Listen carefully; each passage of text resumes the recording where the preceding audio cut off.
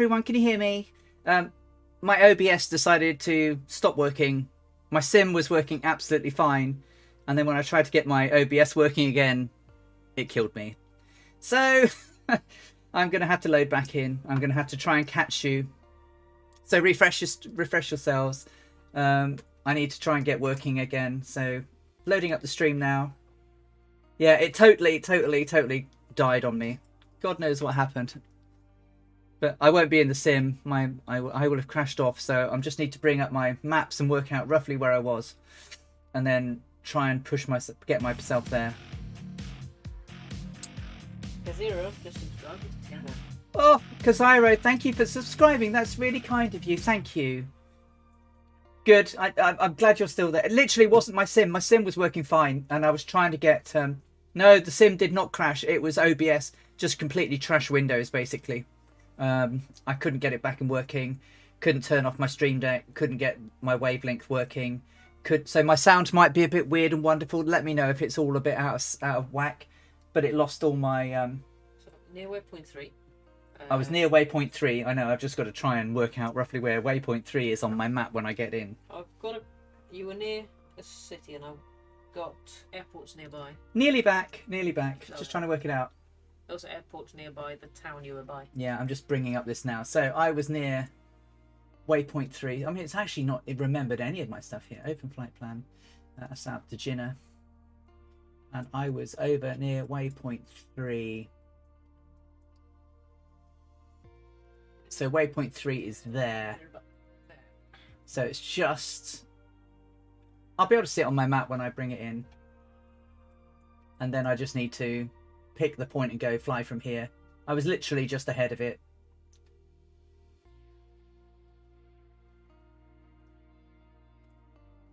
What a pain. Sorry, guys. Sorry about all that. Let me just get myself all going. And I think I had 13 gallons on the left tank, and I had 15 gallons on the right. So I do need to get that right. So weight and balance. So I had...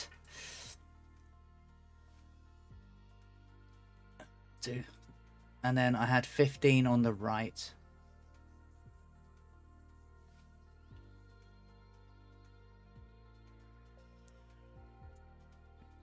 That'll do. And then if I just bring up my plan, because I didn't save myself as I was going, so if I bring up my flight and then I can pick. I hopefully should. And then it was what time have you got in Simgate, guys? What have you got now? Because I've lost my time and everything. That's talk, yeah. So that should get. So what time have you got in Sim, guys?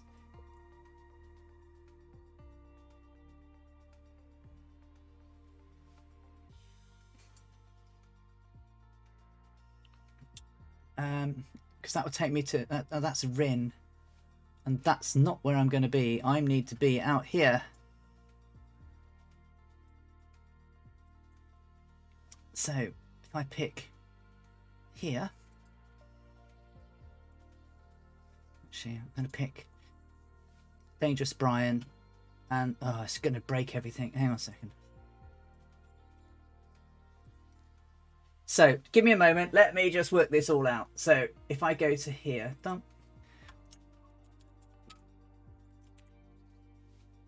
File, export. Yep. That'll do. Load.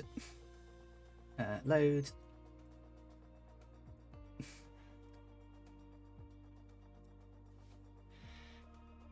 Oh, that's not worked, has it? Why did I pick up? Pick up that.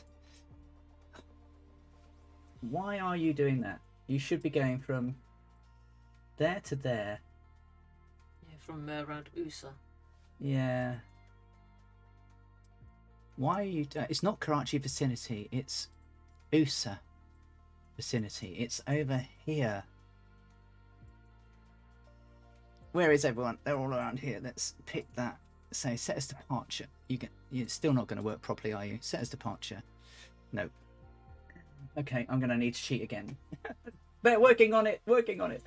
Let's pick OOMX, which is just north of me, really. And then I can cut across. Yeah. It's not. So, Adder's departure. OOMX. And then I'll just cut waypoint 1 off.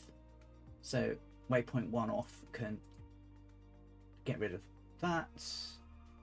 Should show you how I'm doing all of this really. Should I delete that? And then I'm going to cut across over there. Alright. File, export. So it wasn't the sim this time. It was a good old. Why don't I actually want to try this? Select airport. OPKC. Jinnah. Runway. Because then that'll try and simulate what I was trying to do in my... Don't want 25 left. Runway 7 left.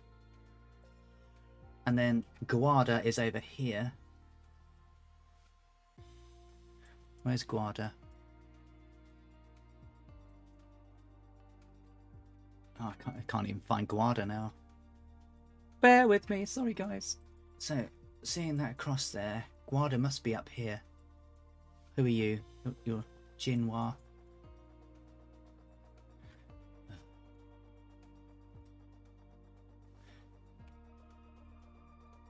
Since departure. No. Huh? It says no. Yeah, it's not playing ball, is it? Alright, so I'm going to have to do that. So, change that. So it's Guarda over there, all the way over there. File, export. I'm going to have to take off at Mamul. Yep. And then load that up.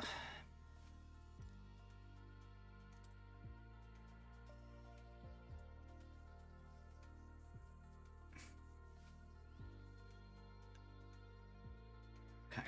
Right. I'll be with you shortly, guys. Thank you. All the digital gods felt it was going too smoothly. It was going too smoothly, wasn't it?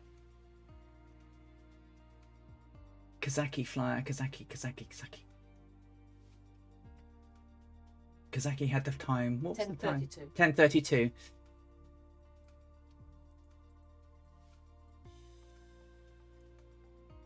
I'll change it when I get in then. So close enough is what, a couple of minutes? Yeah. We were overdue a no, weren't we? Oh, and I picked the runway, didn't I? Oh well, runway will do. Make sure that's like that. Make sure my gear's down so it doesn't crash underneath me and tell me off. Oh. Should I go fetch the bat cat? Everything did. For your lucky charm. Huh? Should I go fetch the bat cat? Yeah, go and get my cat bat. I've got a cat bat. It could be a lucky charm.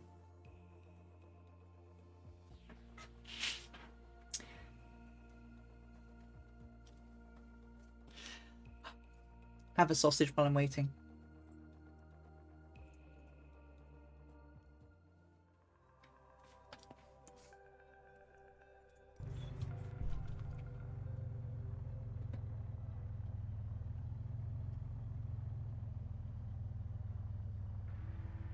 Oh, I am. I can see you all on the map. I'll have to firewall it towards you.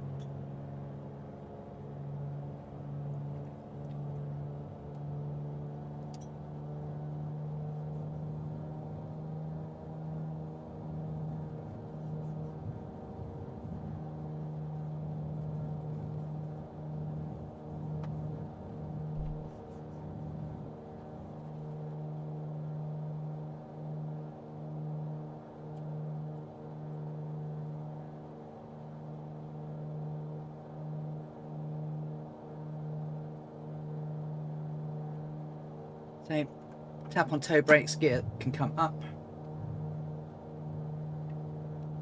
It was battle. Am I going to let go of my ball? Yeah, I just plonk it down there for the minute and I'll show cat bat in a minute. I just want to get myself underway. Down there, so it's not in the way.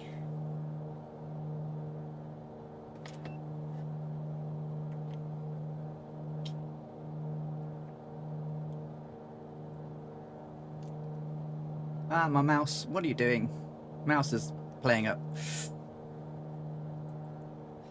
Flaps can come up.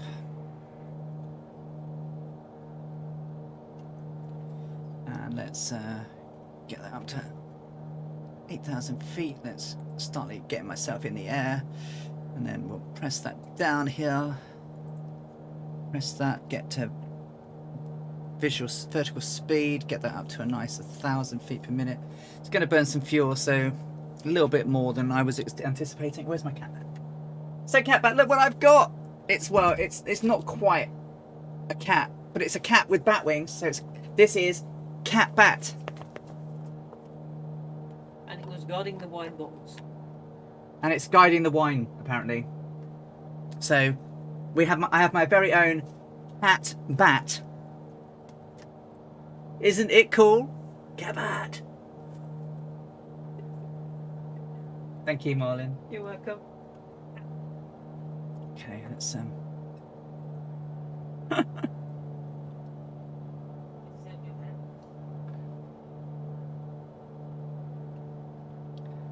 Okay, I'm on my way. Cat bat of Nummage Bummage. I'm sorry about that, guys, but that was certainly OBS playing up big time. So your boy QB, that is my housemate Bort Panda. She came up to help me fight with the OBS that completely killed Windows. The game was playing fine. I just couldn't do anything else. I couldn't change my Stream Deck. I couldn't change my browser window. I couldn't bring up little nav map. Nothing. It was the Bork. Yeah. So that was Bort Panda. She's my housemate. She's one of the mad ladies that live here at Alison and Laura's internet home of waifs and strays. I am behind you all. I think I'm coming across land. I'm making a beeline for where you guys are roughly.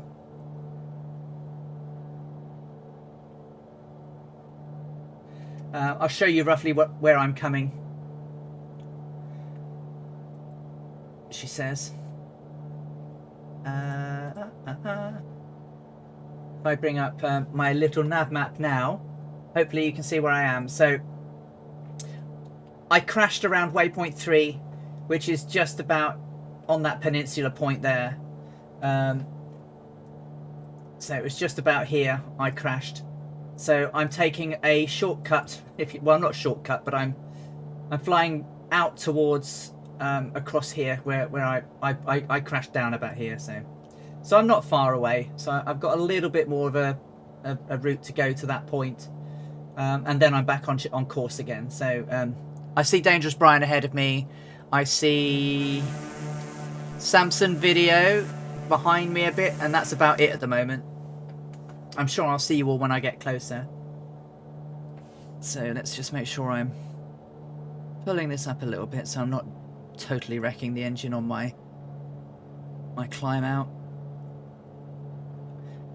And I press that.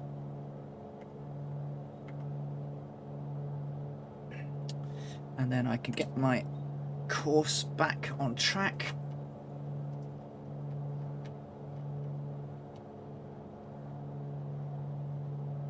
A little bit longer to go, but hopefully not. I haven't killed it too much. But thank you for bearing with me, everybody. Sorry about that. I actually might need another drink in a bit, Bort. The trouble is, Dougal, the last time I gave myself a big tailwind, I nearly killed myself. So, I'll get there. I won't be long. I think I don't need a Red Bull at the moment. Perhaps a Ribena would be lovely. Oh, and there's my lovely med bot going, you need to take some tablets. It's like, yeah, go away. I've taken them. Hey, Black Diamond, how you doing? Oh, dear. I was so annoyed as well because the sim was fine. And it was just my OBS crashed. Basically Windows Explorer. Oi, oi, oi, oi, oi.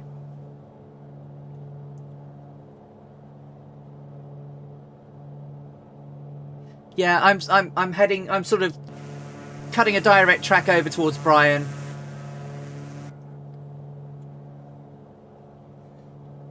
And they're so insistent, Annalisa. They are so insistent all of the time. It's like, have you taken your tablet? Have you taken your tablet? Have you taken it? Have you taken it? have you taken it? It's like, no, I haven't. Thank you, Draco. I thought I'd put them up, to be honest. Come say hi, Bork Bork. You can come and say hello. No, come down. You can't see your face. There's a Bork Bork. Hello. Did you check your flaps? I've checked my flaps. They're up. Just checking. I have checked my flaps. They are up.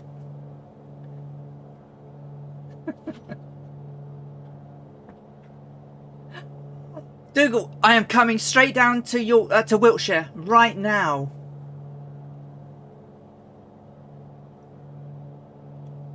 Wiltshire bread and pudding, homemade bread and pudding. Is there anything better? Wow. Oh, and of course the date and the time and everything is all wrongage.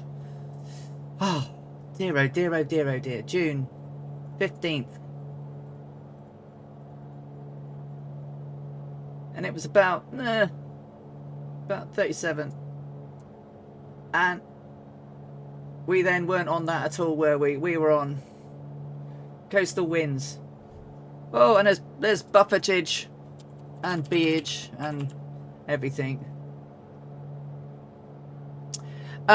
Yes. Well, yes and no. Yes, in Microsoft, yes, you need to be on the same server, and we're on North Europe. So if you are on North Europe and you want to come along, then you can happily join along with us. So let's get that manifold pressure down to 20. Pull my RPM back now down to 220. And then we'll mess about with the EGT and make sure that's all good. The reason for oh, crikey.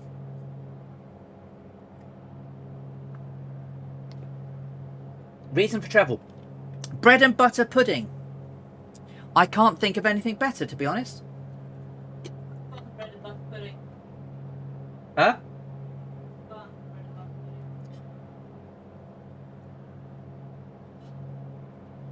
And I made a mess with the Ribena. Yep. Can I borrow that first? Because it's... Oh! The shamblage. The shamblage of what's coming. Right, let's get this mixture right now. Crikey. Right, 10 on the left, 15 on the right, changing tanks now. I will get down to 5 gallons on each before filling up. Set the kettle for 400 fireflies. We are inbound. So 221, let's get that RPM down to 220. Try and get it back to economy. 220, 20, 1400. Right, okay, you now behave yourself now. Nope. Huh? Nope. You're not going to behave yourself? Nope. Oh, you are so naughty. Hey. So it's basically bread in a form of custard with cinnamon and raisins and sultanas. And it's baked in the oven and it comes out absolutely lush. Bread and butter pudding. It's jab day. It's bound to happen. She's so naughty. I'm so lovely to her and I'm so lovely about her. And then she's like that. I tell you, what I have to put up for her. She looks after me, but she done half give me some lar up, doesn't she?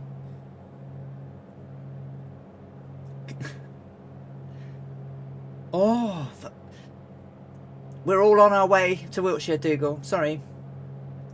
That sounds lovely. Valencia orange flavouring as well. Oh, I bet that's lovely. Meanwhile, it's in Norway. We eat sheepheads.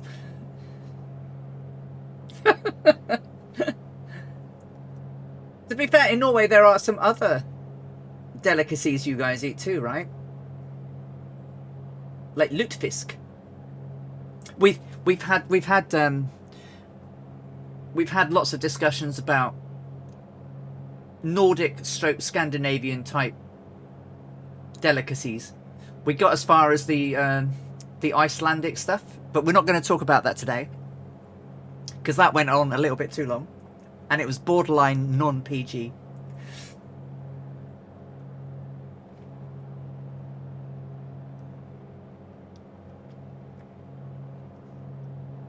Am I nearing Muscat?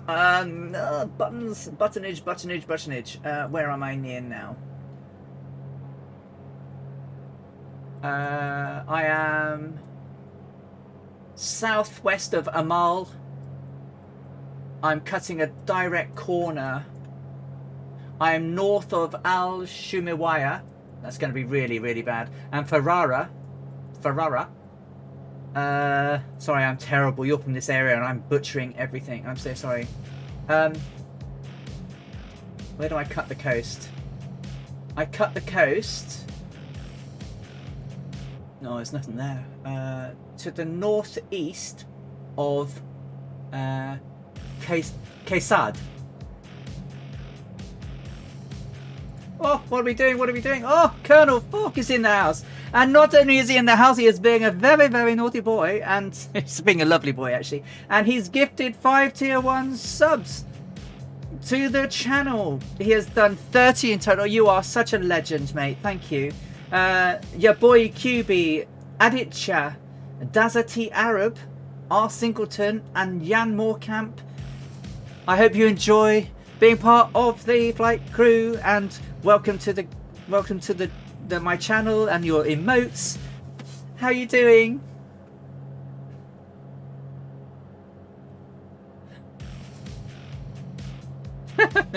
Well, I've had some footage.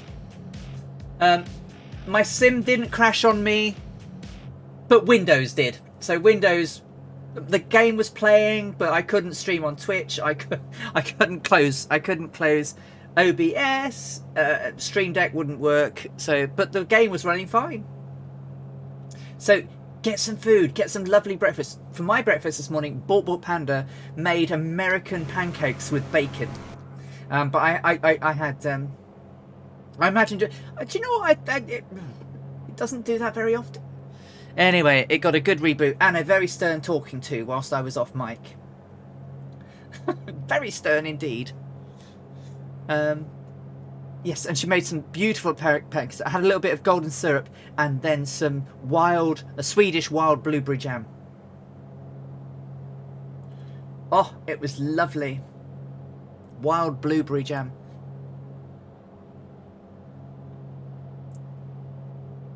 Blåbär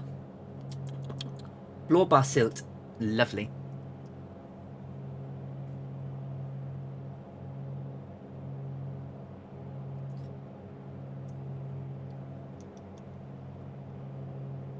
I didn't rage too bad. So, where am I now? Well, I'm not where I was meant to be. Is the answer. I'm about to cut the coast. Well, I'm still flying across I'm flying across the Kingdom of Arabia, which I wasn't meant to do, but Windows decided to die on me. The sim was perfectly happy flying along. But no. Windows not so happy. Everything else wouldn't work. So, and then when I started playing, yeah, that was too late. So I am north of an island. I'm going to completely butcher this as well. I am so sorry. What's the island called? What's on this island? When I scroll in, I can't read it. Jazirat al-Halaniya. Jazirat al-Halaniya. I'm sort of north of that at the moment. Heading towards Kesad. Or Kesad. Quebec Alpha Yankee Sierra Alpha Delta. As I then head near Ras Madraka. And then I carry on going northeast towards Guarda. So, and I've got about 5 hours to go. I can't tell you how long we've been going now because my stream deck died. But we've been going for over 5 hours, I think, hadn't we? Yeah, so we've been going 5 hours. I've got about 5 years to go. Brunost. Ah. Brunkal. I like Brunkal. Brunkal is lovely. Is it Jansson's Frestelse? I like that. That I like. Swedish Juleskinka. I like that too.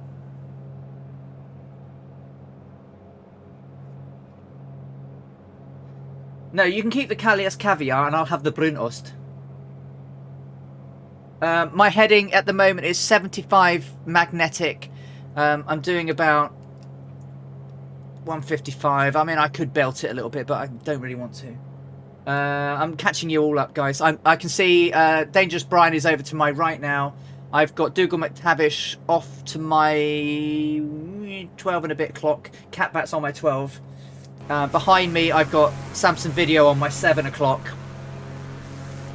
So I'm coming across to you guys now. Right, if you had a pet, well, I will write it in the game.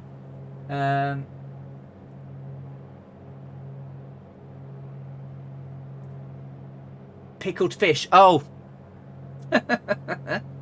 You mean the herrings?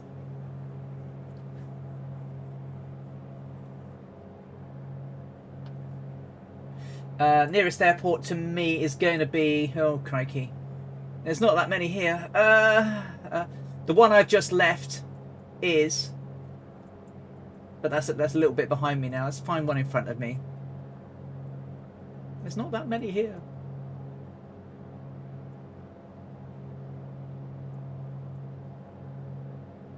There's not even one down there, is there? It's quite devoid of airports.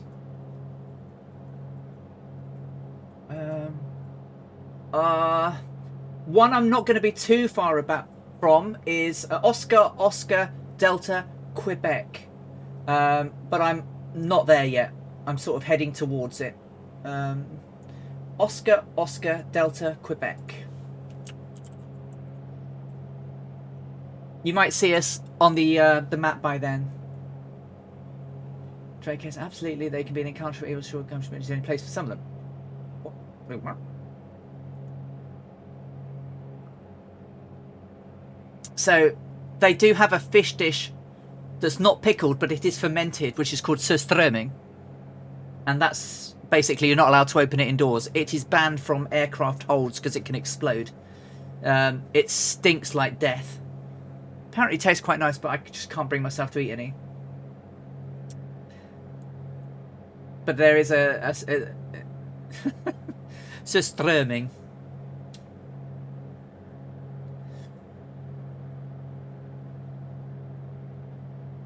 Pickled herring is life. Yeah, I don't mind the pickled herring. I quite like the herring in senap, which is mustard.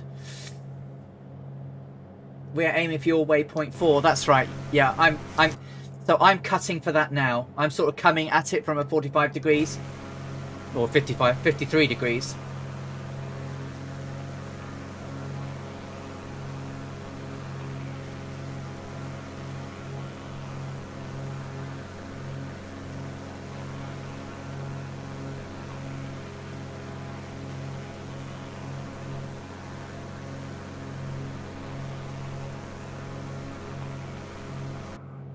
Oh, I love Sweden. Bort Panda's family have sort of semi-adopted me. So, I'm quite proud of being semi-adopted.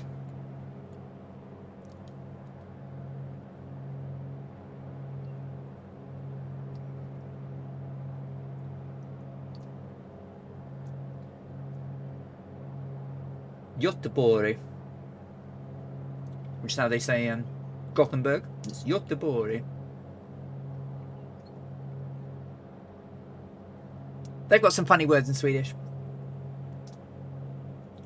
Especially ones beginning with S. No worries, Catbat. We'll be catching you guys up. Sorry about this.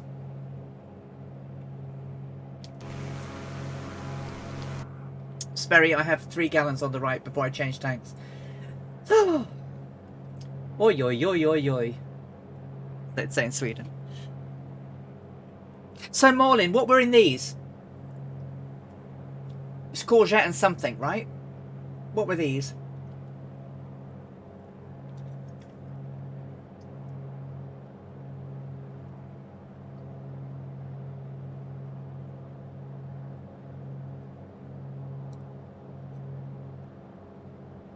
Hey Draco, du kan tala svenska.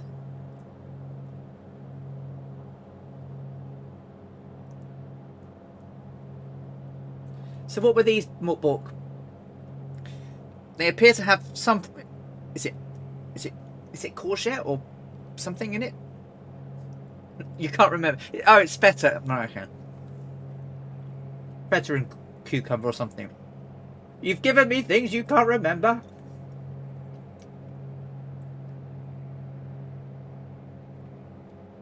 I only know it won't have banana in, so we're cool.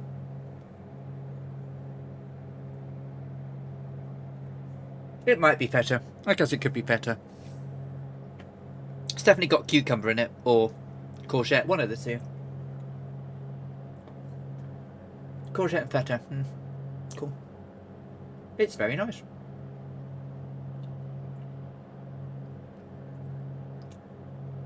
It is, yeah. So pickled herring is sil.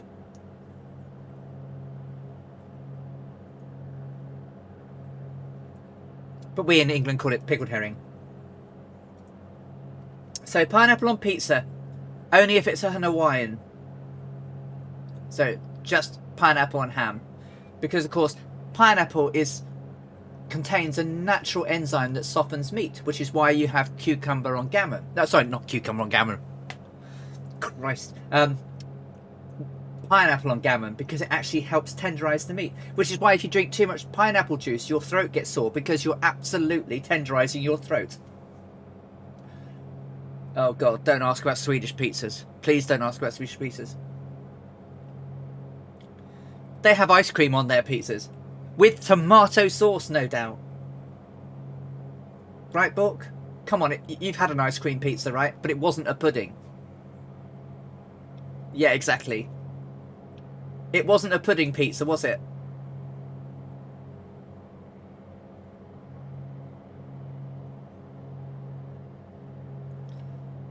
That's exactly why your throat was sore. Because you're tenderizing your insides. That's why it's used on gammon, to keep it tender while you're cooking it.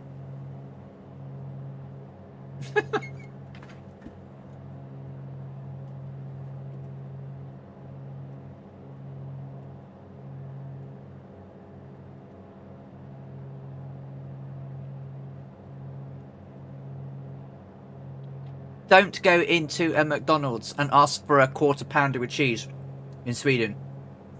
It's not that at all. It's a QP. Because of course. Because they don't. It's a QP, which is basically a QP in Swedish. It was a margarita pizza with vanilla ice cream and chocolate syrup. See, it had margarita sauce on it.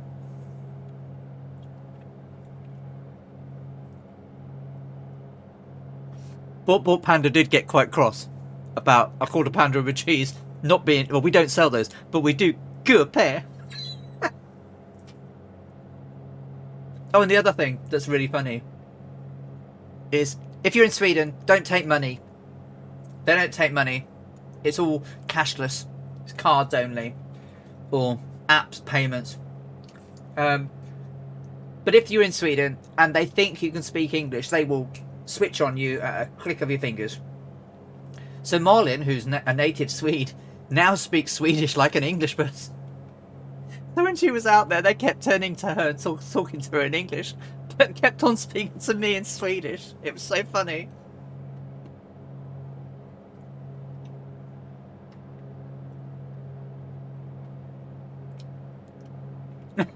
Yeah.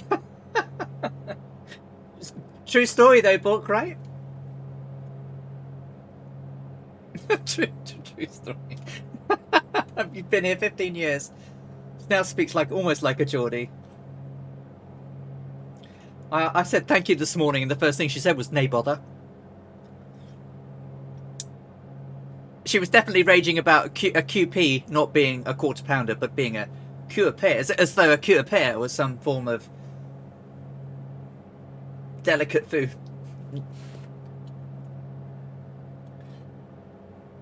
No bother. Reed Canny Champion, that mine.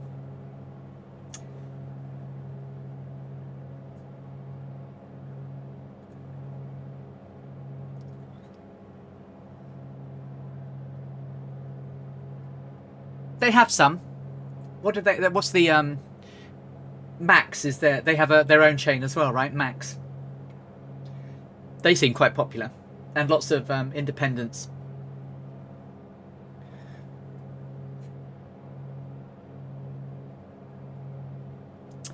Okay, 1 gallon till change tanks, and I'm nearly catching everybody up. I can see the sea.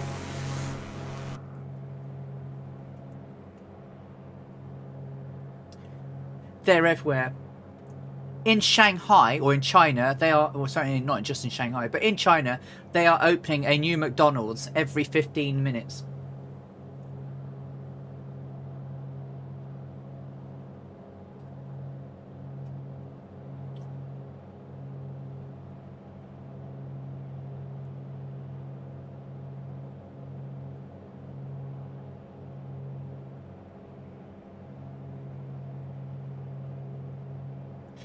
And I think it's every 18 minutes for Starbucks. And the only reason I know this is I used to work for Formica, and they used to outfit their shops with laminate from Formica.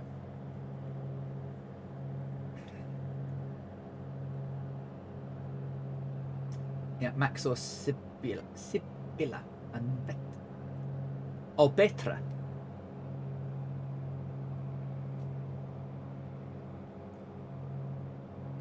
So it's all, the world is a crazy place. No, they didn't do very well in Sweden, did they? But then, Starbucks does not make coffee that can make you hear sound.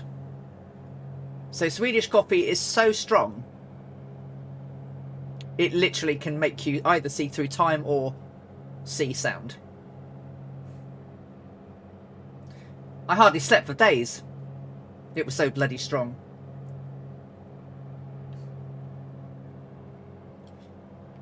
Honestly, it's like, in the end, no, I didn't deal with vinyl flooring. It was laminate for basically for furniture and wall coverings and things like that. Well, it is if you like strong coffee. I drink coffee to keep myself awake. Do I say I like it?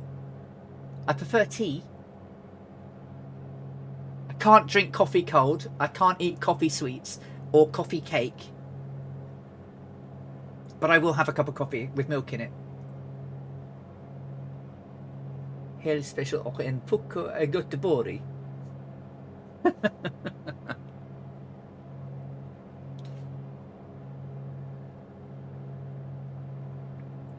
Espresso House. Yeah, Espresso House is good.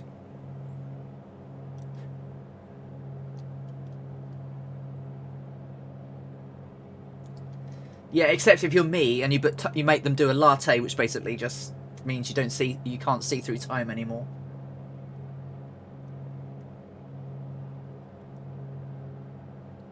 Oh, it was just so strong, honestly. There was one place we were in, I had put so much milk in it, it was so cold. It was like, yes. So, well, if you can imagine camp coffee without being diluted in an espresso cup and red hot, that's Swedish coffee. It has the consistency of camp coffee all the way down. I'm sorry, I'm belittling Swedish coffee, but it literally, I had eyes like saucers. It was definitely not an alley thing.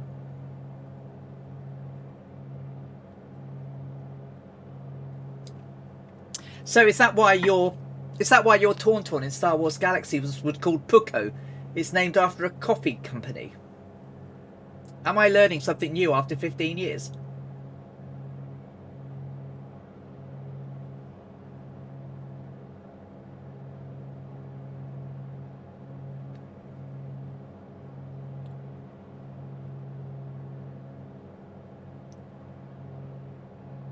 That's exactly like camp coffee. So camp coffee was used.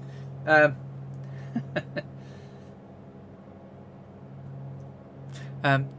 camp coffee is like army coffee. Literally pours out of a bottle and it's like treacle. Still sold today. Yeah, pretty much. 10 and 10, changing to left tank now. So we have 4 hours, 44 minutes to go. Just getting back over the sea now. Sorry, guys. At least I've cut the corner off and sort of got back. I can see Dangerous Brian's lights now, so I can see Catback. I can see Kaisero. I can see Draco, Druid Zeus, Goblin Zeus, and Stairway to Bacon. And I think I've got Dougal behind me. And I did see Samson video at some point. That Samson's out there on my left.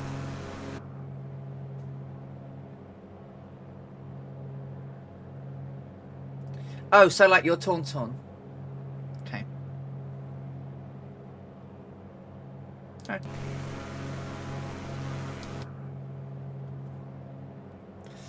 Right.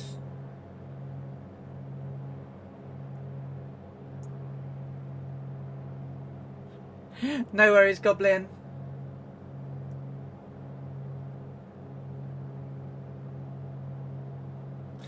Yeah. Again, you see, you corrected your typing, and I actually read that as acting unintelligently, like your Tauntaun.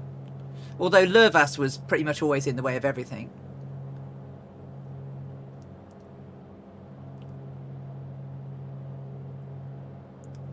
Lurvas. When we played Star Wars Galaxy, she was a Beastmaster, and she basically tamed animals, and she had a pet bantha. And it would run in and fight all the mobs, and it was just always in the way. You couldn't see anything because it was this bloody great big bantha fighting everything. You couldn't hurt it or shoot it, and I tried to shoot it so many times. He died so many times in my dreams. And then you thought it couldn't get any worse. And she got rancors. And she used to trail them around everywhere. And then she became a bioengineer. And she could make animals, and some of them were really, really, really crazy, nasty, evil. I had a bunny that was had so much poison ability it could kill Jedis. But I went away on holiday, and I came back, and my med center had been turned into a zoo. It was lit. I had EOPs on the beds. I had animals eating out of what God knows what else. They were everywhere. All courtesy of Bork Panda, who thought it was funny to film my med centre. It was lucky it was only my med centre and not Harrods of Luxor. God, you could, or did you put them in there? I can't remember. Certainly my med centre was absolutely heaving with animals. I won't say what happened to them because I would be excommunicated by everyone here. But they didn't exist for very long. What I'm hearing is schizophrenia and not. No. We played Star Wars Galaxies, and it was no ordinary rabbit. It wasn't an ordinary rabbit. It had a super poison. No, she absolutely couldn't. I had her working day and night, working those fingers to the bone to put her pet animals in my vendors' shops.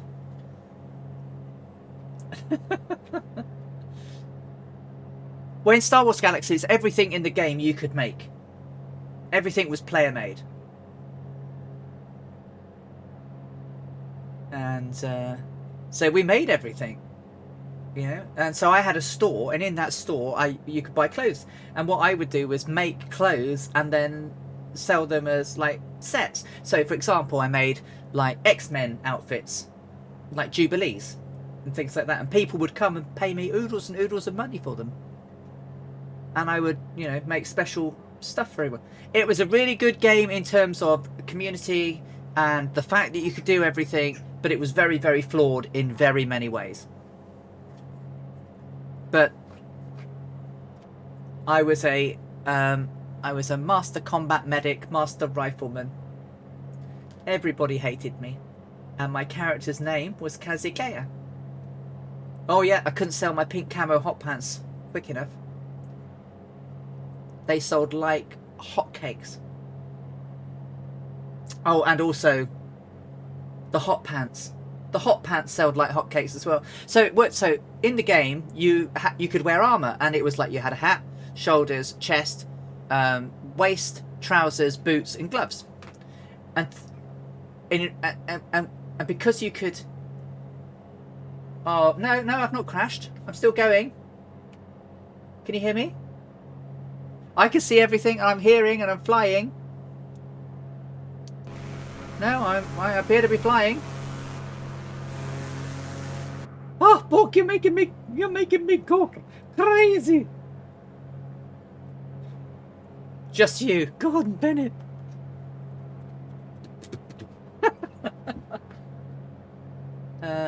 Used to tank for Jedi when they were broken. Yeah, we used to do that as well.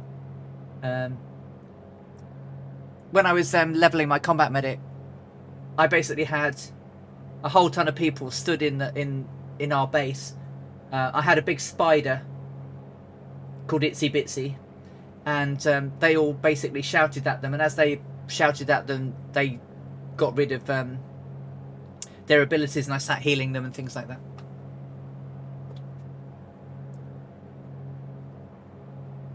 Yeah, so if you saw the end of Rogue One, we basically RPG'd it. Yeah. It was good. It was good. Nice. It does seem so long ago. I mean, I stopped playing in what, 2003, 4, 2003, 4. Must have been around 2004. So yeah, you could wear armor or have hit points, unless you had a doctor's buff, which gave you all of the hit points, and then you could put all of your gear on. But we worked out that you didn't need all of your gear, so you only needed a helmet, a chest piece, boots, and gloves.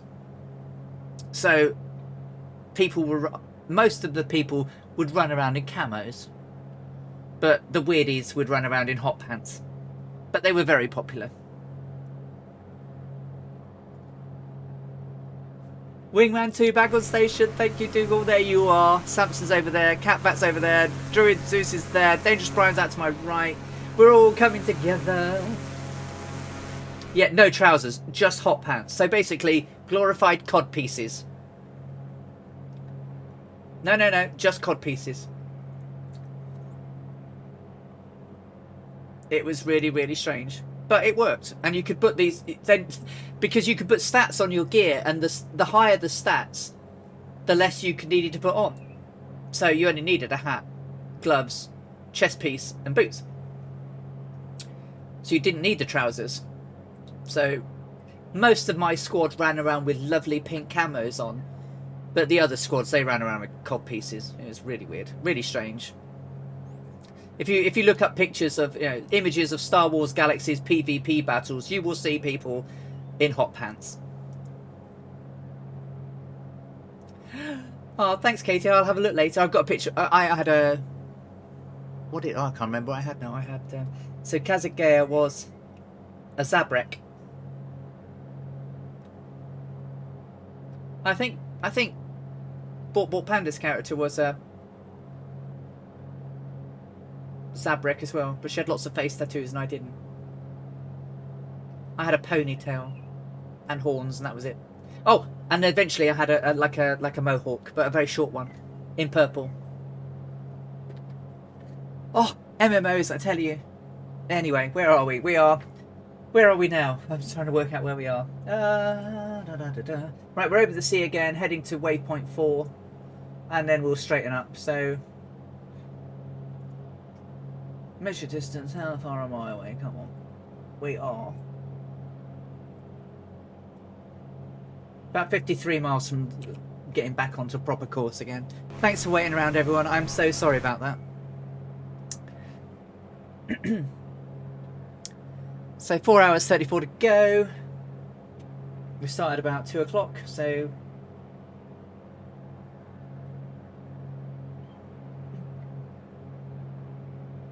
just over 6.5 hours.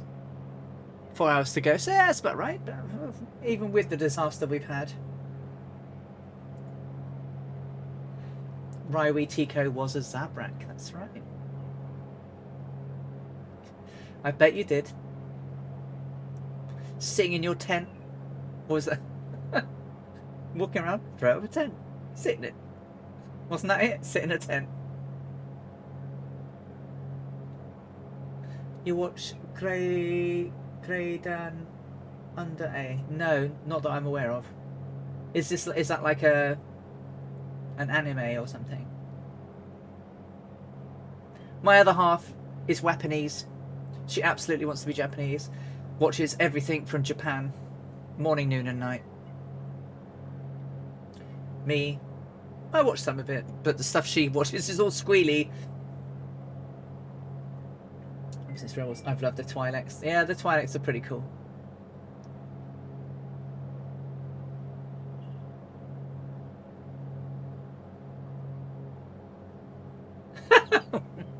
Weeb confirmed. She definitely is a weeb. She's a wannabe. Japanese.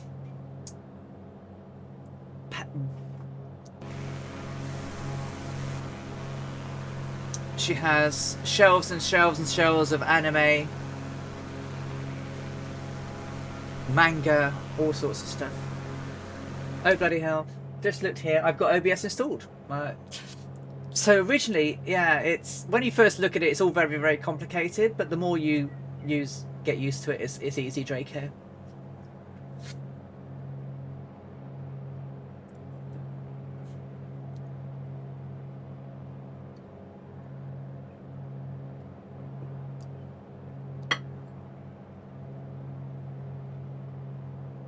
No. I meant OBS. The more you use it, the easier it gets.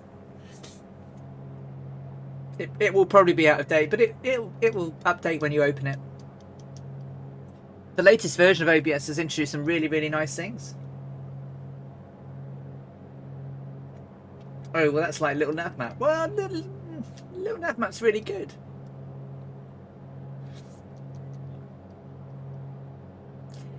It's certainly not the most user-friendly UI in the world, is it? But it can do so much stuff. It's really good.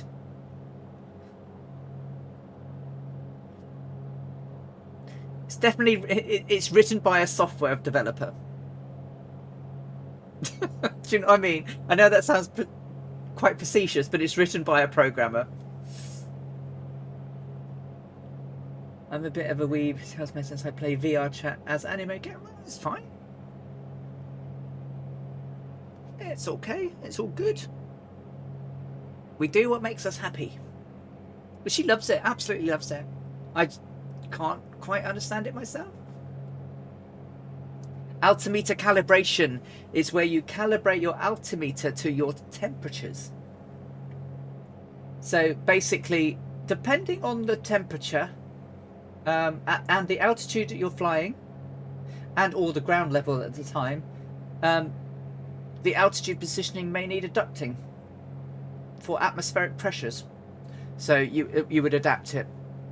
It's quite hard to explain in a very short period of time, but basically, if you see here, you've got temperatures in degrees centigrade, and it's got plus 30 on one side, minus all the way over the other side. Basically, if you're living in an area where you've got extreme temperatures, you can basically, so when you're on the ground and you've got your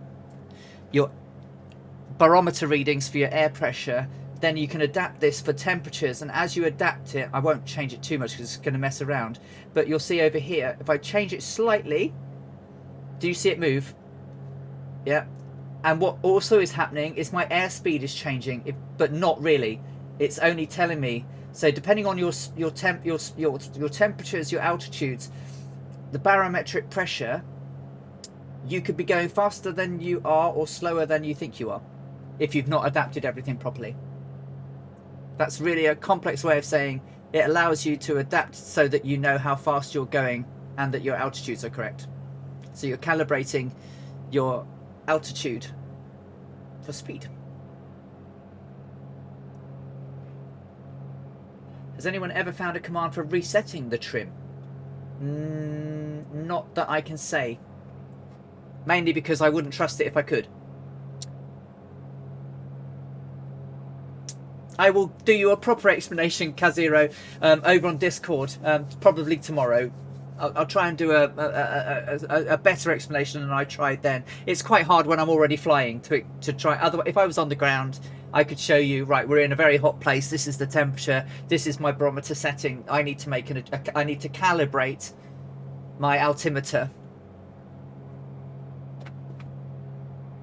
Frittata, enjoy.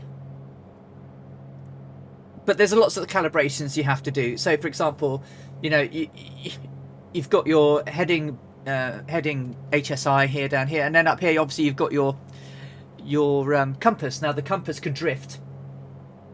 The compass can drift because of the Earth's magnetic force. So you often have to, if you're flying in an air that's particularly magnetic, you need to know what that drift is so that you can calibrate it. And you mustn't calibrate it. You must calibrate it once your radio is on, so that you make sure that the radio, when it turns on, won't interfere and move it again. So one of the first things you want to do when you're on the ground is you want to make sure that your heading that you're pointing is tying up with here. And if you see up here at the moment, I'm actually not quite calibrated, but near enough. How is the Bravo 6 knots? It is brilliant. The Bravo is really, really good. It was worth the wait. Oh, kebab, Brian. Oh, I haven't. Do you know what? Are you having doner or shish? I haven't had kebab in ages. There's Dougal there. Samson videos now with this goblin has caught me up. Oh, come back to me. Dangerous Brian's out on the right now. We've got 6 knots ahead. We've got Draco Core. We've got Stairway to Bacon, Kai Zero, and Catbat 9 all flying along. Doner kebab. Oh, lovely. Let's widen out and see some of the guys as we're flying along the Arabian coast. Well, more like Oman these days.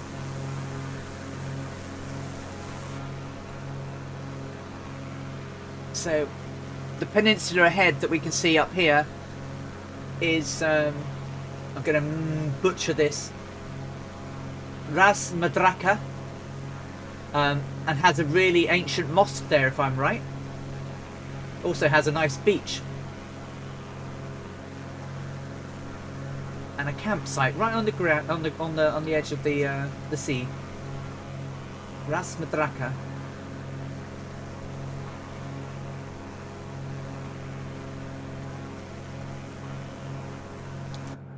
Someone's going to tell me I ruined that.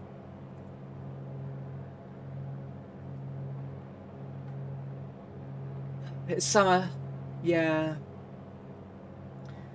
What? Yeah, Ailerons into the Wind also ordered at the same time I did, and his is, did they say May, June? And I think there's another set. There's going to be another batch after that, but fresh grilled mutton. My brain is logical for programming. I'm a big picture person. Do you know what? You can do it, but Laura's a programmer, and she's her brain is just. I rather project manage developers and get them to do the stuff I need them to do rather than me do it myself. I'm a good delegator. Welcome back, League Gaming. How are you doing?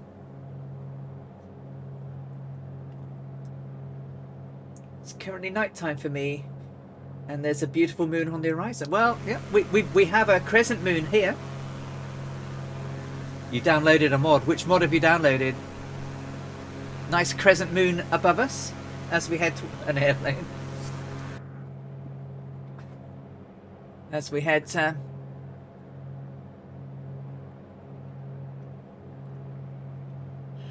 check my tanks. One gallon till change tanks.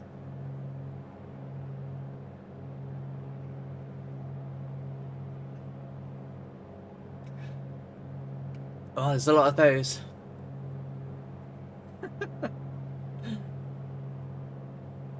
There's a lot of those planes around.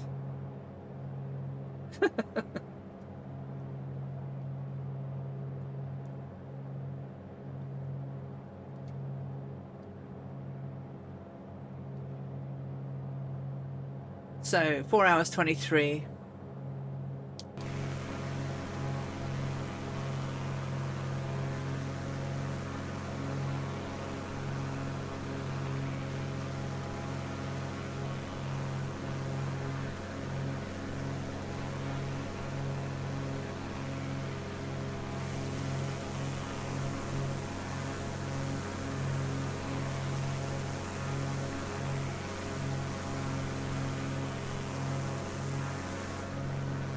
The C-17. Yeah, that's definitely a military transport. How am I holding up? I'm doing okay. I'm doing okay. My jab's not kicked off anything at the moment. And I'm obviously still drinking a lot because of my infection I had. So it is making me jump over the back of the plane quite a lot. Wakamo, hello. How are you doing? Thank you. Thank you. We had a bit of a disaster halfway through. Windows decided it would crash OBS. And then everything went to pot. But hey, we're still ongoing. We've been going about 6 or so hours now. Coming up 7. And we've got about 4 to go. So hey, I hope you're doing well and you're having a great weekend. Thanks for popping in.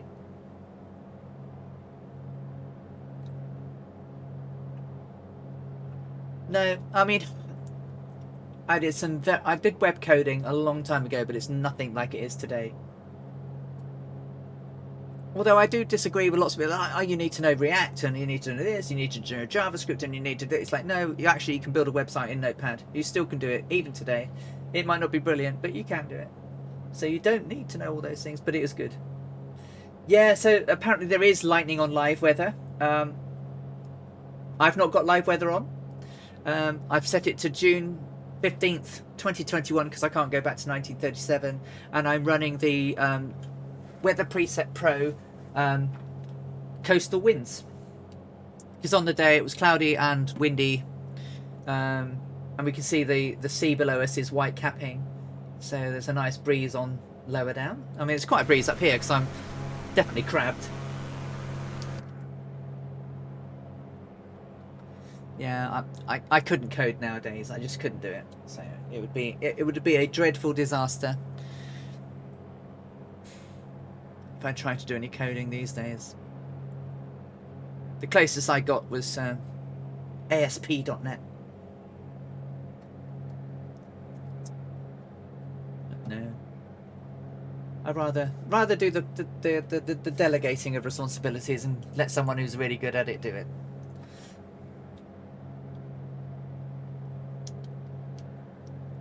So we are 5 gallons on the left, changing to right tank now.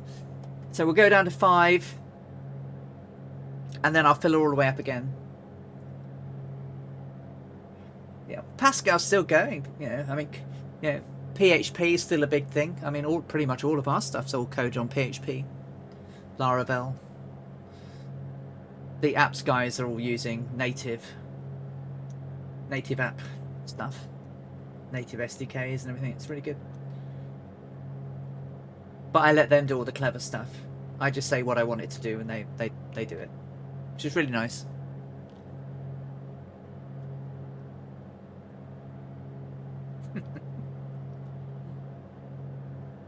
I've got the Unreal Engine, but it's using its own. Yeah, it's. What's the other one? Unity, right? Unity is the other. This is the slightly easier one. Apparently, it's all gobbledygook to me. Cool. We'll have good fun in it.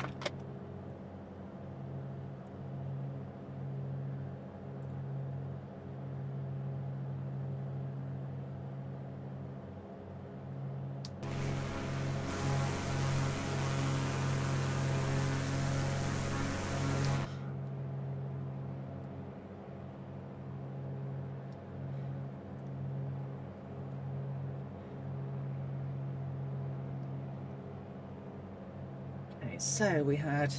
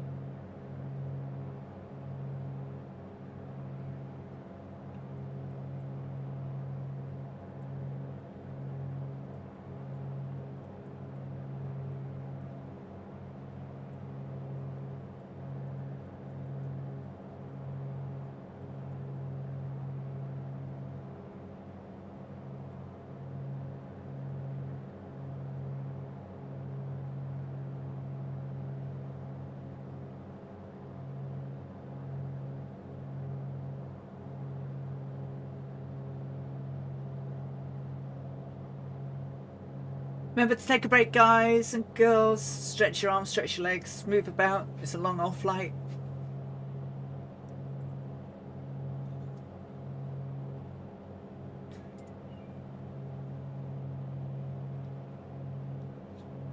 I'd rather never and then let you work and break it. Yeah, you're good at breaking it.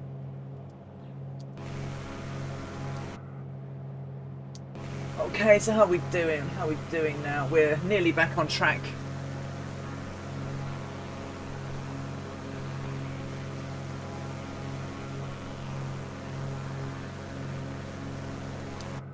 Yeah, so apparently at the moment there's a wind coming from 353 degrees at 20 knots, which is why my tail is over to the right. That would explain it.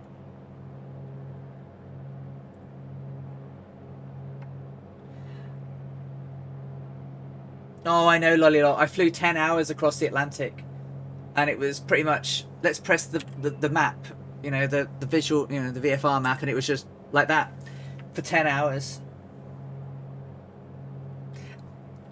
And it's going to be about 15 hours of it when I go across the Pacific from from Ley in Papua New Guinea to Howland Island. That's 15 hours of just blue sea. So I've done it once. I go, nope, nope.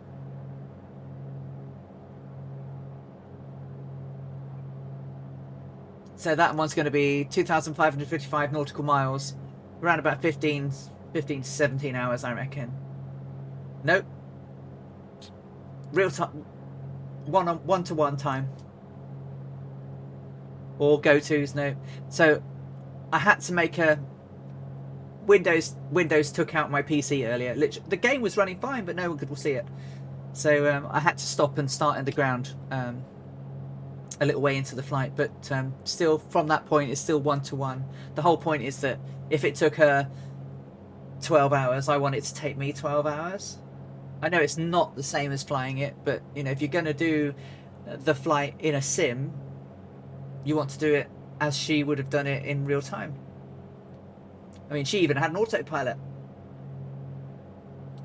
Trying to be as original as possible where I can be when I don't have an Electra and I don't have 1,151 gallons of fuel that I can put in it.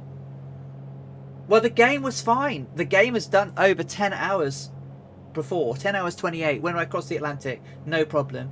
The game was still playing today, but my OBS just went and took out my Stream Deck and my Wave Deck and everything. So it was gone. Dr. Notup, hey, how are you doing? Good to see you again. Saw you this morning over on Captain Arash stream. I hope you're having a great day. You catch us some 6 hours into our flight. We had to start and stop because Windows. Kingsman, how you doing? The flight's going okay. Windows died on me. No, it wasn't. No, I'm literally just streaming, but it just hung. I couldn't get it to do anything. OBS had gone. Couldn't. No buttons would click. Wouldn't actually. I couldn't even quit it in Task Manager. Then Stream Deck wouldn't work. None of the buttons would work. We had good old Windows, and it went. So, but the sim was fine. So the sim had carried on for like nearly 6 hours on its own with no problem. Whack-a-mo, welcome back. Yeah, we're doing good. We're back on track now. So I literally am back on track now. I had to. I joined at an airport closest to the point at which I died in Windows, and then cut a little course to catch up with the course. But it's still going to be around.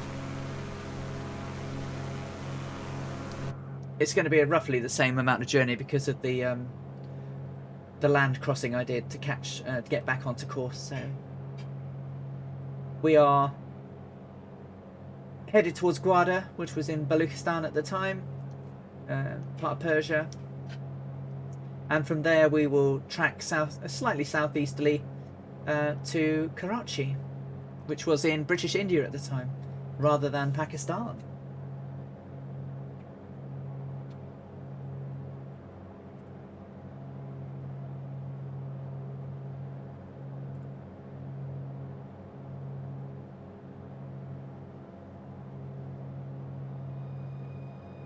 Now this is where it's going to get interesting. Tell me if it's too loud, guys, because obviously everything died on me earlier. So I had to re-jig all of the music and all of the sounds and all of my microphone settings. So the game might be too low, the music might be too loud, but just let me know, yeah?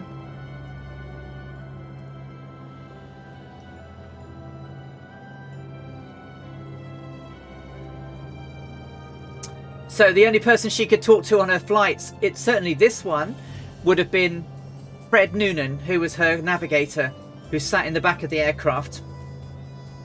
On her own, well, she wouldn't have had anyone to talk to but from herself.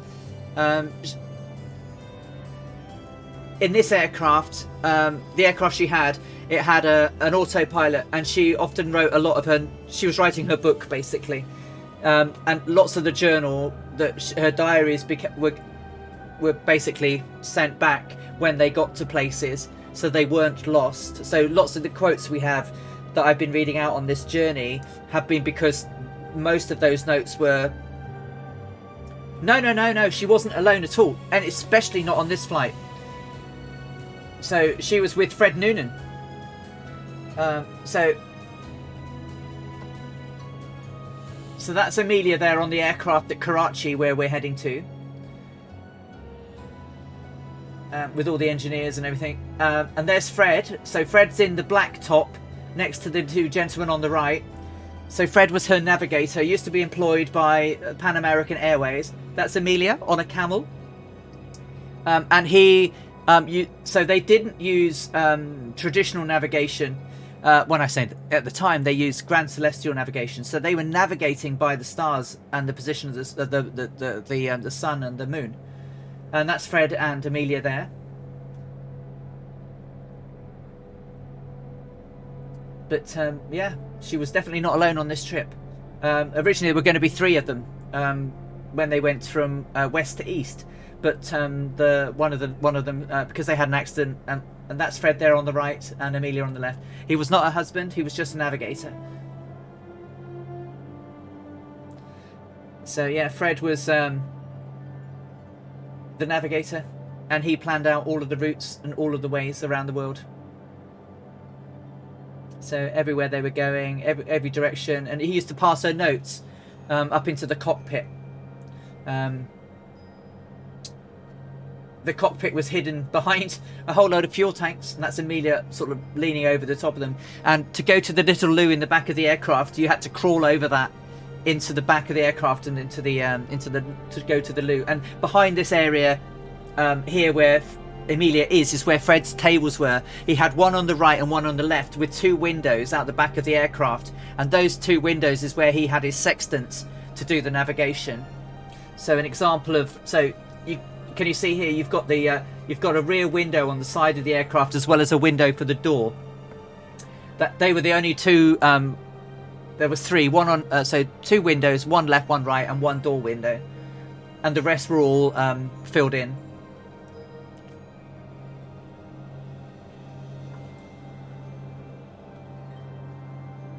So she talked to Fred, or she wrote in her book, or checked the aircraft systems. Obviously, she had to keep a very good track of how much fuel she was using.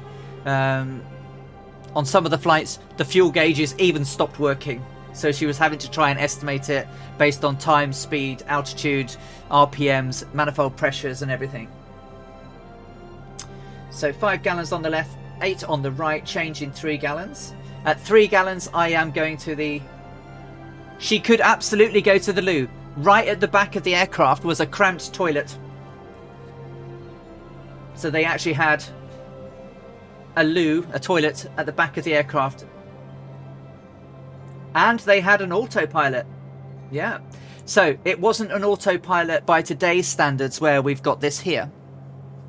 But the Electra 10E had... a first generation Sperry auto-gyro pilot. And the Sperry auto-gyro pilot was invented by Lawrence Sperry.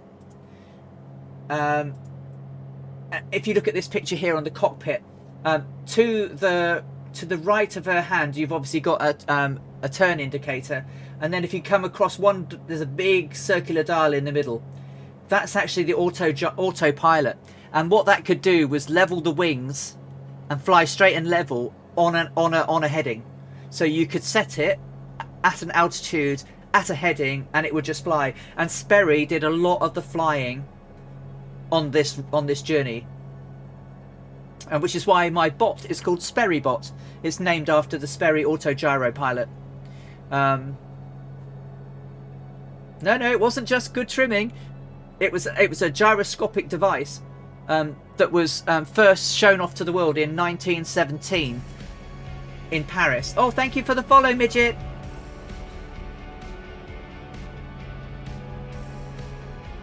Yeah, it's actually really quite big.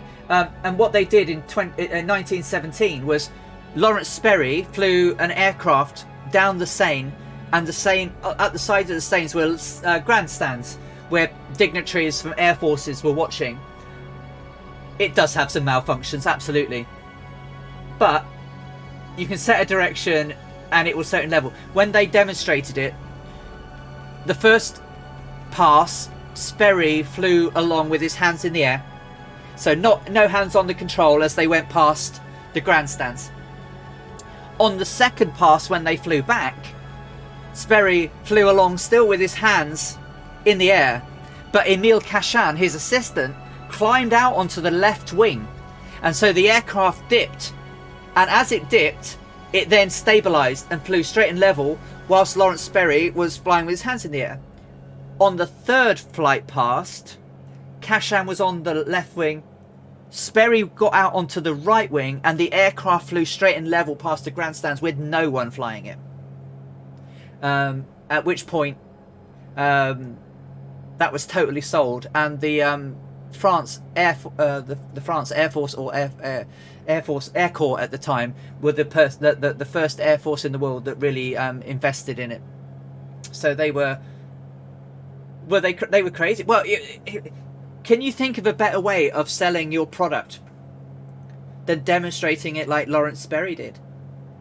That is marketing. That is absolute pure genius marketing. And obviously the Sperry auto-gyro pilot took a big play in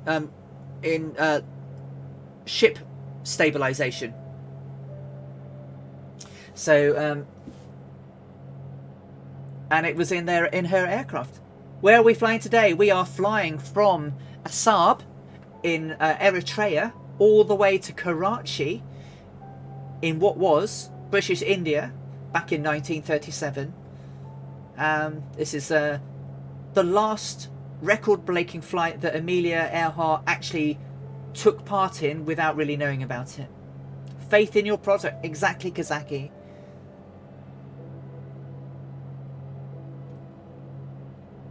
Is there a Murphy? Oh, there is a Murphy sneaking up on us. Hey, Murphy. Thanks for coming along. So, yeah, they did have an autopilot, and it did a lot of the flying, which is why I don't feel too guilty about putting it on autopilot and talking to you guys about Amelia and everything they did along their journey.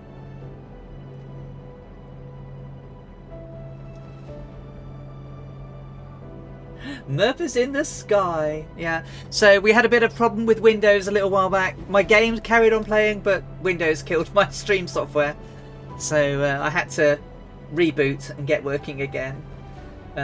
So we've got 4 hours 23 to go. We've been going for approximately 7 hours. Hang on, 5 at 1, 2, 3. I can't even count now. 1, 2, 3, 4, 5, 6. Yeah, 7 hours.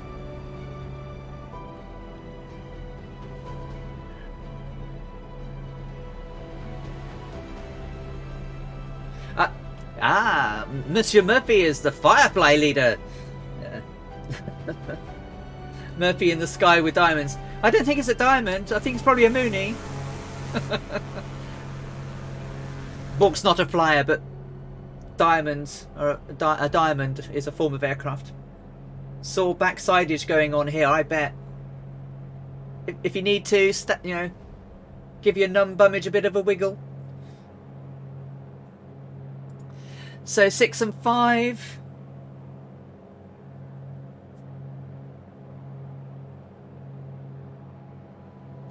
When I get to 5 and 5, I will top her up all the way to the top.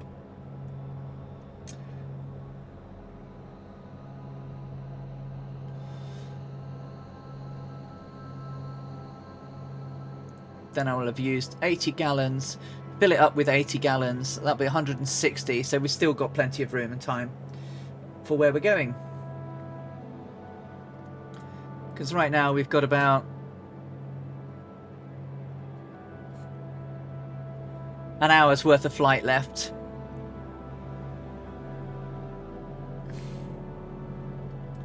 Welcome back, Murph. How am I feeling? I'm feeling okay, actually, so far. All good. All good. My arm's a bit sore. But I did feel really rough after my first one, after about 6 hours, so I'm quite pleased I'm not... I hear the second one's not so great. So, but hey, if it's tomorrow and I don't feel very well, I can just put my feet up, right? I don't have a 10-hour flight to do. So as a heads up for next week's flight is another big one, but it's not quite as big as today. It's only 1,000 miles. And we fly from Karachi to Calcutta. From one side of India to the other. Or Pakistan now to India. But back in those days it was all India. But I feel much better, thank you, at the moment, thank you, cybernetic. And the drugs I've had this week to deal with my infection have worked to a degree.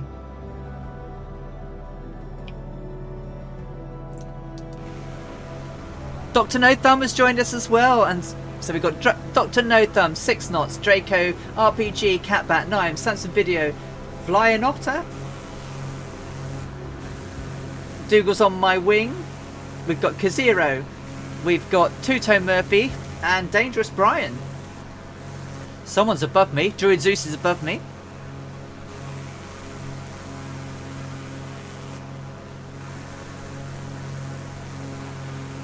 Some nice lightage. You had a combination of ham, salami, cheese, chicken, lettuce, peppers, onions, jalapeno, and Caesar sauce.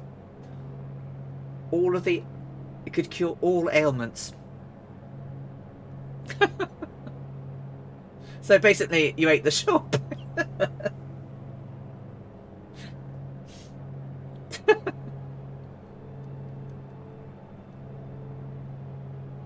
Thank you very much. That's really kind. Yeah, I am feeling better, but oh, it's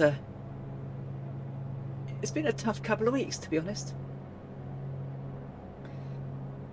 Have you taken your med yet? Yes. Stop it. Stop it. Oh, you're so naughty. It badgers me all the time. Yes, I have taken my meds. I took it early. Right, 5 and 6, getting ready to do the... I asked the lady what was good to clear a sore head. I said gin. She said, right, this is what you need. Well, to be fair, there are some of them I keep forgetting, Annalise. There's one I have to take before I go to sleep. And the trouble with that one is I often fall asleep before I take it. And then I wake up in the morning and goes, you didn't take it, did you? You didn't take it. I reckon if my watch could reach out and slap me, it would. Does sound good though, Murph. We were talking about cured meats earlier. People were having chorizo and everything. I love salami and chorizo and everything.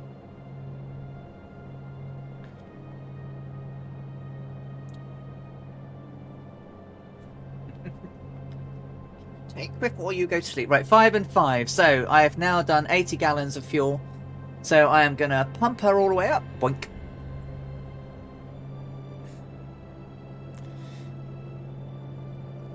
And chuck her to the left tank.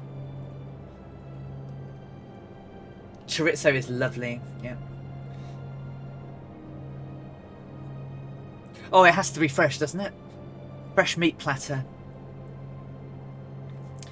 Okay, 47, 2 gallons on the left till change tanks.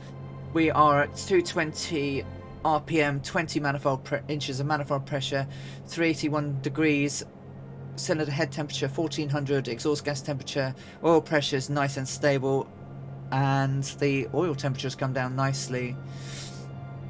We are pretty stable at around about 150-ish. We're doing 156 over the ground, tracking 32 degrees magnetic. Oh, I'm dreadful. Sometimes I would forget my head if it wasn't screwed on. Once I've drilled something into my head, I'm good. So we're at 8,000 feet. We've got 4 hours, 18 minutes ETE to go. We've made good track. I think we're leaving. Slowly going to be leaving the Arabian coast behind us. So there's an island coming up ahead. And then we're not going to be too far away from leaving Arabia.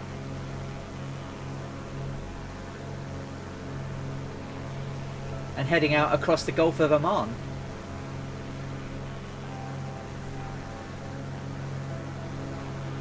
Nice crescent moon ahead.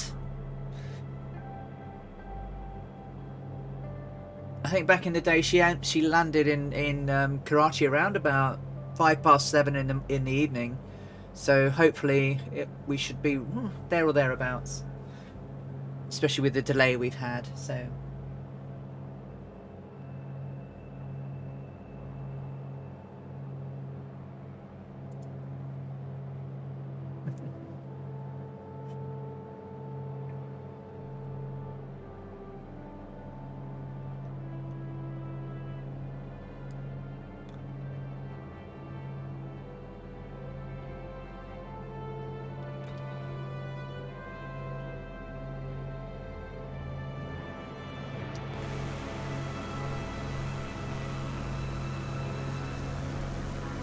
So fully laden, her plane could roughly average 150 knots.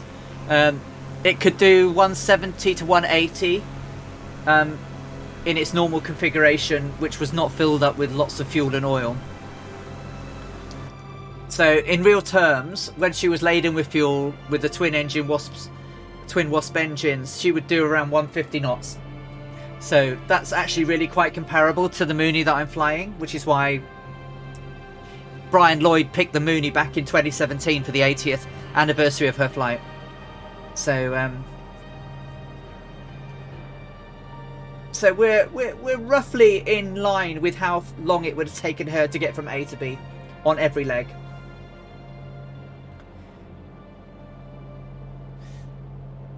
Sperry, you're a little bit early, 47 and 47 now.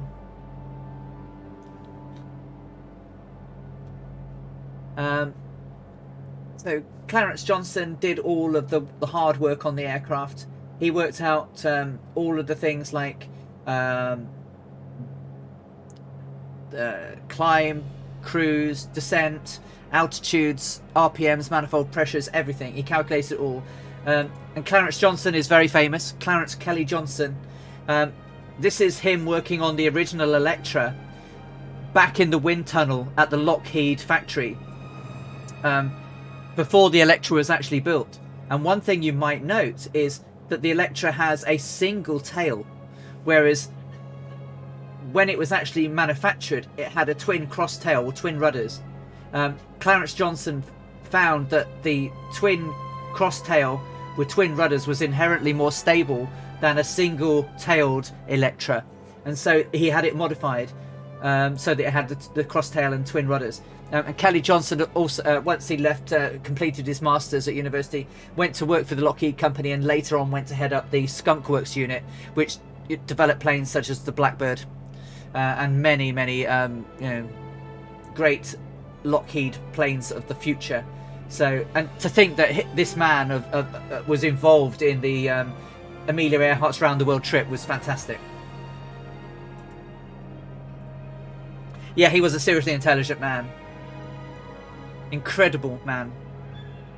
The altitude is 8,000 feet, lollylol.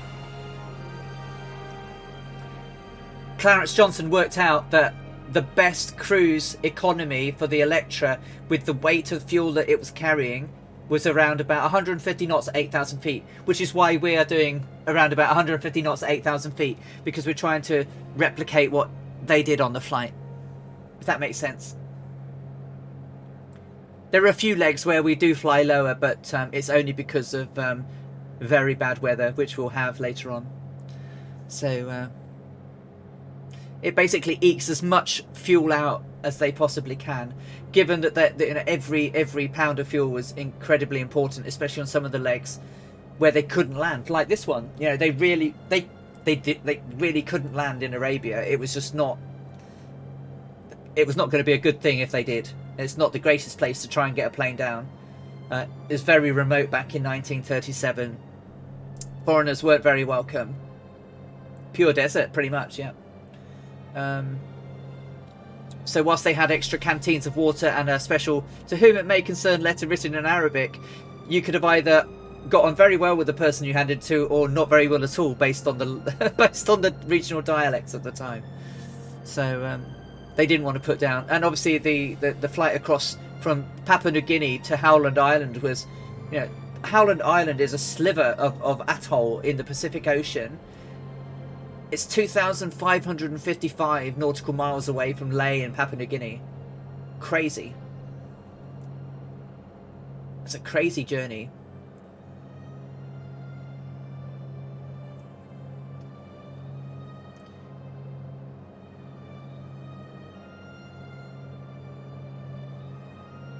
And that's even true today. To try and get, I mean, economically, you want to get as much out of a plane's fuel as possible, but ultimately, eking out that extra mile, that extra 2 miles, can be life or death if you need to divert when you're not so hot on fuel. So, when you're learning to fly, you're taught about, you know, making sure that you're trying, you know, that's why you lean your engines to try make sure you don't, you know, if you're flying with full lean all the time, full mixture all the time, you're just throwing fuel into the engine, and it's just wasting so much of it, and it's not performing properly, and you're not going as fast. So you absolutely want to eke as much as you can, which is why we're trying to. So obviously we're getting about 13 gallons per hour at the moment. Compare that to an 18 gallons per hour climb, you know, fuel climb rate. You know, you're burning so much. Think that when we're going to be doing that trip across the Pacific, she was aiming to fly around about 8,000 feet, but the weather had a terrible headwind.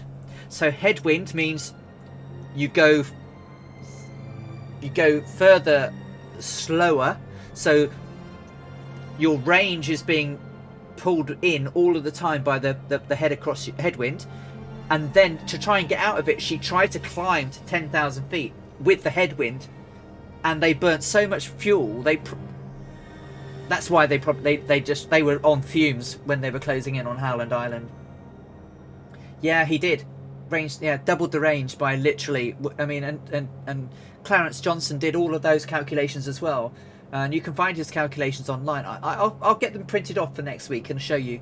But you know, they literally say, you know, at this height do this, and this, at this, and this, and you know, when you're at this fuel range do this, and this. It was so precise.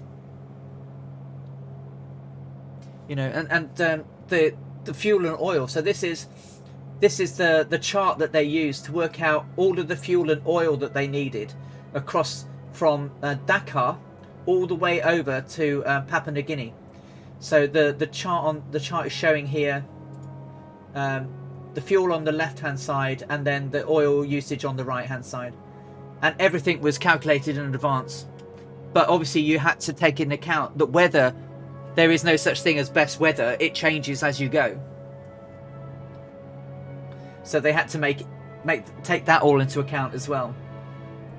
And at all of these locations, the fuel had already been transported there in advance. What a brilliant logistical thing this was back in 1937.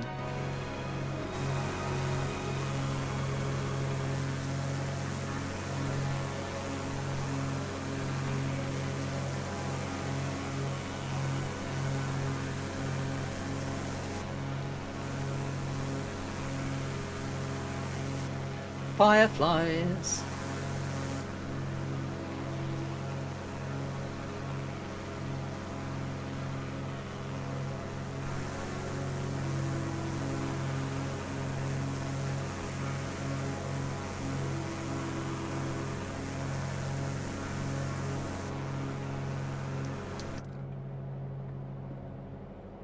And thank you all so much everyone again for coming out and supporting me on these long leg flights.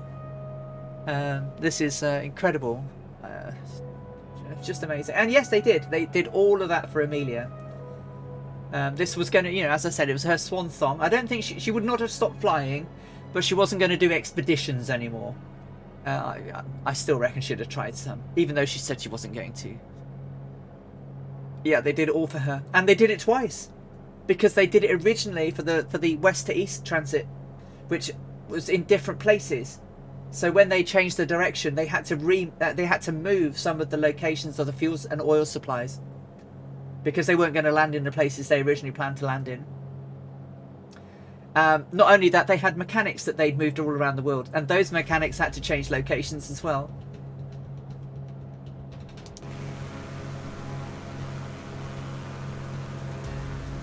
So joining me today, Dangerous Brian, Catbat9, Druid Zeus, Draco Core, Samson Video, Dougal McTavish, Brian Yotta, Two-Tone Murphy, the one and only, Kazero, 6 Knots, and who else? We've had We've had Kazaki Flyer, we've had Stairway to Bacon, Steve Solo, oh, and many, 6 Knots. We've had loads of people flying with us today. Thank you everybody ever so much. It really does mean the world to me. I know I say it over and over, but this is it's just lovely that you're flying along with me and taking part in this journey. Thank you.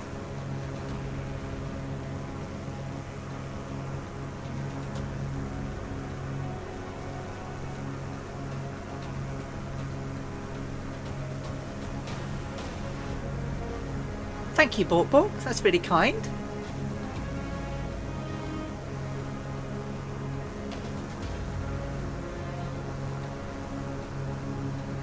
Yeah, I love it. I love that people come along and fly along. I just wish that the stuttering wasn't here, so we could all have our liveries. But hopefully they'll fix that soon. But it is lovely. 6 hours in and you're not bored. Thank you. Aww. 4 hours to go. Might be bored in another 4 hours. We might all be going. Miss the airport. Land in the sea with beer on us. Oh, Brian. We've come up with a t-shirt for you. I'm gonna make one for you. Get it to you. I'll show it to you in the week. I'm going to do a special one just for Brian. Right, oh, I've been yakking again, haven't I? I've been yakking. I've missed my change tanks. I've been loving these. It's so entertaining and learning so much. Your efforts. Oh, thank you, Two-Tone. That's really kind. That means a lot as well, because obviously you are superb. I love your stuff. And to think that you like my stuff too is brilliant. Oh. That's really nice. I do try and put some effort in. Do try and find out the stuff. There's some stuff that I can't find. I'd love to know how much it totally costs, and I can't find it anywhere. I absolutely can't find it anywhere. I know the aircraft was $80,000 originally, but then she trashed it. So there was a repair cost. That must have cost something. And then all of the fuel. So we know that some of the landing fees like $10 turned out to be like $193 in today's money. When they landed in Khartoum, it was £3 22 shillings, which turned out to be £220 in today's money. You know, I moaned about £24 landing fees at Newcastle. But so it must, each of the airports must have had landing fees, and they must have been similar types of money. That's immense for 1937.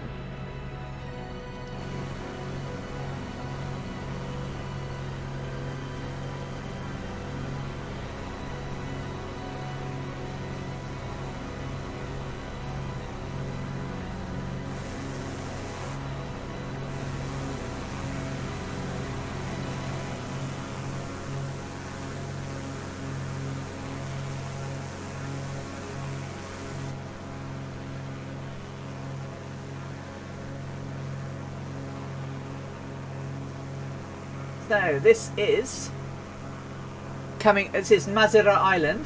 Mazira. Is that how you say this? Mazira Island.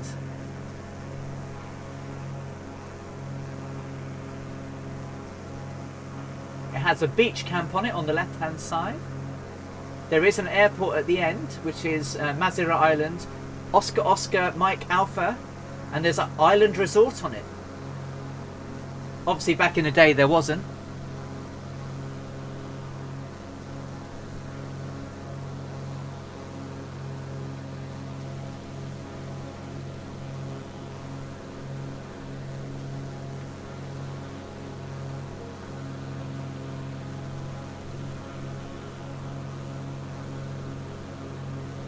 Some CTDs take the whole machine out, Katie. I know that's not... the only time I think it takes out Firefox is if you're watching streams or videos whilst you're playing the game, and the game is probably a video driver crash that then takes out Firefox's video playback. But if that's not what you were doing, then I don't know. But it can take lots of things out with it when it goes. Knowledge is power.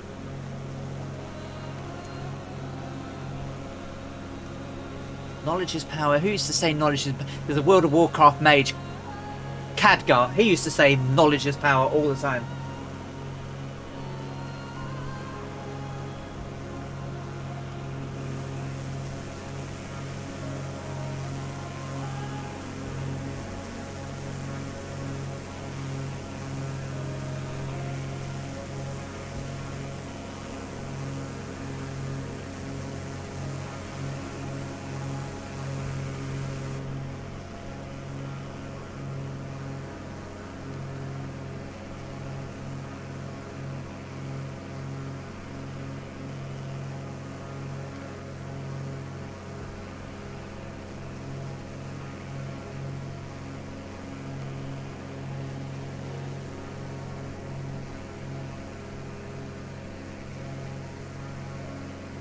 It's still going. No, it's still going. They launched a new expansion the end of last year.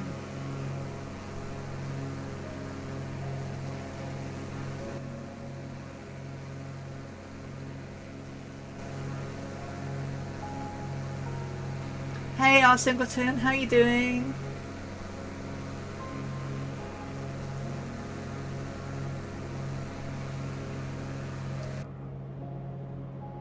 So 44 left, 46 on the right. I'll change in 1 gallon. Doing good. 4 hours to go. 4 hours to go. We had a bit of a hiccup around about the 5-hour-ish mark when Windows decided to take all my apps out, apart from the stream, would you believe?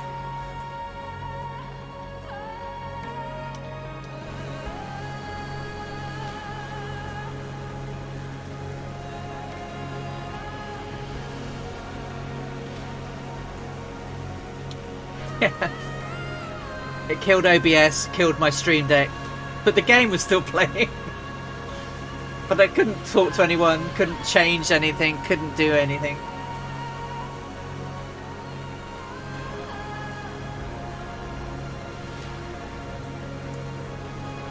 I think Windows Explorer messed the bed.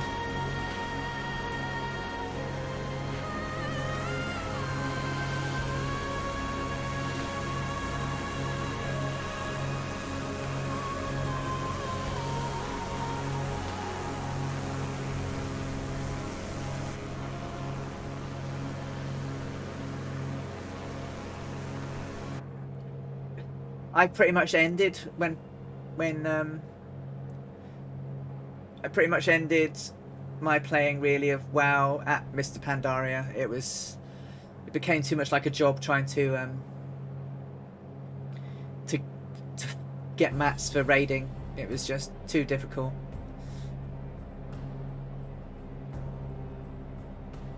Star Trek Online, yeah, it's still going, I think, as well. I've never really played it. I play Final Fantasy 14. That's the closest I get. It's always about the grind, even in Final Fantasy 14. If you want to do it, it's there. Final Fantasy's got some quite nice catch-ups though. I can be lazy and catch up.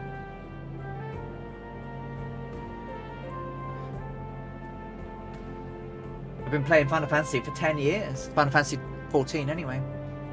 Even 1.0 we played. Yeah, they do eat up your time, but you know, it's an escape from the daily grudge.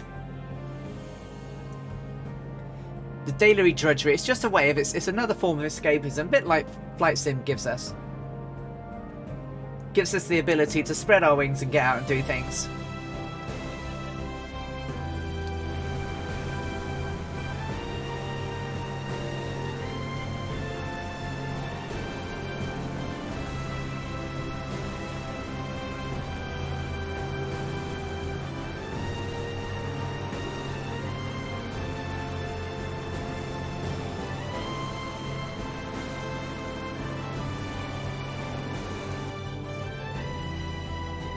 So the thing with Final Fantasy 14 is you can have one character and play everything. So you can play a tank, which basically holds all the enemies, while your friends do damage on them and heal each other. But they've got loads. They've got like 15 classes. So you can. There are, how many tanks are there now? 4 tanks. 4 tanks. 3 healers. Loads of DPS. Do I have a favourite class? Right now, I play a dancer. And my character basically dances and throws chakrams. And basically hits like a truck. And does lots and lots of damage. I used to play a tank. So I used to play a paladin. Which is like a holy warrior. And healers I like doing because I like healing. Bork Panda is an incredible healer. But I stopped tanking in the last expansion. And my housemate took over from tanking. And I became a summoner. And I can summon etherical creatures to fight with me. But then I tried dancer and I love it. So now I play a dancer. DPS is just button smashing. It is just that button smashing at the right point of time to do the most damage you possibly can. But I do like tanking, especially in Final Fantasy. There's a lot to it, especially for mitigation. It is one of the newer classes added. It was added in the last expansion in 2019. There's a new expansion this year. Bort heals. I heal occasionally, but she's our main healer. Laura, my other half, is another of our DPSers. And Valkyrie is our tank. So you have... Nice. Healing can be a bit button mashing-y, depending.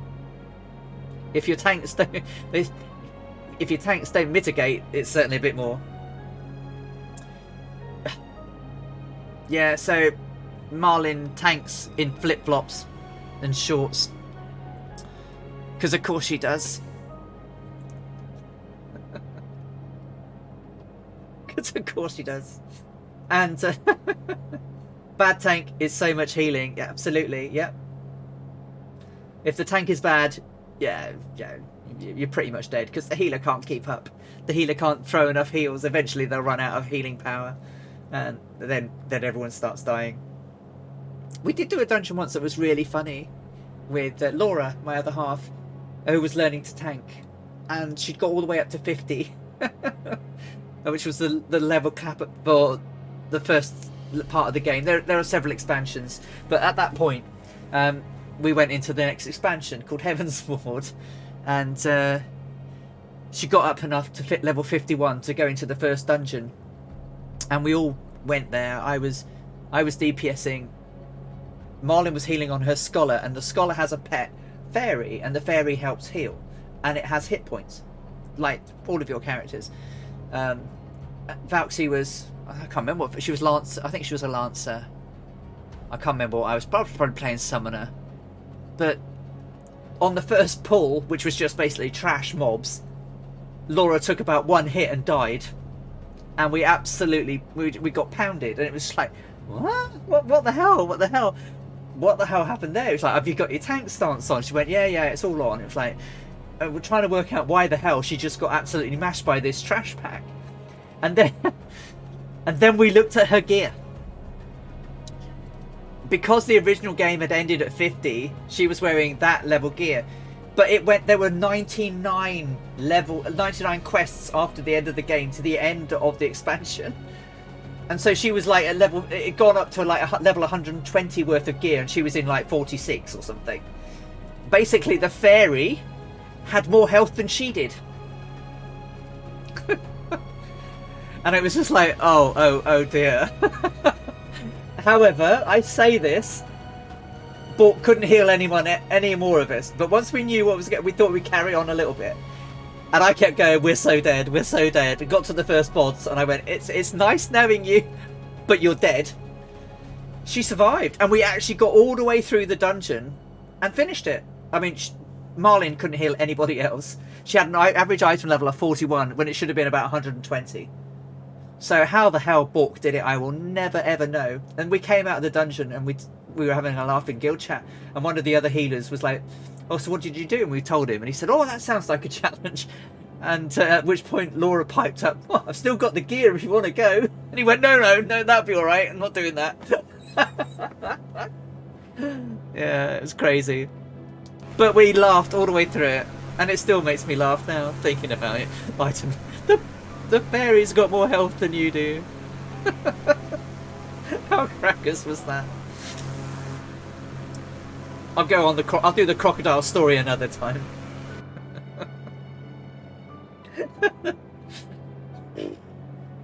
No, I won't. I'll do it now. So when we first playing WoW from Vanilla, we played WoW from Vanilla, and we basically 4-manned everything when it was quite hard back then, instead of 5-manning it. And we went to Mara Udon, which was a dungeon, and it was a right pain in the backside, but it was long and unwieldy. And we did this dungeon. And I was on a paladin, and the paladins couldn't really tank back then. They couldn't, and they couldn't really DPS. They were a bit rubbish. And we got, so basically the rogue would throw a dagger which hardly did any damage, and then my paladin would whack it with a sword and do enough damage on it to keep the aggro up. And we were getting ready to pull this huge crocolisk, massive crocodile. It was all underwater, and if you're in WoW and you go underwater too long, you drown. So we were sort of bobbing around on the surface, and I said to Valxie, all right, let's twang it. And at which point you saw this humongous firebolt come from behind us, go to this crocodile and explode on it. At which point the crocodile was like, I'll have you, and went swimming all the way up to where Laura's character was. And I fraps this, and it literally looks like she's being shook around in the water by this crocodile, even though it didn't have that type of mechanic. But she was like, but of course she's a DPS, so what'd she do? Oh, I can get rid of this crocodile by throwing more fireballs at it, because of course by making it more angry it's gonna get rid of me. No. And literally the next thing you see is her floating in the water. Absolutely stoned. Yeah, Pyro. Yeah. Presence of mind, pyrobolt, boom. And then she was just like floating in the water. So the Let's Twang It has gone down in the annals of history of our role playing together. We never let her twang it anymore. 45 and 43 on the right. I'm so 3 gallons to change left. We've done some stuff in the time. We've done stuff in our time. Crazy mad lady gamers. I won 3 championships playing paladins in Alien. Oh, my first character was a paladin when I played D&D. Always quite like the paladin. It is great fun. And it's good because you can play together. It's like, it's you against the bosses. It's you against the dungeons. It's you against the quests. It's really quite good. But if you want to play high level and things like it takes a lot of time. And my first character was a cleric. Ah, clerics are great. I used to play on Final Fantasy Online. Yeah, that was the that's the hard stuff. So Final Fantasy Online, the original one, Final Fantasy 11, or the latest one, Final Fantasy 14 Online, because that's the online one. Well, if you ever want to go, I can show you. Absolutely, show you the ropes. We've got a little guild on Moogle. Paladins are tough to play, right? Especially with their alignment. When do we do schooling? So we don't have set nights for it, but if you would like some help in Flight Simulator, we have a flight school channel over on Two Tone Murphy's Discord, and just say you've got Final Fantasy 14, the original, with Heavensward. Well, if you want to ever have a go, we can Bort Panda, Laura, myself, we can show you around and show you how to play, and you can, you know, give you a little guild and get some bonuses, and show you some dungeons and stuff. Tell you which classes to play and how to play them. If you ever wanted to go, more than love to take you around some dungeons.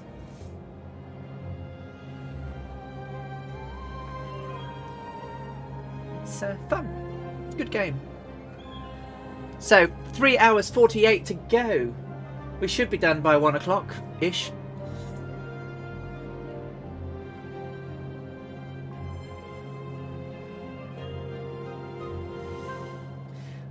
Basic, expert, first ed, second, third, etc.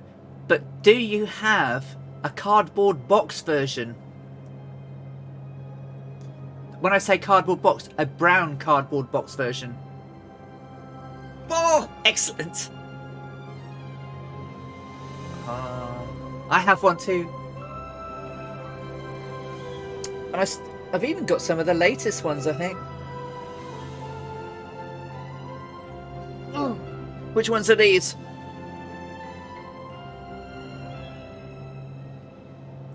Oh, version 3.5, so they're not that recent, but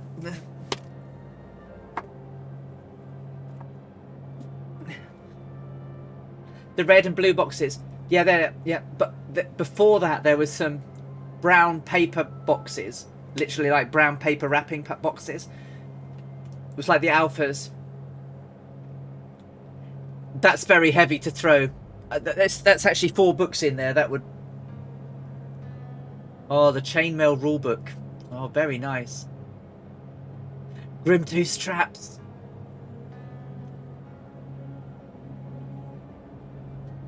One of the dungeons I read. One of the adventures I liked was the Beyond the Looking Glass. The Beyond the Magic Mirror. I think was it Beyond the Magic Mirror? Based on Alice in Wonderland. That was really good. I also liked the Ravenloft ones. Elf, Dwarf and Halflings for classes, yeah. Oh, I spent many days of my youth playing Dungeons and Dragons.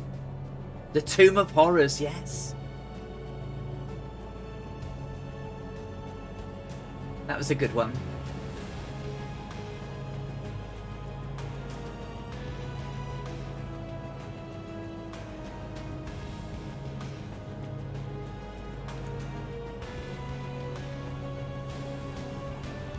Oh, look at that flying there, Dougal.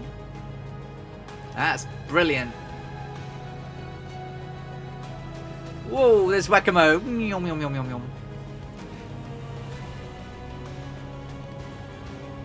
Welcome back, Kian. You're like Houdini.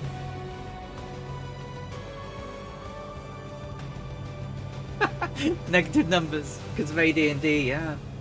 Very true. Yeah. The game of the devil, as they called it. Oh, it was wonderful. You know, it just really got the brain working all the time. You know, the imagination. You know.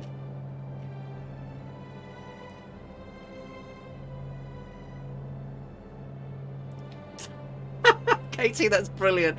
But yeah, I guess, right? Yeah, everyone coming around on a Monday night.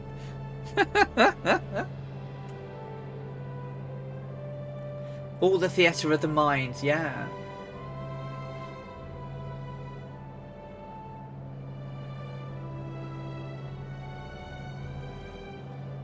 It's a magic.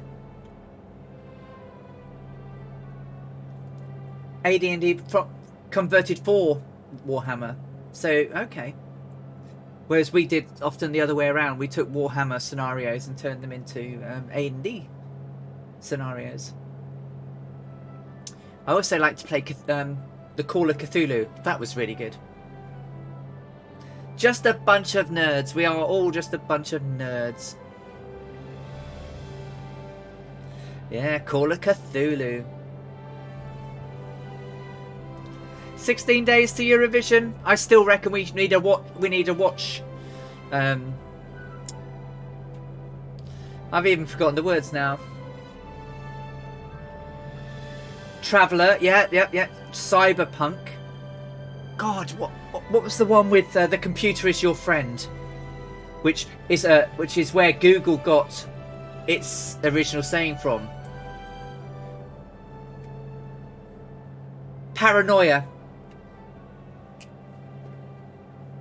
Yeah, absolutely right. Paranoia. The computer is your friend. Which is why it's so funny when you go Google is your friend.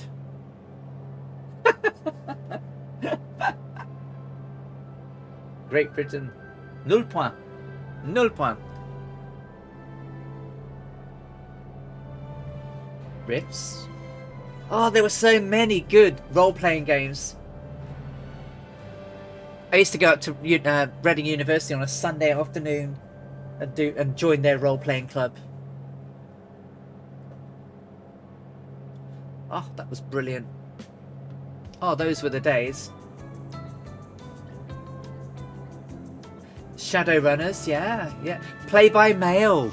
Yes, when you could play dungeons, role-playing games by mail, and then of course there was role-playing books, and then came the computer, of course. Yeah. God, look at these names coming out. Draco, you are an RPG god. All these Street Samurai, yeah. Star Frontier.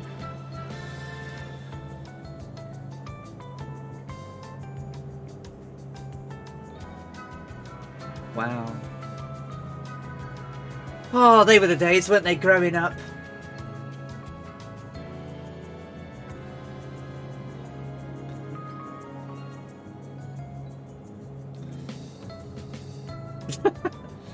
Do you have... It'll be to the... Yeah.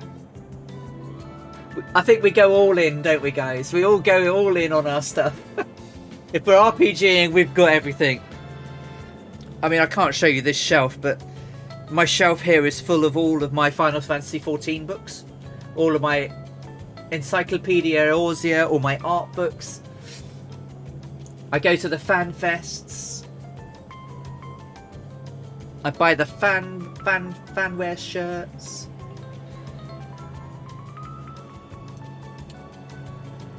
And now I'm in flight sims. I'm buying all the hardware, all the software. I can't look at an airplane without buying it. BattleTech. Yes. Oh, crikey, yeah, the authors of the Dragonlance series. Where in every computer RPG now, everyone's called Dritz. There's Whack-A-Mo ahead of us. We're collectors, yeah. Absolutely. So 41, 45, changed tankage in 1 gallon. Tracy Hickman and Margaret Weiss. Yep.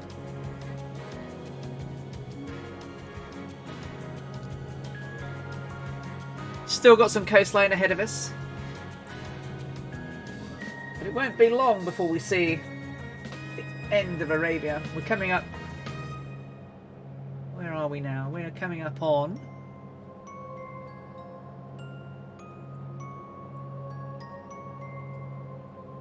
Al-Ashkara.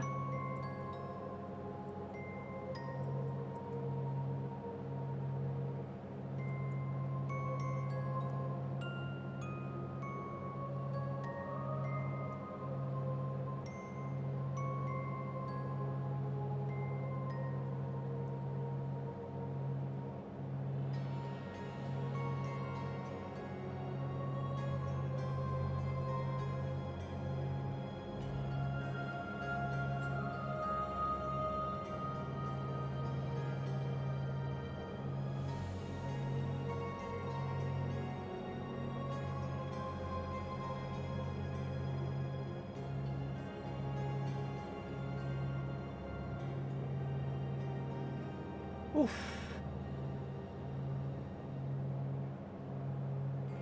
It's about 303 nautical miles away from Guada.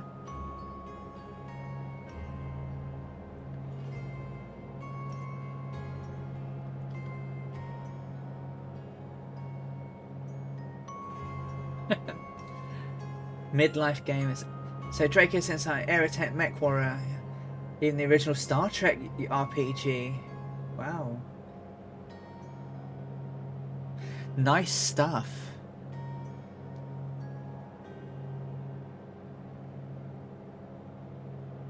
I don't mind being unashamedly nerdish or geekish.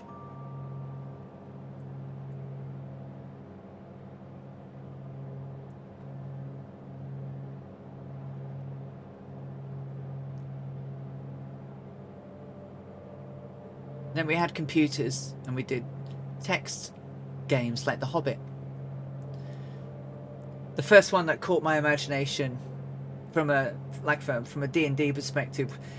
I know that there were lots of little ones where you could go around in dungeons and things, but the first one that really got me back into like computer RPGing and everything was The Eye of the Beholder by SSL.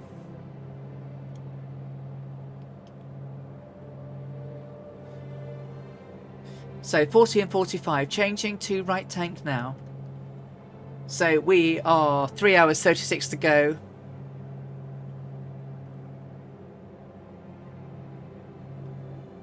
Yeah, Eye of the Beholder. That was a good game.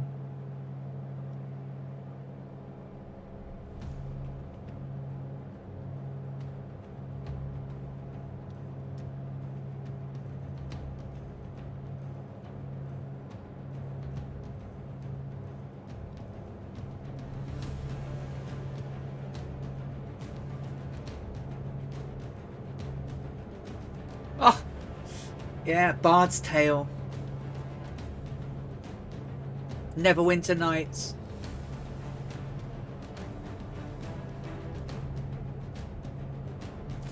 Dungeons and Dragons, Kian. Basically, tabletop role-playing game. Where one person acts as the storyteller, the dungeon master, and he acts for sets up the encounters and then you all play the characters. Keep on the Borderlands.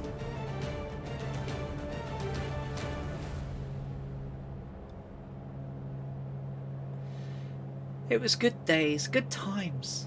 Crikey, good times. First program I ever wrote was a D&D.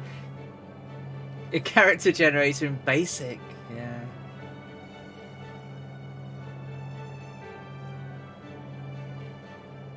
The whole thing about role-playing games and playing in a group and learning is no one will ever know everything. So just try. Give it a crack.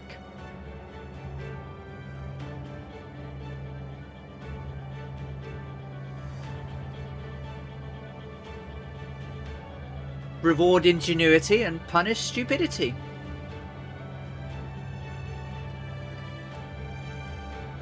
No, you've just fired a fireball in a narrow corridor and your friends are ahead of you. Congratulations, you've set them all on fire.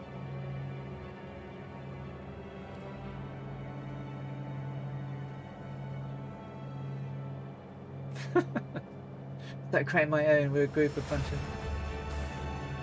Unless it's so stupid it's ingenious. Absolutely right, Colonel Fork. Yeah. I can't remember what it was, but the DM at the time, someone came up with something and it was just like ludicrous. But he kept trying to explain why it was going to work. And in the end, the DM said, alright, you've got a 1% chance. A 1% chance of this working. So if you roll 0-1, your idea passes. Which of course he then rolled. So it was like, the DM was like, okay, it's so stupid it's ingenious. A lightning bolt at a guy in full plate. Yeah.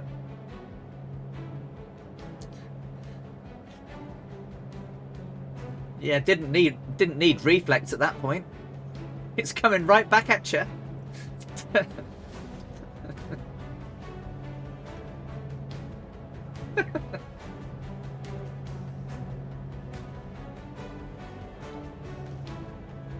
Was he a chaotic evil druid? Why would a druid say burn the trees?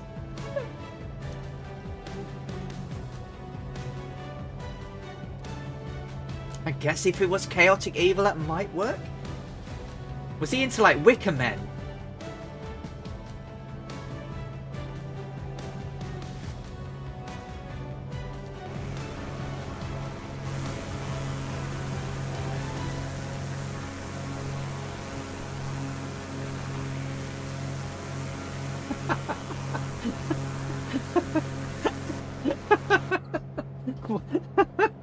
Welded the dude into his armor.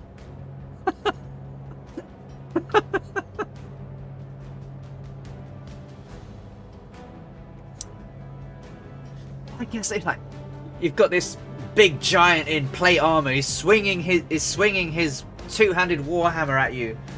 Yeah, what are you going to do? Well, I'm going to weld his armor together. That would be sort of, not that would be a sort of thing that the DM would go, you what now? But yeah, I'm gonna fire a lightning bolt to weld his armor.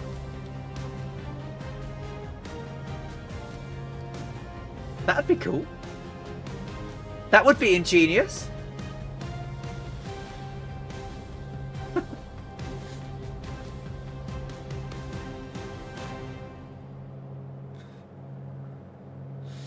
Okay, 3 hours 31 to go, 286 nautical miles till we get to Gawada, which is Oscar Papa Golf Delta. Tracking 32 degrees magnetic. We're doing around about 140. Well, we're doing about 150 now. Alright, okay, 150. That's okay.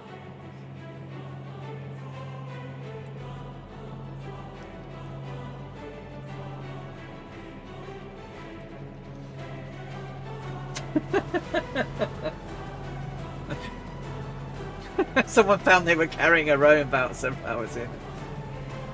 What's in your backpack? A rowing boat. Yeah, it doesn't matter. You had fun, right? It's all about just having a bit of a crack, a bit of fun. We had to reincarnate him to get him out of it.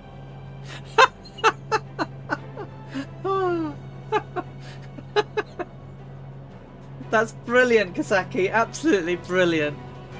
Love it. So yeah, Casey, if you want to, reach out to me on Discord, arrange some time that's good for you. I'll spend some time with you on that 152.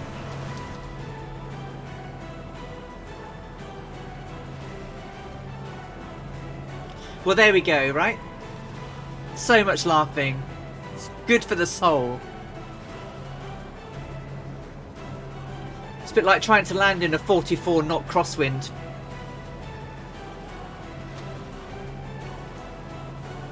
Like last night.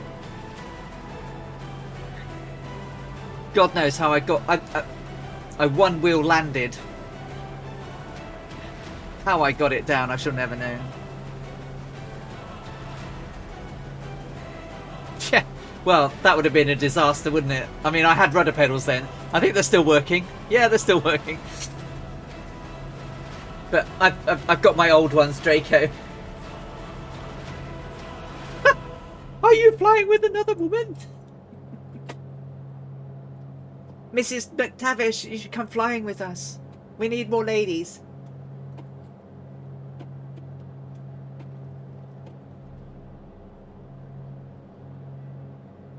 We need more ladies flying.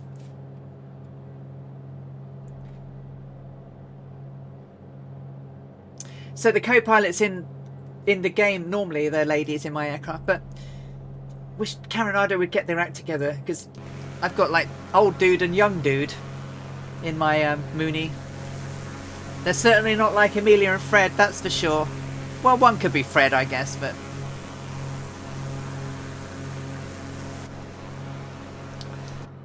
Very immersion breaking, it's not a lady pilot.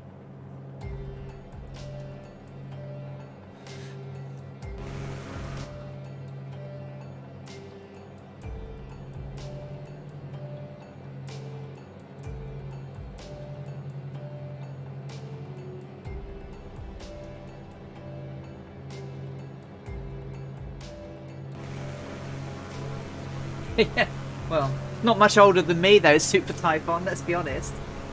I'm 54 this year. 54! You want to know what a co-pilot looks like? Otto. Fabulous.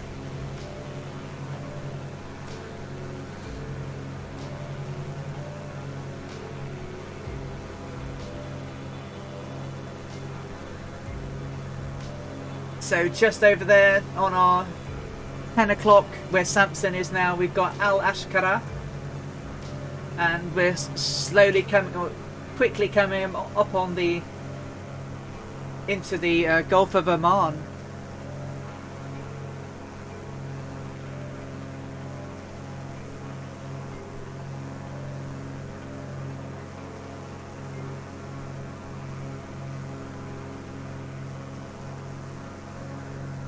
Okay, Draco. See you later. Thank you very much. I hope I don't trash the landing, especially after 10 hours. So 43 on right. You take care, Draco. See ya.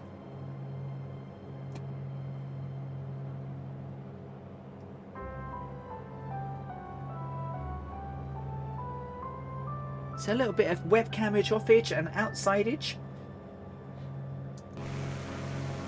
While I clamber over the tanks, I will be right back.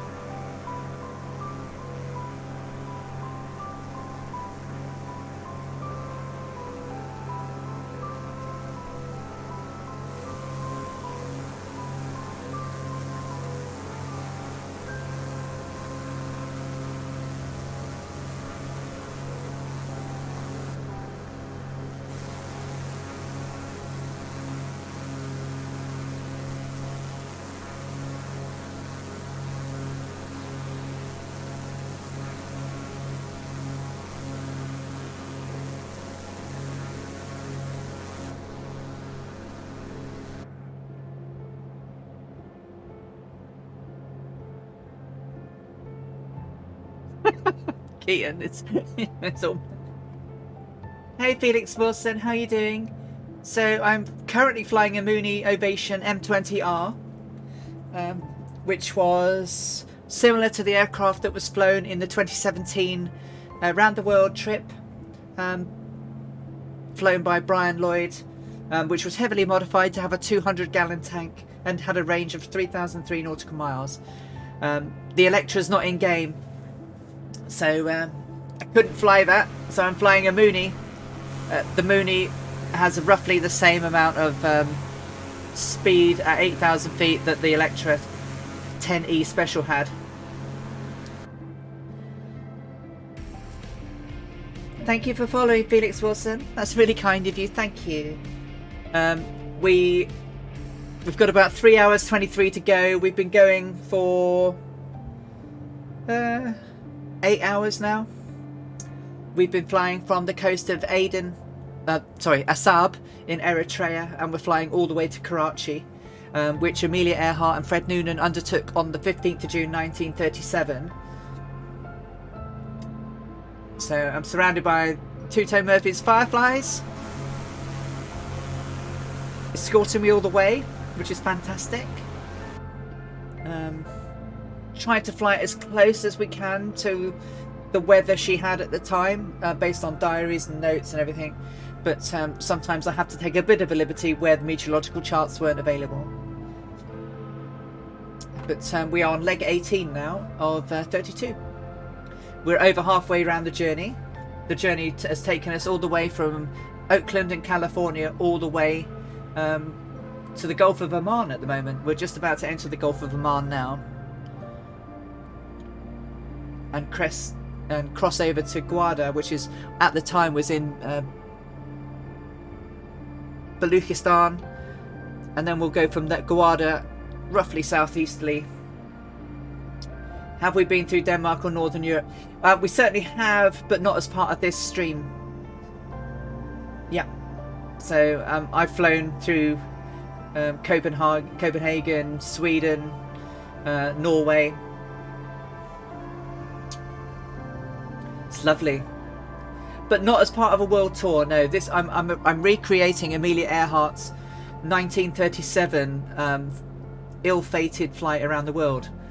So she set off in May 1937 and flew from... She tried to fly around she called it girding the equator. So she flew from Oakland to Burbank, Burbank to Tucson, Tucson to New Orleans, New Orleans to Miami, Miami to San Juan in Puerto Rico, down to Carapito in Venezuela, then down to Paramaribo in Suriname, Fortaleza, Brazil, Natal, Brazil, and then across the Atlantic to Dakar. Well, she actually ended up in St. Louis, Senegal, then to Dakar. Yes, they absolutely could. Yep. She did it in 10 hours 18 minutes, and we did it in 10 hours 28. So between Natal and Senegal was a major route for Air France back in the day. So Air France were very, very active. Most of the aircraft that would cross that were seaplanes, but they absolutely could cross it. The Electra was specially modified to have 1,151 gallons of fuel that could basically take her nearly 3,000 miles. Her aircraft was specially modified, so that's Amelia Earhart here. The cockpit is roughly where her legs are at the back, but she had extra tanks on the inside as well as in the wings. And she also had 4 tanks for oil, in addition to the 12 for fuel. So yeah, they absolutely could. Not only could they cross the Atlantic, she actually had an autopilot as well, which was based on the Sperry autogyro pilot, and basically could fly on a heading, straight and level at an altitude. And she used that a lot on this trip, because she was using it to write her memoirs of the flight while she was navigating. Did I get an Amelia Earhart? I did.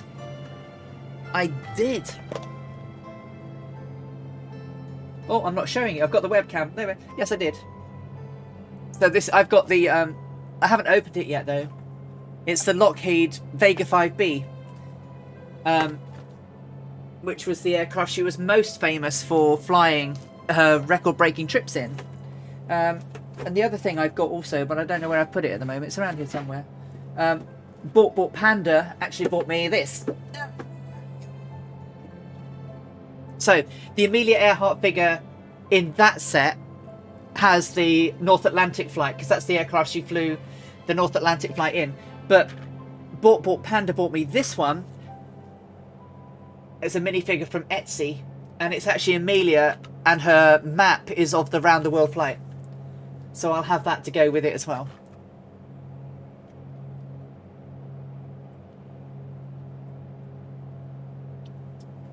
So yeah, that Bought Panda, she looks after me.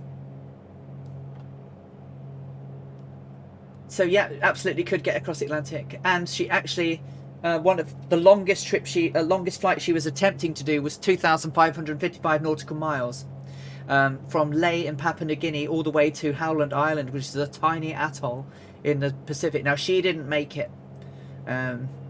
Navigation back then was really difficult. She was using non-traditional, well at the time it was traditional, but she was using celestial navigation. So her navigator was using by the sun, the moon, and the stars to navigate from place to place, as well as maps.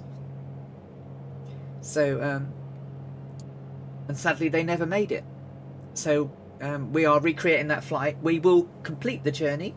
We will land on Howland Island. We've had special scenery made when we get there, which has the Earhart light on it. The Earhart light was built in her memory in 1939, 2 years after she didn't get there. But she even used her female navigation. Well, she wasn't. So I love Amelia Earhart, but she wasn't the best. She wasn't the best aviator in the world. There were plenty of lady aviators. Yelling, shouting in directions, see what echoes. Yeah, probably right. But no, she was incredibly well publicised. But there were lots of female aviators who were actually much better. We are indeed, Dangerous Brian, expecting much more worse, horrible weather. So when we get to Calcutta, we hit monsoons.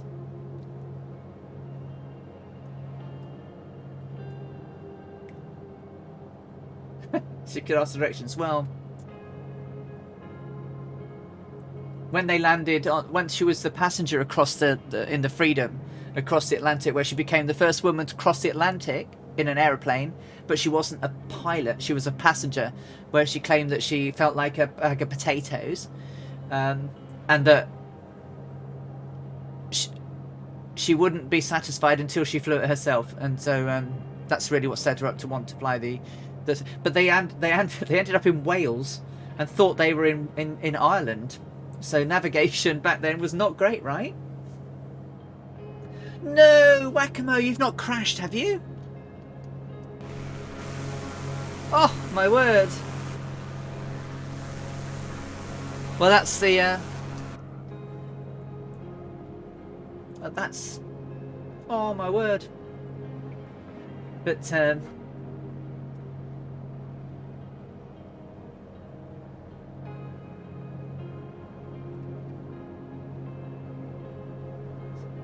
well, some of us have pigeon DNA, some of us can navigate. But, yeah.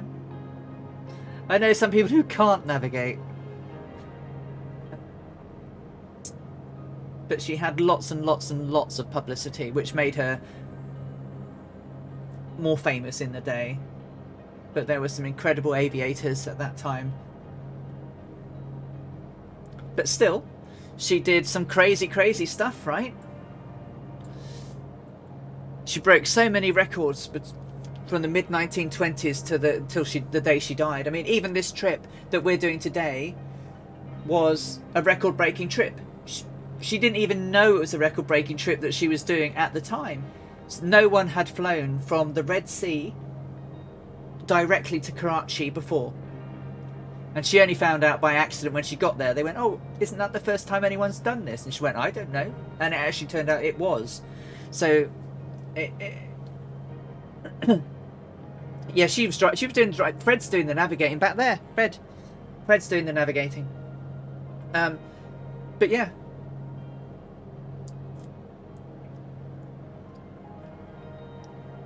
First woman to fly across America in a gyrocopter. Held the altitude record for the gyrocopter at 18,415 feet. Held transcontinental records, crossing the North America east to west, west to east using Grand Circle navigation. First woman to fly to Honolulu. First woman to fly the length of California and Mexico.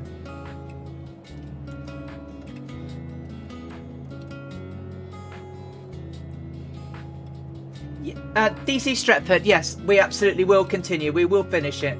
So we're planning to do the entire journey. So we've had some special POIs put in the games, and so which you can download on my channel on Two Tone Murphy's Discord.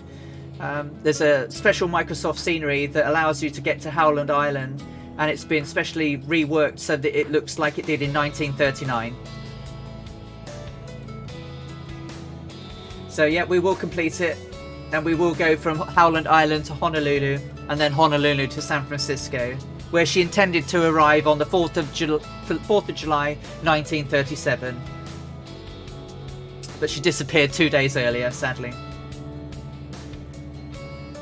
And this is our route today. It's taken us all the way from Assab, all around the coast of Arabia, because she wasn't allowed to fly over it. And then it's taken us over the Gulf of Man to Gwadar, and then across over into Karachi, which was British India at the time.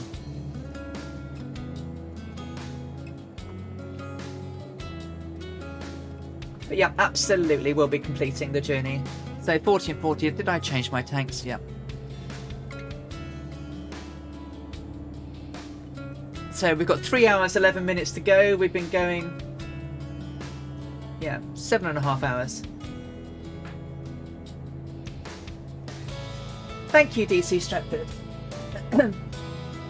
Later in the year, Wing 42 should be bringing out the Vega 5B. They're the team that brought us the Valerio in Microsoft Flight Simulator. And I will then fly all of the Amelia Earhart flights in the Vega 5B. Which I'm very much looking forward to doing. If they ever bring an Electra out, I will do the whole thing again. Do it the hard way. But in between then and now, or at the end of this streaming sessions, I'm going to take on the journeys of Amy Johnson, who was the first British woman to fly from England to Australia. Which she...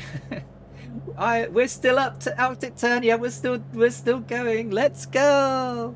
Yeah, we're still going. We had a little bit of trouble with Windows a little bit earlier. The game was fine, but Windows died. Certainly I've put them on YouTube. All the videos are on there, and there's a flight path, so the entire flight path is over on Two Tone Murphy's Discord. If I will give you the link to that. In there's an Alison Johnson live streams channel, and in that chat, in the pinned notes, you'll find the full flight plan available for Microsoft Flight Simulator. So you can absolutely fly it. Oh, thanks, Black Diamond. That's really kind of you.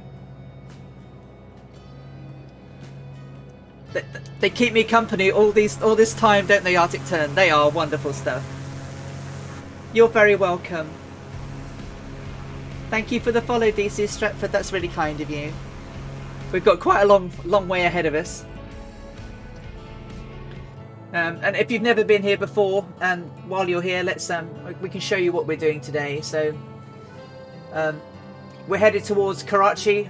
This is the info sheet that they had then, which basically shows how much fuel that they were going to need, how much oil they were going to need, the directions, who was in charge of the airfield, and so on. She wrote a telegram to her husband on arrival, which basically says estimate 1 week Karachi Leh, So 1 week between Karachi and Leh, love. So that's all she sent. Nice, short and sweet. This is Fred Noonan's on the right of the aircraft in the dark top, doing the working with the maintenance crew. The circular device on the top of the aircraft is their ADF or UDF. It's basically they used to that was their radio navigation. They did not use Morse code. They were using radio telephony, which was probably a big mistake. Wasn't widely used, and probably had a lot to do with why they didn't arrive where they were going. So they had at every port of call, they'd arranged for barrels of fuel to be available, and so they had, this was the refueling pool at Karachi, and they're obviously refueling the aircraft. Down the right hand side of the aircraft were 5, one at the top, and then 4 refueling points that they filled in, refueled through. And you can see that they're the whole you can see the little sort of rectangular holes on the and that's where they're doing it on the top, but the little rectangular holes are not windows, they're absolutely refueling points. And you can see that there was quite a lot of people working on the aircraft. That window there that you can see is Fred's navigation window. There was one on each side of the aircraft, and that's where he would navigate using his sextants for doing the celestial navigation. This is Amelia Earhart on the left and Fred on the right, and obviously the refueling crew behind them. Or more pictures of it being refueled.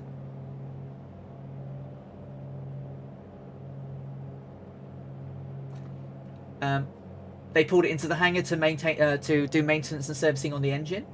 Obviously, having done a 1700. Oh, I need to change tanks. Do I need to change tanks? No, I changed tanks. Refueling and working on the nose. That's Amelia there, sat on the top of the aircraft. The actual there was a hatch above the cockpit that she used to get in and out of, because getting over the fuel tanks in the cockpit was really quite hard to do. That's Fred there with the two leaders of the Standard Oil Company. That's Amelia, sat on a camel before she went off on a camel ride. She'd never ridden a camel before. Amelia also had one pair of work overalls which she wore when maintaining the aircraft, and this is Amelia in those. That's again Fred and Amelia. I've done that one twice now, sorry.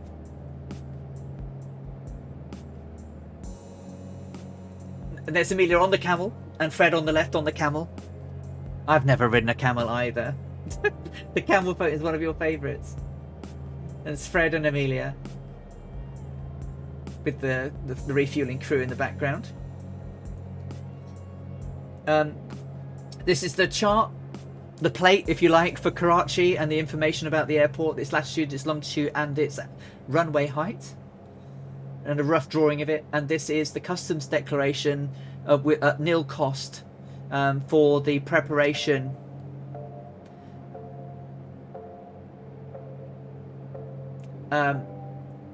for the supply of maps and printed materials. My brain went dead then. Katie, you have to go. You take care, darling. Have a great rest of your evening, and I'll catch up with you tomorrow. I need to fix my camera. It keeps moving.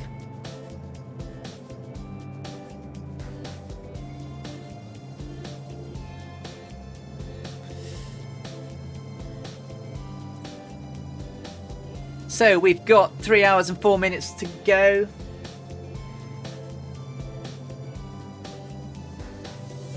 $217 nautical to Guada. 38 gallons on the left, 40 on the right. Everything's in the green. We have 6 hours of fuel, which will get us there.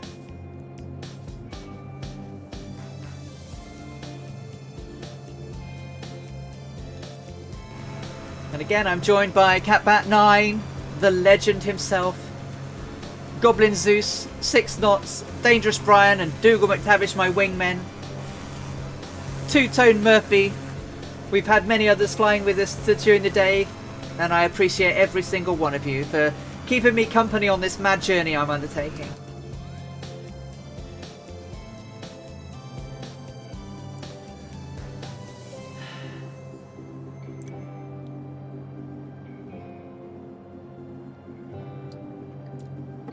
I will be very hoarse tomorrow. 10 hours of yakage.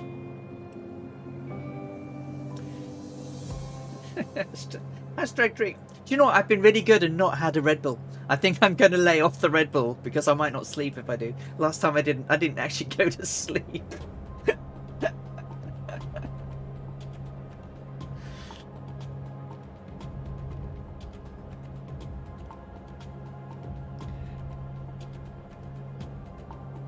So over there, we can just about see it off my wingtip is the edge of Arabia, or Oman as it is today. As we say goodbye to Arabia. So out on the corner is Al-Haddad, or Al-Had. And we leave that behind and head out into the Gulf of Oman. So we should have no land between now and Gwadar.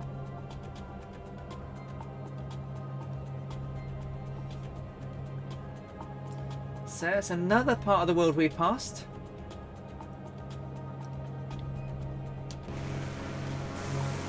Africa's so far in the distance.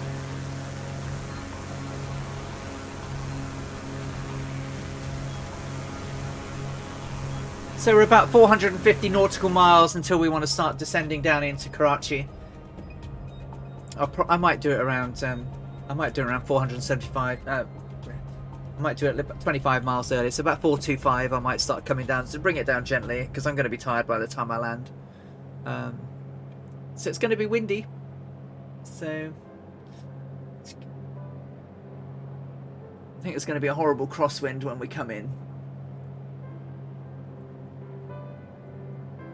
And we can't really do anything about that because they've only got runways 07 and 25. So we're absolutely going to have a total crosswind as we come in. It's going to be really nasty. Never mind, it is what it is.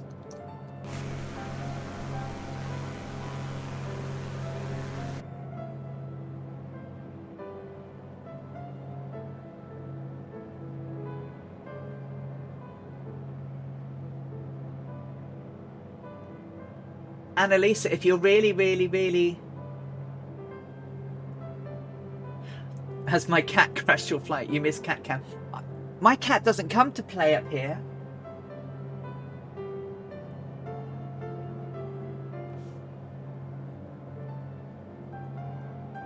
GA. Ginger and lemon can really help for long periods of speaking or singing. Absolutely, Dendarian.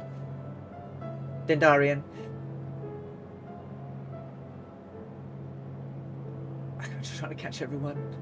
Do I fly airlines or just GA? Just GA at the moment. Do you know what? I'm not very good in airliners. I've only ever flown GA aircraft in real life, so you know, and really only. I say really only. Mostly Cessnas. 152, 172 is the odd Piper. But pretty much Cessnas all the way, which is why, you know, Queen of the Skies, the Cessna 152. I do love the 152. It's such a simple little aircraft to pootling about in. In Sim, I take it a little bit more. The floof is asleep on your bed. Yeah, we need cat cam. We need to sort of hook in your webcam on my streambook, and we can have cat cam or floof cam. She's 21 years old, my cat. She's a tortoise shell.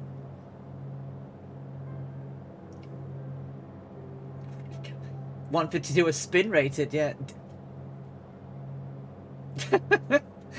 Oh, yeah, yes.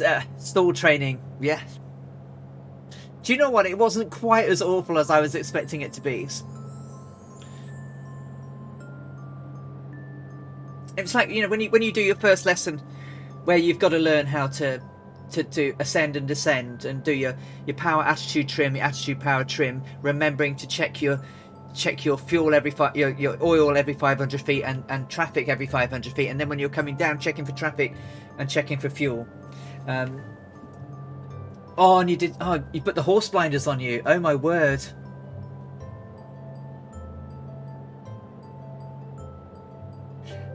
Oh my word. So you didn't actually get full peripheral vision of the stall spin. Oh no. Talking of stall,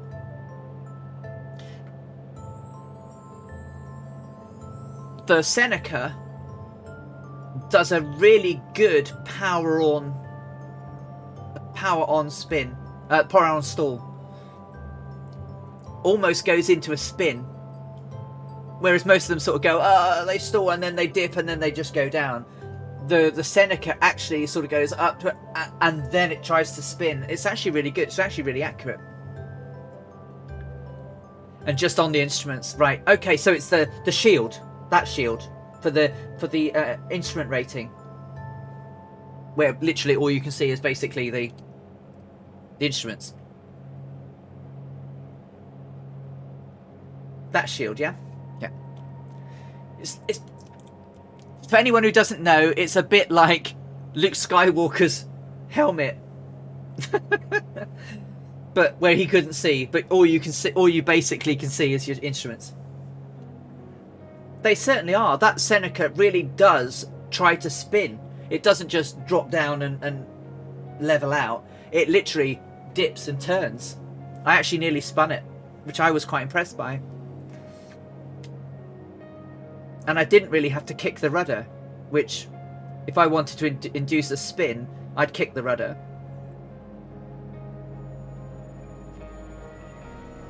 But it did it. It was good. The Seneca, I really like. I think I'm not quite so sure about the engine. Something about the engine, but it's a bloody good plane. Stay on target like Biggs.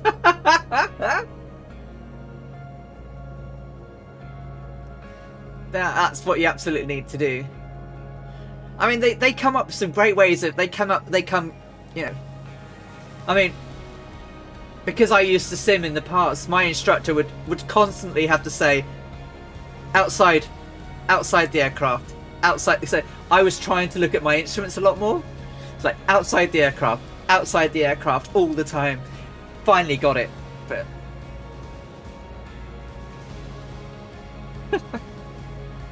But he taught me really, really great stuff that stuck with me today. I mean, even in sim, when I come into land, you know, it's like, as I come in over the threshold, he used to say, imagine there's a bus at the end, a double-decker bus at the end of that, at the end of the threshold, and as you're coming in, it's starting to move, and as you level out before you flare, you want to try and land on the top of the roof of the bus. So you visualize this bus going down as you level out, and then as you level out and you pull back the power and then you start your flare, it just absolutely works.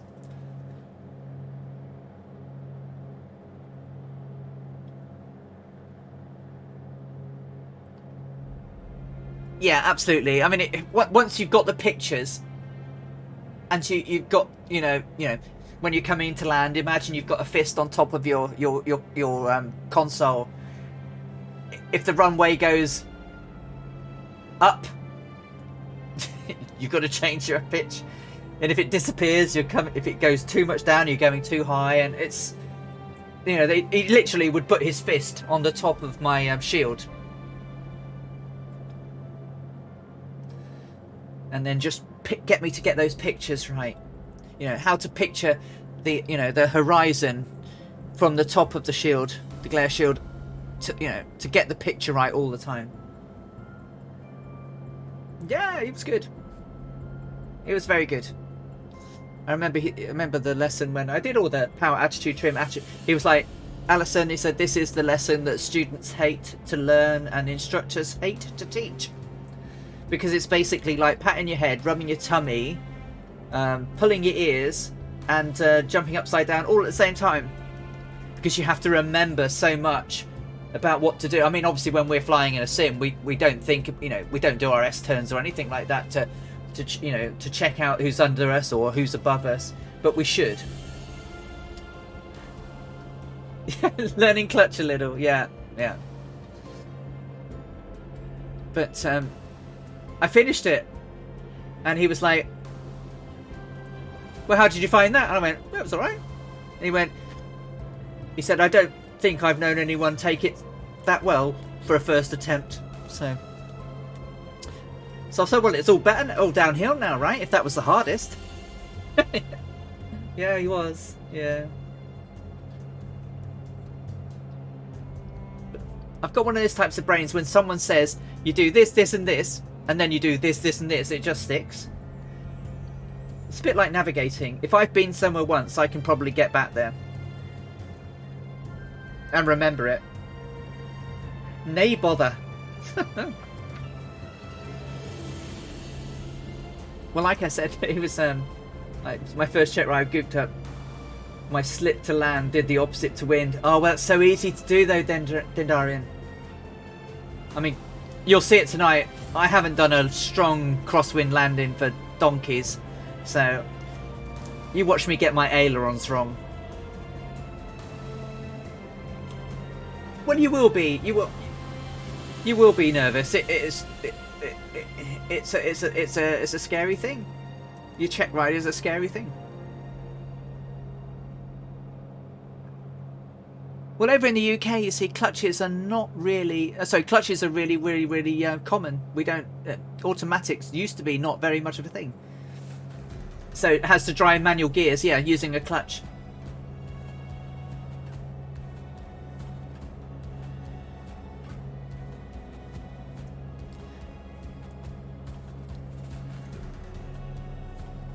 I was like, oh my god. Yeah, I know. Yeah, it's always the same. I mean, then... Yeah. 36 on the left, 35 on the 40 on the right. We have 1 gallon till change tanks. Everything is in the green. RPMs are good. Manifold pressure is good. Cylinder heat temperature is good. Cylinder head temperature, engine gas temperature is good. Oil pressure is good. Oil temperature's okay. It's been a little bit high. We have 5 hours 49 of usable fuel left. We have 2 hours 51 to go.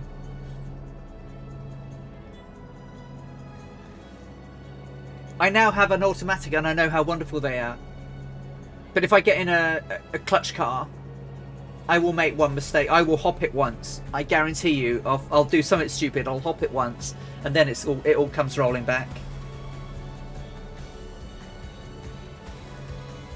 I've driven a Nissan Sentra in America. Okay, 35 on the left, changing to 40 on the... Now, changing to right tank now.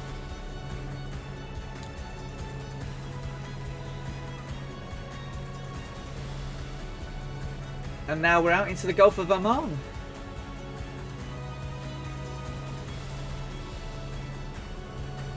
Next sight of land will be Guarda.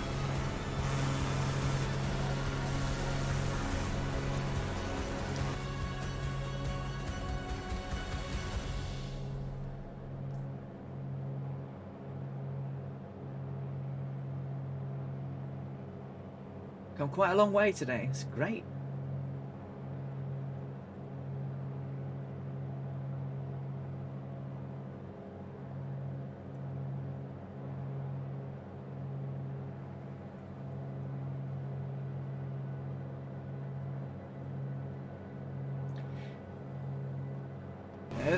Those few weeks back when we arrived in Africa, I thought we were going to be there forever, and it's passed just like that, hasn't it? Absolutely gone past like the wind.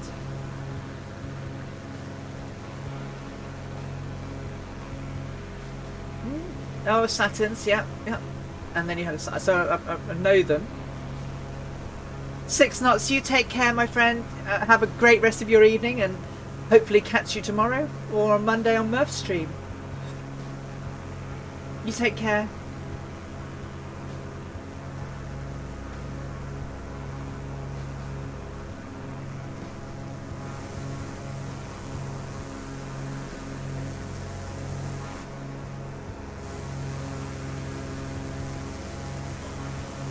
Thank you.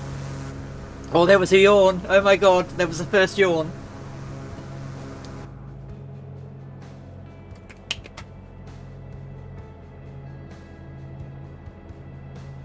Dun dun dun. No, I am not going to go initial.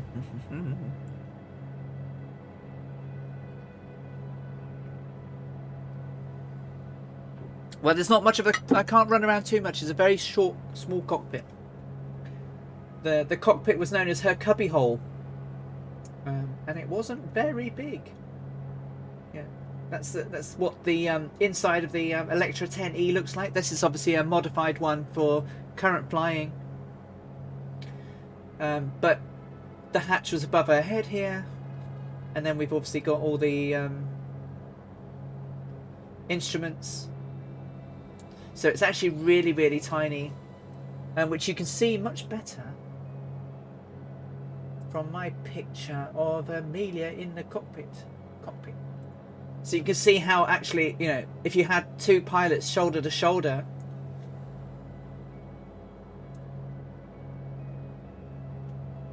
not very much room. Cockpit colour. Where's that gone? Where has it gone? Electric. Cockpit colour. It's a sort of orangey brown.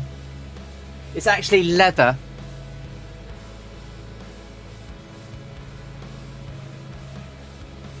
Course change, feet dry. So it's actually a leather to make it waterproof.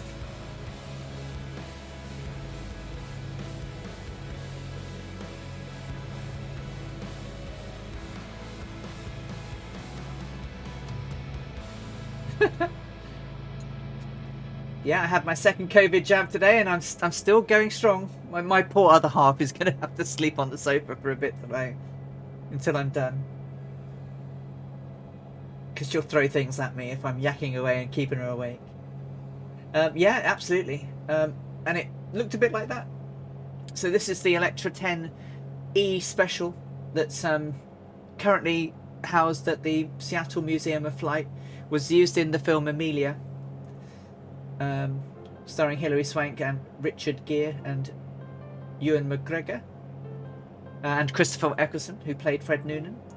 As you see, it only had a door window and the navigation window on left and right, and then along this side of the aircraft was where the extra fueling was. Oh, what did my bot have you for, Kazaki? I'm so sorry, my bot is such a naughty bot. Yeah, so when I had my first vaccination, after about 6 hours I felt really rotten, and the next day I was absolutely rubbish. So far, I've just got a sore arm at the minute. I'll see how I do. 17 messages? My Sperry bot does... How? Oh, he's a naughty bot. And it's not even telling me. It's not even telling me why people are being blocked. I'm sorry, guys. Do you need anything to drink? Could I have a cup of tea, please?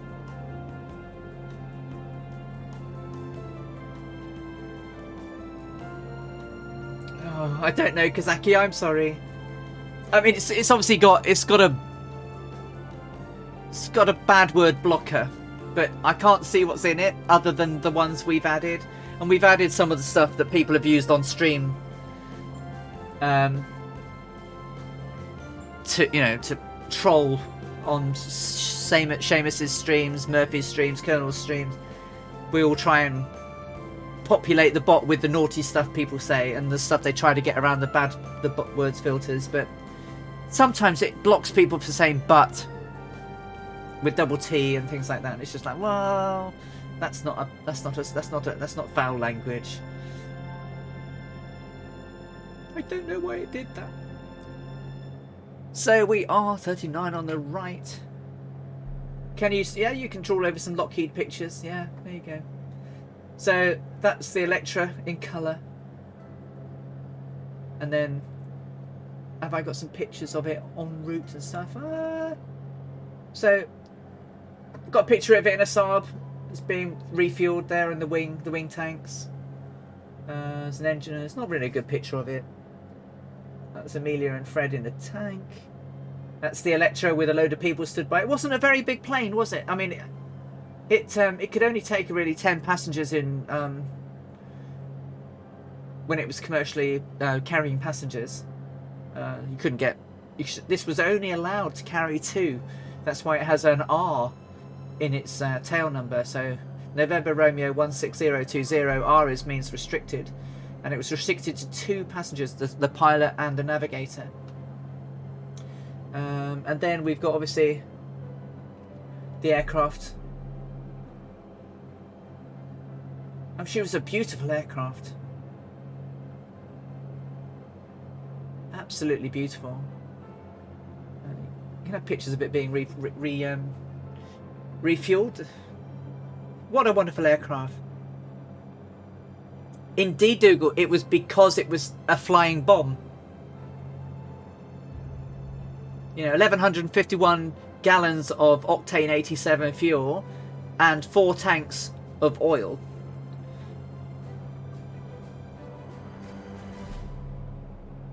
There was a lot of explosive on that. That plane was highly explosive if it were to hit the ground in a hurry. They are Wasp radials, Solar Hawk, absolutely. They're not Wasp Juniors, they're Wasps.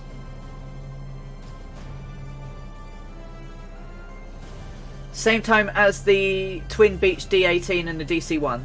Yeah. Beautiful sound, absolutely. A little bit better than the Mooney I'm flying in. Yeah, to fleet 18 cylinders. Yeah. Beautiful aircraft. Yeah.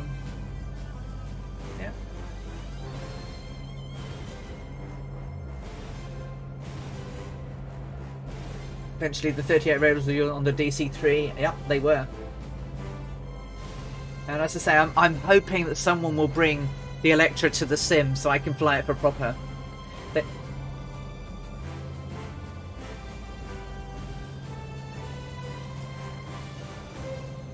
I mean, there is a somewhere I did find a. I wonder if I can still find it.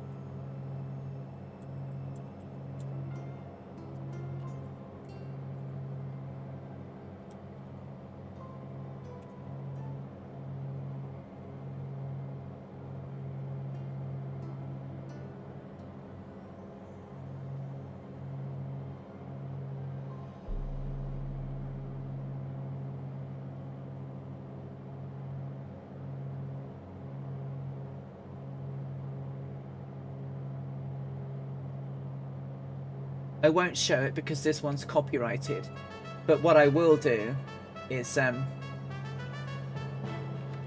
put a link in. Oh, it's the wrong one. Beg your pardon. Oh no, it will work. It will take you to a video of Amelia getting in and it taking off, but that should have been the YouTube link, sorry. Let me get that for you properly, that one. I'll do it this way. Let me delete that. I can't delete that one. Oh well. Put that in. So it's a picture of Amelia getting into the Lockheed, the Electra, and it taking off. But I could probably play it in the background without you seeing it.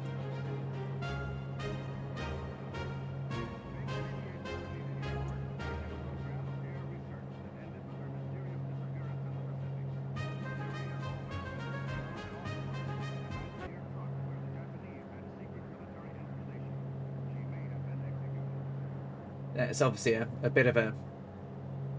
But it's a picture of her getting in and it taking off. But I will try and find some with the sound of her Electra. There is a couple of films of it.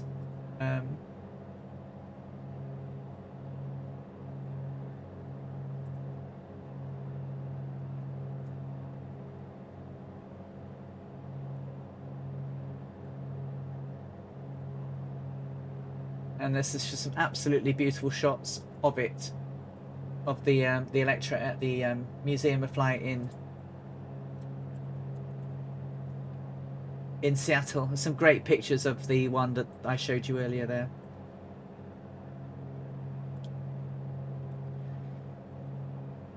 Yeah. Although that one's got Wasp Juniors. She actually had Wasps on hers, so... The Wasp Juniors were predominantly used on the 10A.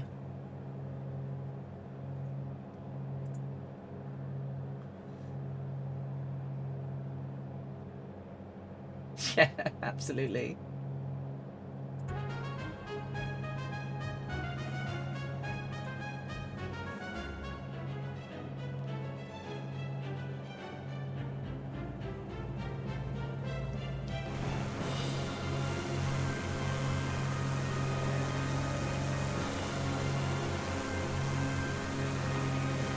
And no wasp seniors, no.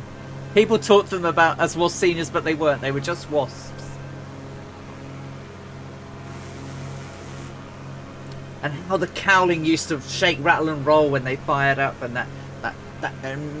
oh. And that roar they had. Fantastic engines.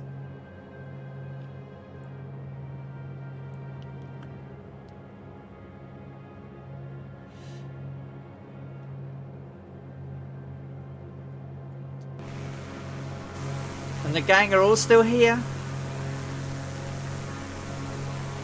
By hook or by crook, they're here. Somewhere over there is India. And shoot a lot of smoke on, white smoke on startup. Yep. Have you seen the videos where they did the, you know, they restored the Electra? And the B-25s had double wasp. Wonderful, wonderful aircrafts.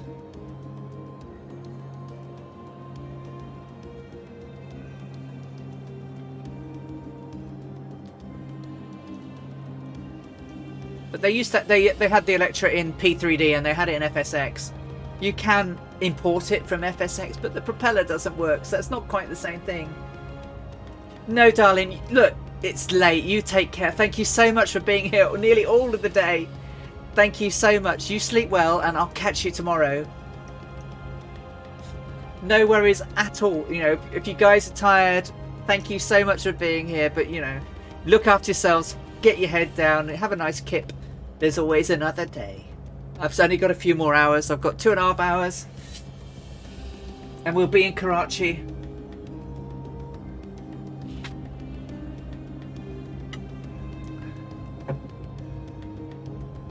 Thank you, my lovely. Thank you. Oh. I'm taking I've got a cup of tea now. That'll keep me going. As soon as I'm going to be resting a lot tomorrow. You want my glass? No, so don't forget the rest of your food. I've eaten most of it. I have eaten most of my food. I haven't eaten all of it, but I have eaten most of it. Okay. She's telling me off. I haven't eaten all my dinner. I'm afraid it's only Yorkshire tea. It's not special Irish tea or anything.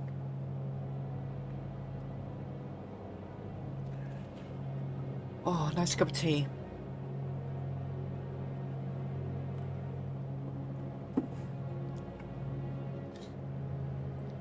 Take care, darling.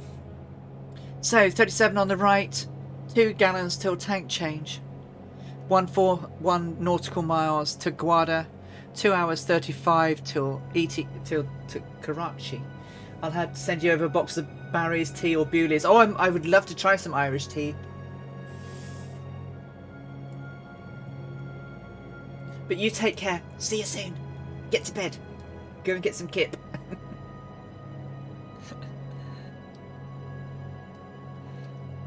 Good night. So everything's all in the green and the blue.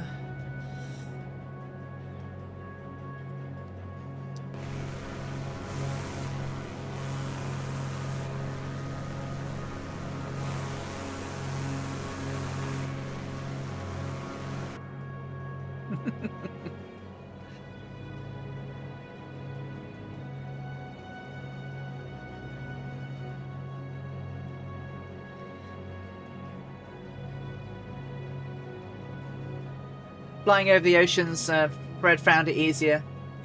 Having been a maritime navigator who was much more used to navigating, he found it incredibly hard across Africa. Lots of Africa back in 1937 had not been mapped. Certainly the North African part that they flew over was pretty much carte blanche.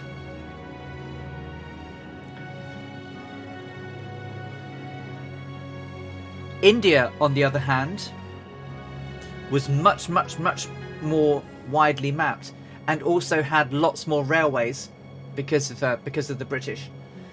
So they were able to use a lot more VFR navigation in India than they currently had been able to for the entire flight from all across Africa. Africa was pretty much just desolation, desert, trails, the odd town.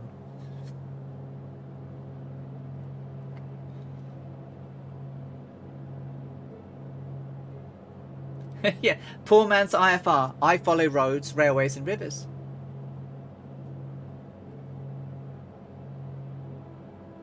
Lots of my visual reference points up here in the northeast. When I was learning to fly, there's Morpeth railway station. That's your turn south visual reference point. There's the Stanhope quarries. They're your...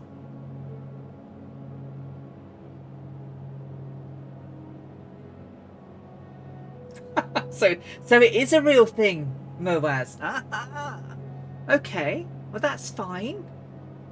So it is a real thing. All right. Well, I don't need to hold a gun to your head now. That's a real thing. But you need a PPL for it. That's fine.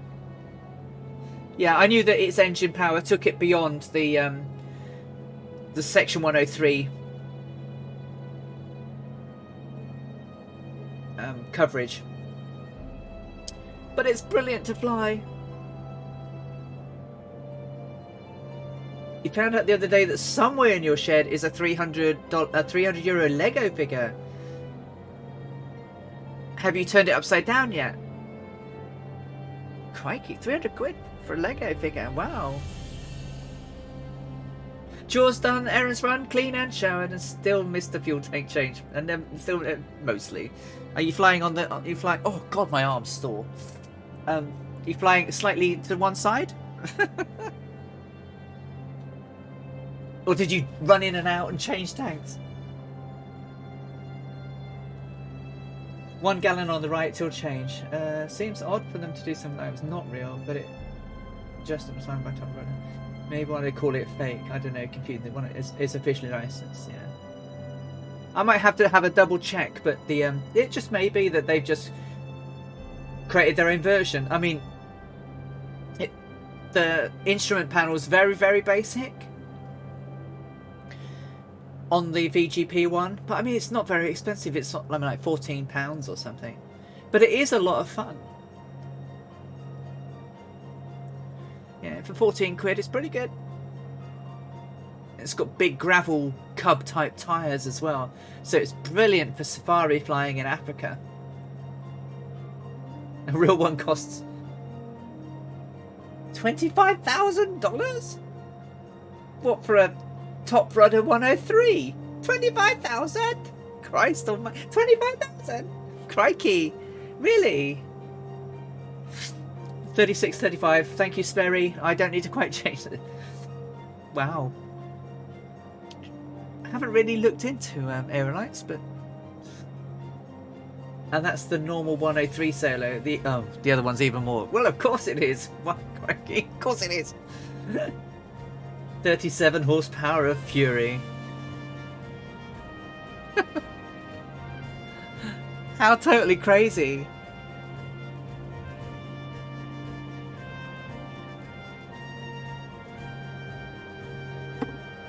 And I don't mind having a drink because Amelia had flasks of hot chocolate, tea, and flasks of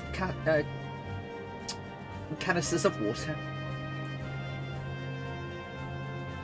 It's my first hot drink since this morning, so... The good old Road Tax 447.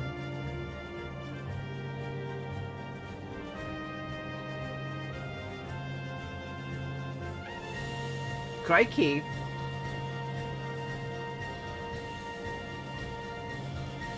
Hey Scott, how you doing? My sim didn't crash, but Windows did. So it was still playing, but it crashed my OBS, crashed my Stream Deck, crashed my sound. No one could see me, but I was still flying. So I'm not counting that as a Microsoft Flight Sim crash. I'm counting that as Windows messing about. No, we're still going. So I've got another 2.5 hours to go yet, Scott. So at least it wasn't Microsoft this time. It was Windows. But I couldn't get it back up and running without having to do it. You take Dendarian. Thank you for hopping in, and I hope to see you again soon. And if you fly the flight let me know how you get on. Take care. So we've got 2 hours 28 minutes. We're about 122.9 nautical miles until we get to Guarda. No worries. You're welcome. We're out over the Gulf of Oman at the moment, Scott. I'm being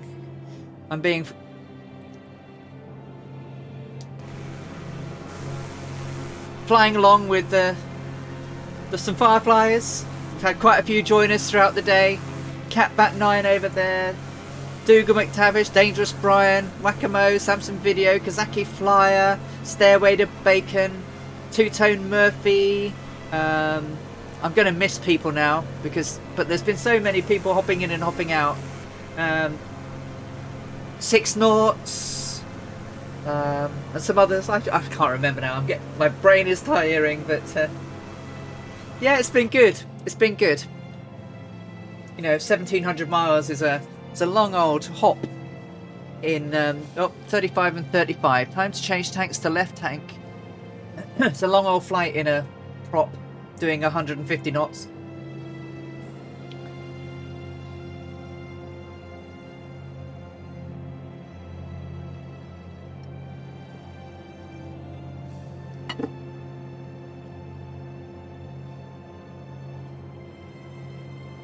I mean, at the moment we're slightly flying into a slight headwind. Really, it's still a crosswind-ish, but it's still. I'm not quite as heavily crabbed as I was, but we're heading into a 20 knots headwind. No, it's not. It's not like 20 miles an hour or anything, but it's still.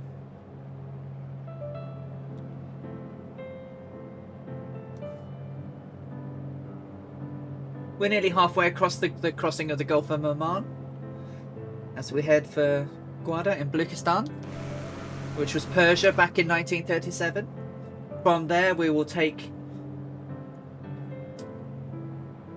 a 93 degrees magnetic course towards Karachi, which was in British India. Later became Pakistan.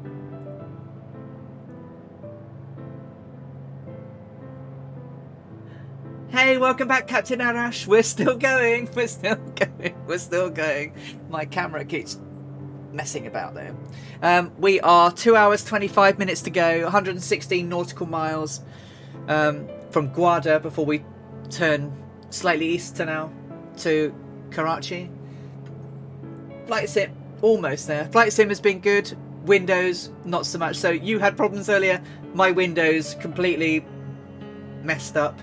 The game carried on playing, but it killed my stream, it killed my OBS, it killed my Stream Deck, my sound. I could hear the sound in game, but I couldn't control my microphones or anything, so in the end I had to reboot it. But Microsoft Flight Sim has been pretty good. She says that, touching everything in sight now. But yeah, just one of those things. Windows is what Windows does, right? Luckily, it was an airport nearby, so I could pick up from there.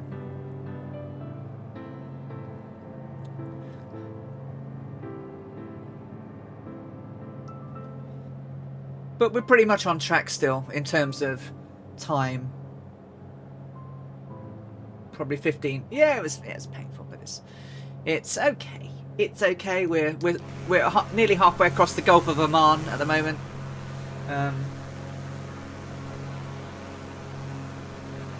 So we're heading up towards Guarda.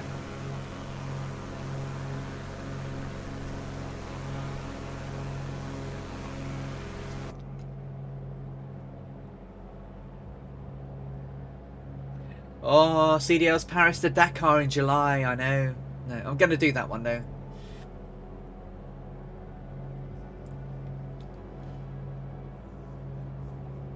I'm going to do the Paris to Dakar.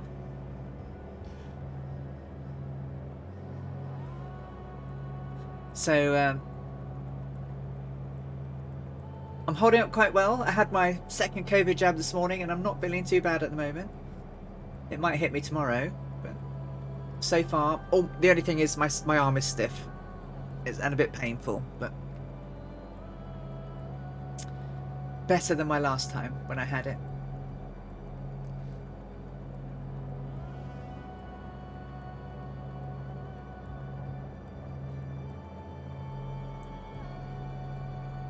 thank you. I got my second shot, yeah, this morning. About 5 to 10. Now starts young. Right now, it absolutely hurts. And the other thing that doesn't help is my bra strap keeps slipping down onto it. But yeah, it's really sore. Very sore, actually. Oh, it really hurts. No, that really hurts. It's right on a nerve.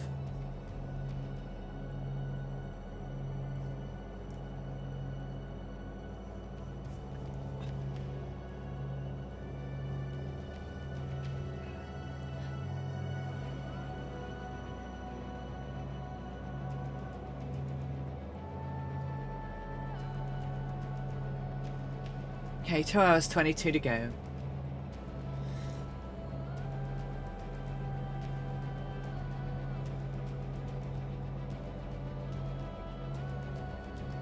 No, I'm good, thank you, Bork. Are you off to bed?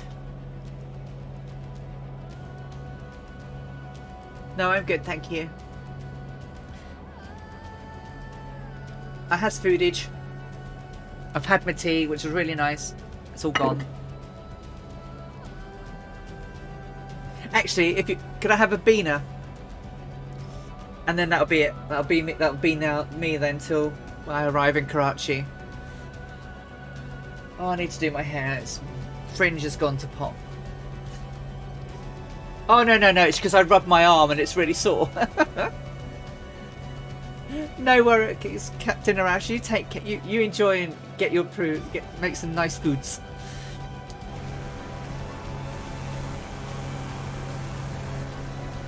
Oh yeah, I do still have a glass. Yeah. Oh, no. No crashing on final. Well, my rudder's giving out. Oh, I can't believe it. Literally, all controls went. Those went me bonk. I was so low over the ground. I couldn't do anything really. But I should get my second lot of TPRs. They should ship this week. Then we'll see if my BIOS update has had any impact on that. Thank you. Thank you. I'm getting my steps in today. You're getting your steps in. You absolutely are.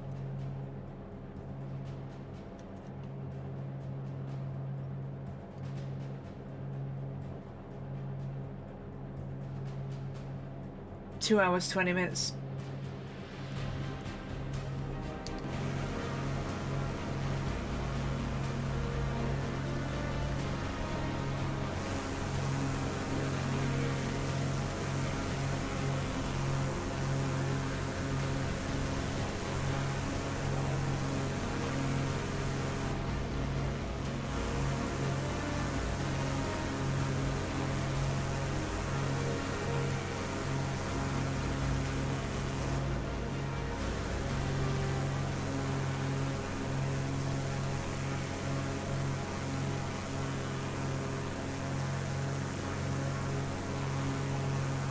Yesterday's carnage was enough.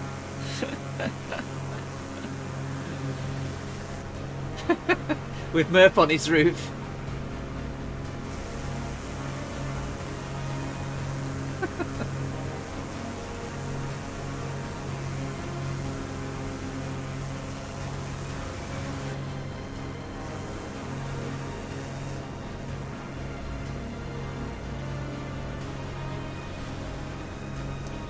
That first airport on the Canary Islands that we had to land at, that was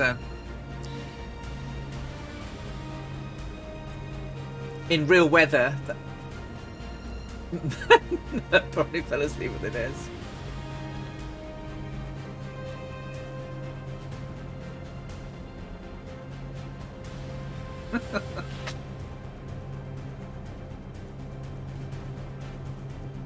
Thank you, darling. Thank you. I won't spill it this time.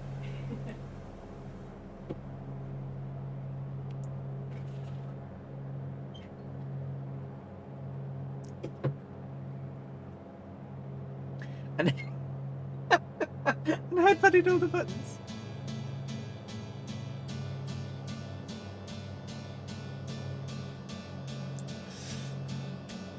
So as we're a couple of miles out from India,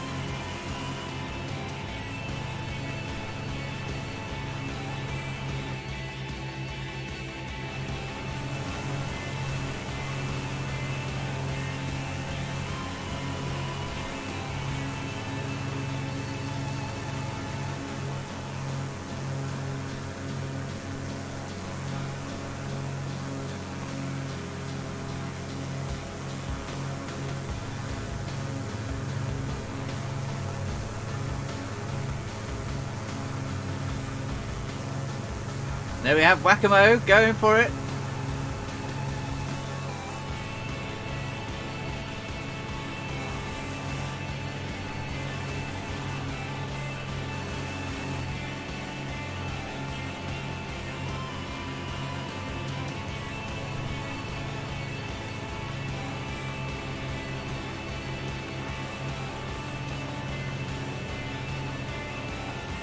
Yum.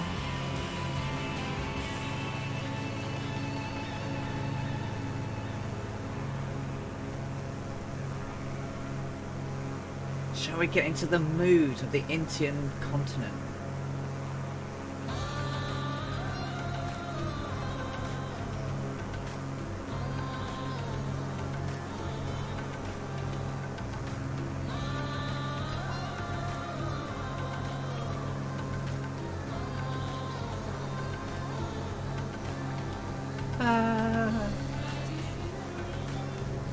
We have to land again, yeah. We have a landing. In about 2 hours, 15 minutes.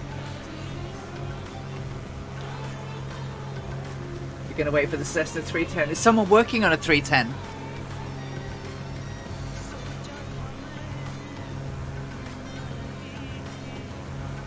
Oh, Milviz. Didn't they do the Corsair?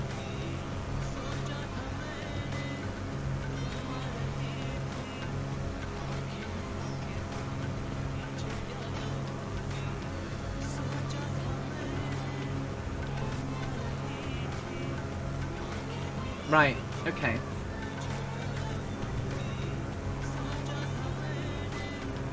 Be quite good. 310 would be nice.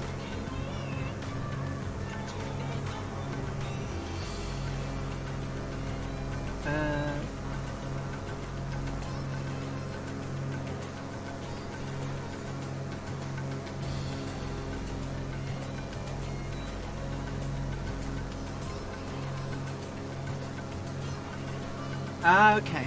Yeah.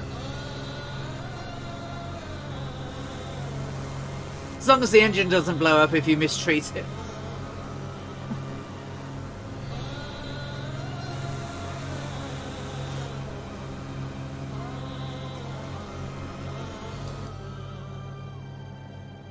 So 3 gallons on the left, change tank in 3 gallons. Ian Lafford, you take care. Thank you for coming along, and we'll see you next time when it's how many days? 15? Have you not? No. I've seen quite a few people blow it on streams.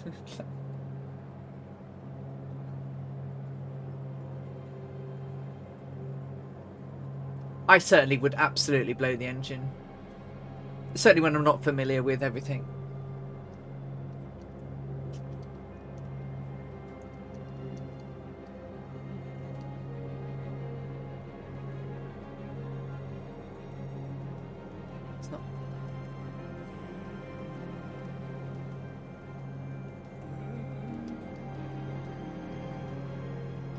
It's not hard to not blow it. Oh, okay. I'm just not very good with warbirds. I think that's my biggest problem.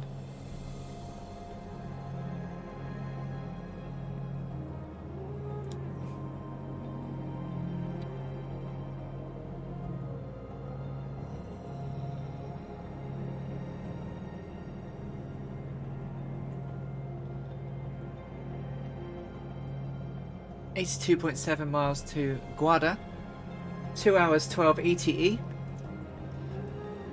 Everything's all in the green and blue. Even my EGT is... Well, I was about to say my EGT's been behaving itself, but now it's trickling.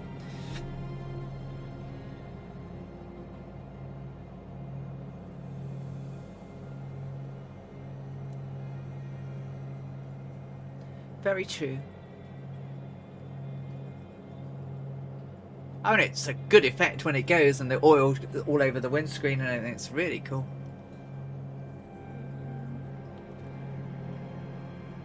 Very cool indeed.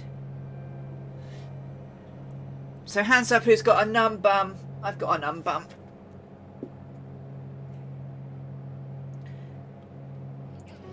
You take care, Scott. See you soon.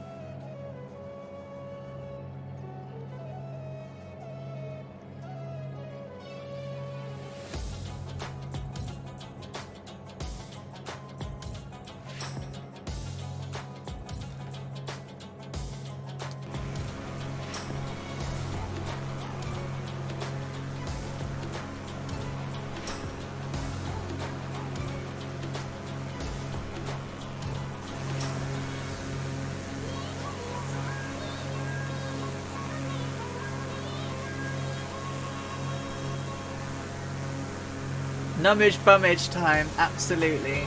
Epic Fool has joined us. Hey Epic Fool, how you doing?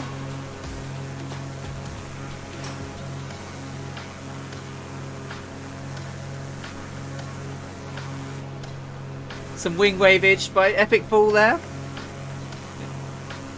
Yum. They're going to join me on my wing.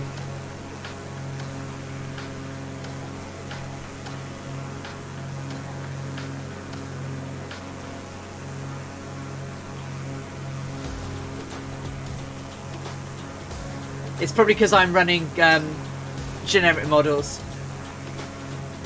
Oh, and there's a Whack-A-Mo zooming past. I'm trying to run everything generic to try and let Microsoft Flight Sim behave on me. And then it was Windows that crapped out on me. I can't believe it.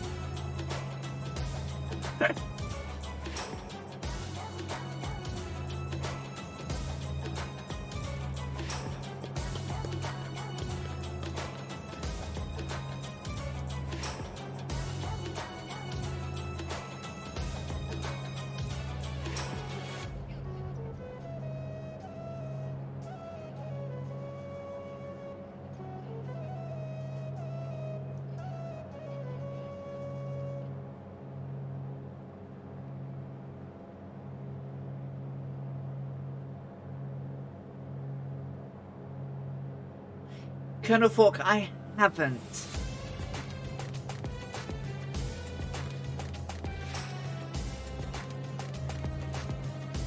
What's the theory behind that working?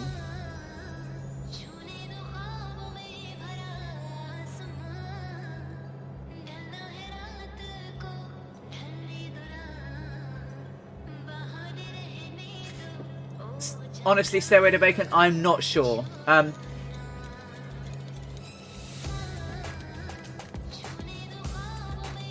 The floof has awoken and is shouting it. Are you trying to get into her bed, Bork? Note that the floof's bed is Bork's bed. Don't know. Why would that? I'll have to have a look at it. But no, I'm not. I've probably got it on priority, to be honest. I don't want to play with it now, but I think it may have done. I'll have a look tomorrow. Whack-A-Mo, I'm glad you love it. Isn't it good, that alpha?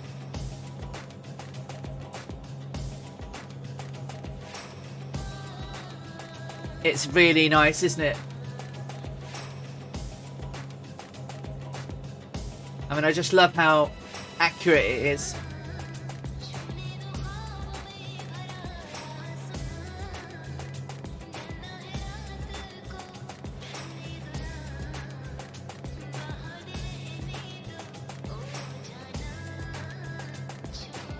I had a temple cat Tonk.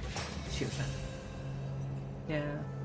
Lana's completely deaf though, so she tends to be a bit loud. But she obviously, I guess she might be able to hear herself, but she can't hear us.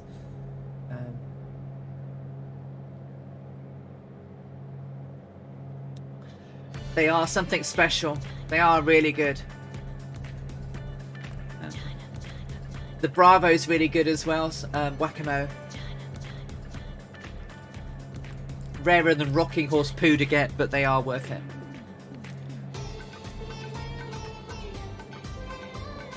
$31 on the left. 1 gallon till change tanks. 67.7 miles to Guarda. 2 hours and 6 minutes to go.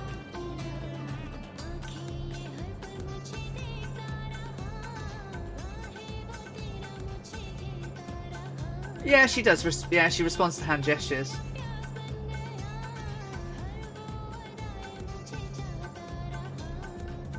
Well, she understands, you know, when you pat the top, she jumps up.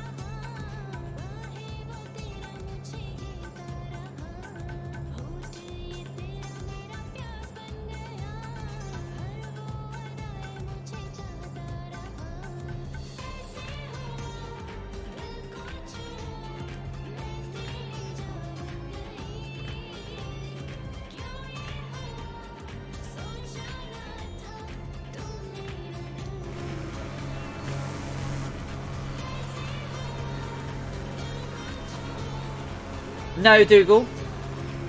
Dougal, no, that's our turning point. So, Amelia aimed for it on the grounds that she might land at it, but carried on. So we're carrying on. We've got, sorry, I got another 2 hours to go. Then we're putting down, well, I'm putting down at Karachi. No, it's, yeah.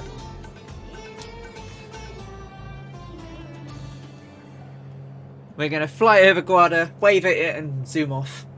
Pretty much. We'll change from a 30-degree magnetic track to a 93 and see it goodbye.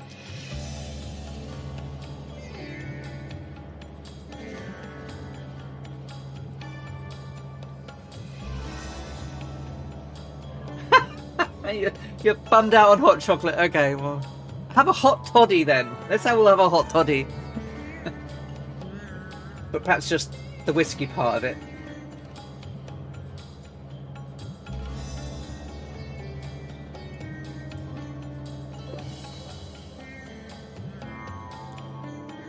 Except I'm on Ribena.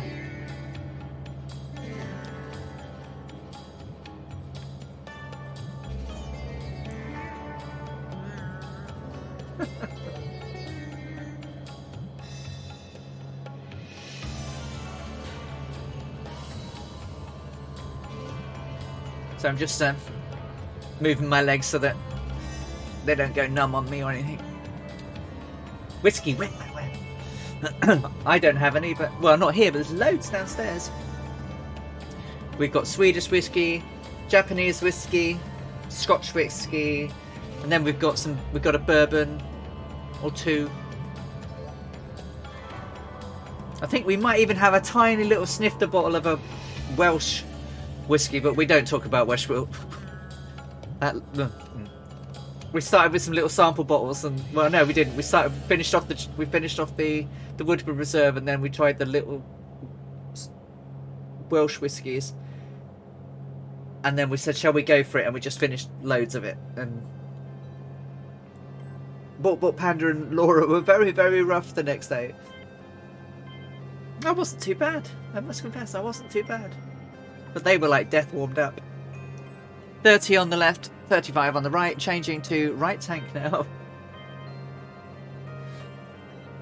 I would have looped back to join you all, but I'm testing back fuel management of this leg. I think I can make it by substituting 200 cargoes for 33 gallons of fuel. Oh, very nice. No worries.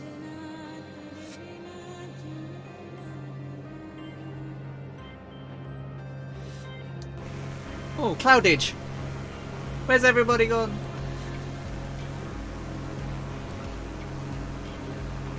Yep.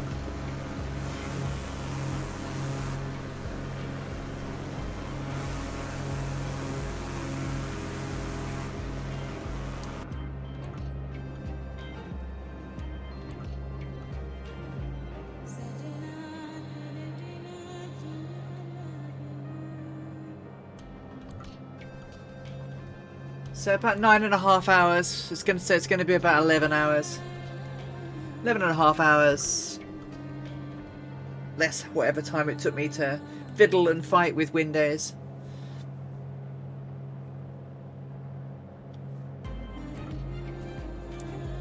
I think Amelia did the flight in 13 hours. Toss the co-pilot. Poor Fred! You can't throw Fred!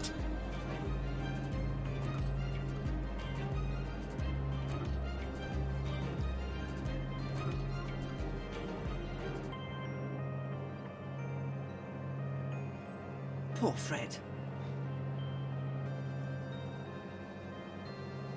We have an evil, evil Bork. Oh, Goblin, you take care. Thank you so much for flying as much as you did and for being around with us. You take care, and I will see you soon. The longest delay you've ever done. Well, in Microsoft Flight Sim. Well, I'm glad you enjoyed it. You take care.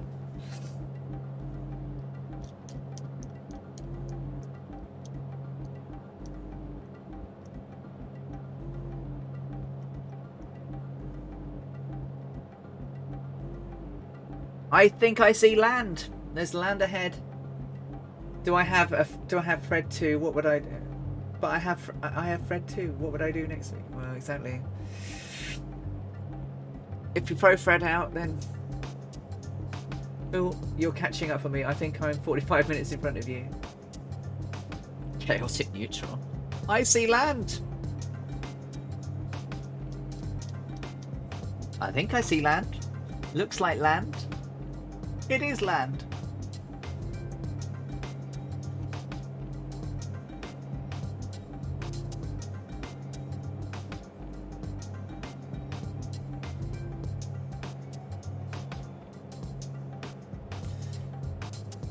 So Jawani Airport is over here on this part here.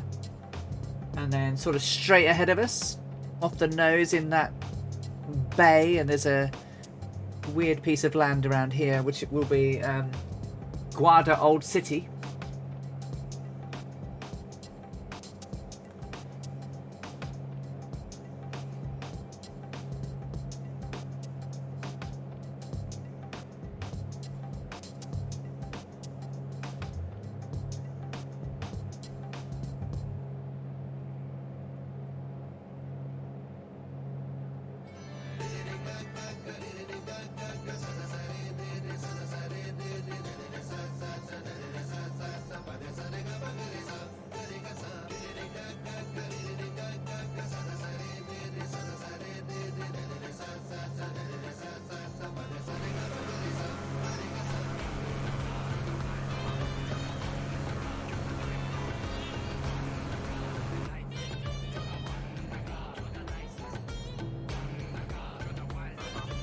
Land ho!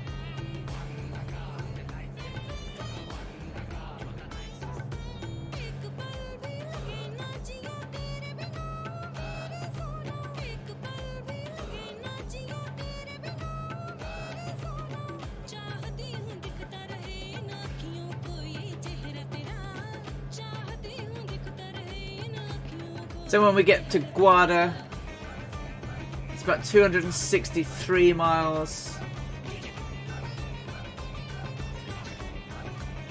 to top of descent, then 25 miles into Karachi.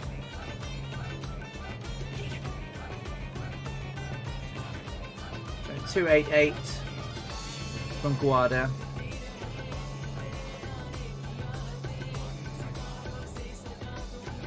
$34 on the right, $30 on the left.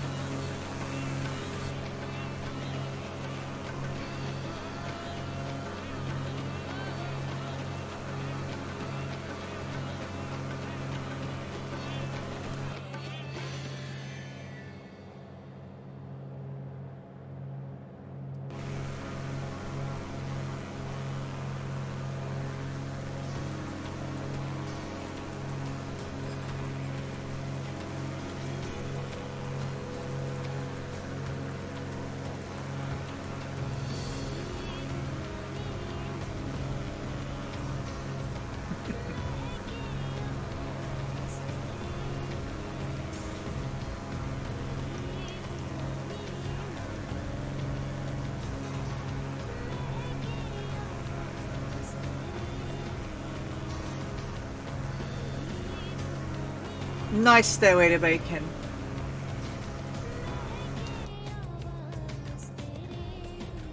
I mean, I could probably burn less, but don't really want to change my speed right now. Pretty much on the money.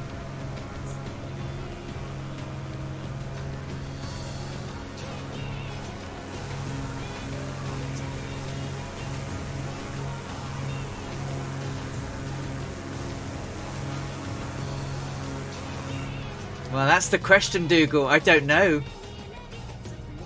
The long old flight. Got nearly 5 hours of fuel and 2 hours to go.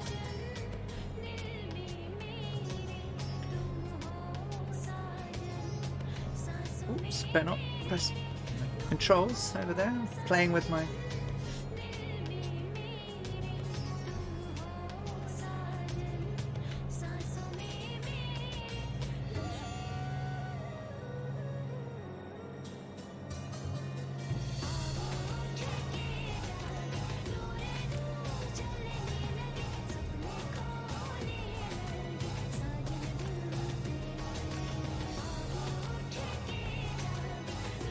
That's that odd piece of land out there. It's part of Guarda Old City. Guarda's to the north of that a little bit. Just up our nose. Nice.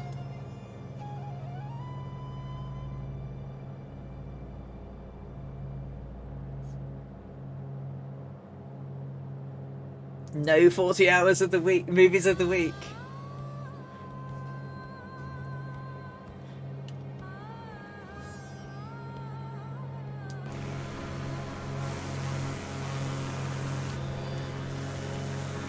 Oh, Captain Chat Lyle's with us. Hello. Whack-a-mole. I don't think Dodger... I don't know if Dodger Q8's with us, but if you are, hello. Oh, we've got HCBR 1100 behind us. The fearless leader of the Thunderflies. Whack-a-mole, Dodger Q8, Captain Chat Lyle, Dougal McTavish, Stairway to Bacon, Samson Video, Dangerous Brian, Roger RRC, and Dougal McTavish.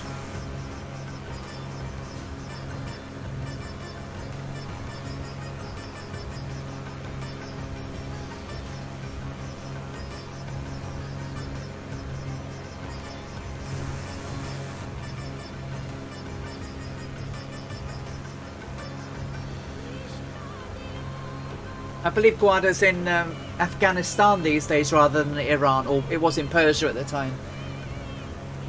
Well, I think it's Afghanistan now. I could be wrong.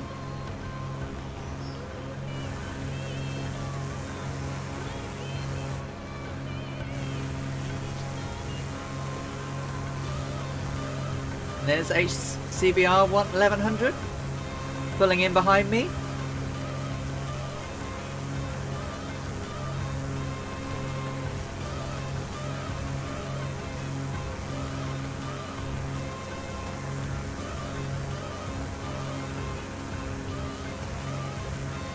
That's really good, Kazaki. It's really quite a nice, efficient aircraft, isn't it?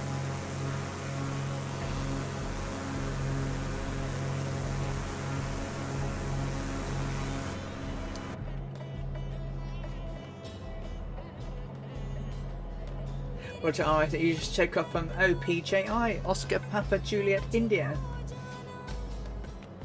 OPJI. Ah, Giovanni.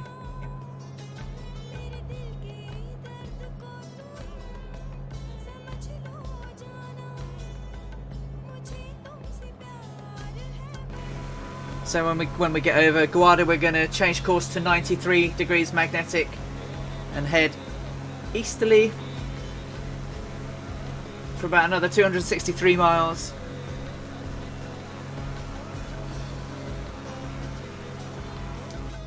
And then we can descend all the way down into Karachi, where we'll land 07 left with a bit of a crosswind. Don't really have any choice.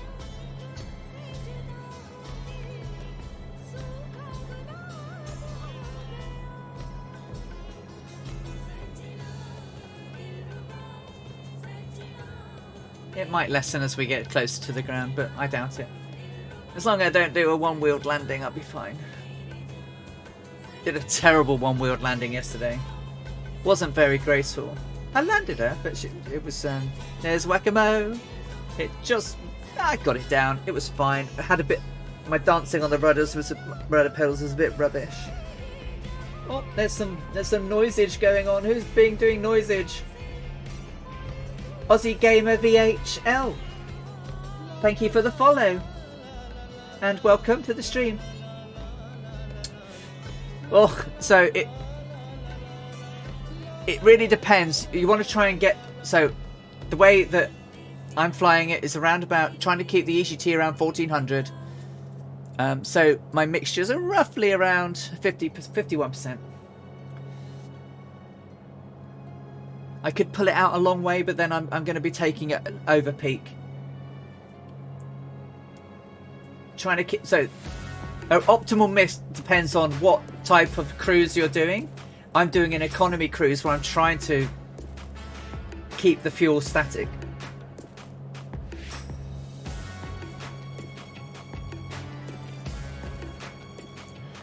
Where I keep a speed around 150 knots, because that's really what the Electra was doing. So if you really want to see it, you pull down the chart here, and you can check all your different altitudes, your fuel flows, your economies, and then basically all of your RPMs and manifold pressures, and they all change depending on how high and how fast you're going in terms of RPM speed. Oh no, Brian! No! Oh, and there's Epic Fall as well.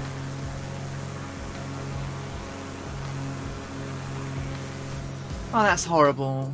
I'm sorry you have a CTD, mate. Especially after all these hours of flying with us. So we are an hour and 49 from our destination of our 10.5-hour flight. No worries, Murphy. I had a bit of a Windows issue. So my game was still flying and everything, but no one could see me, and Twitch died and OBS died and had to give it a boot.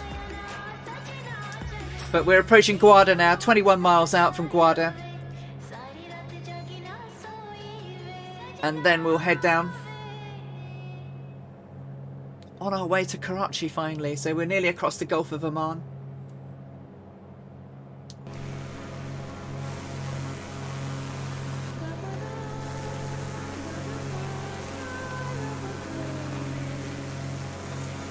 Get to the chopper.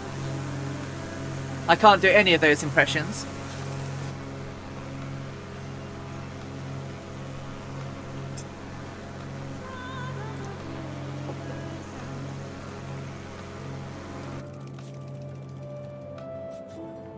Yeah, it is.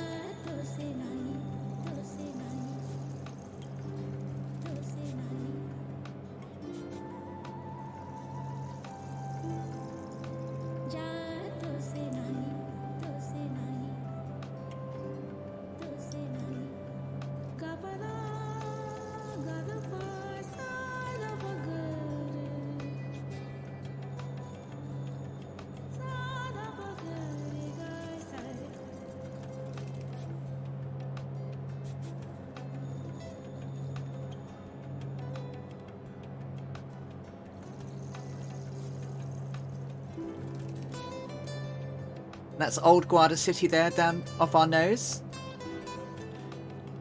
To our 1 o'clock.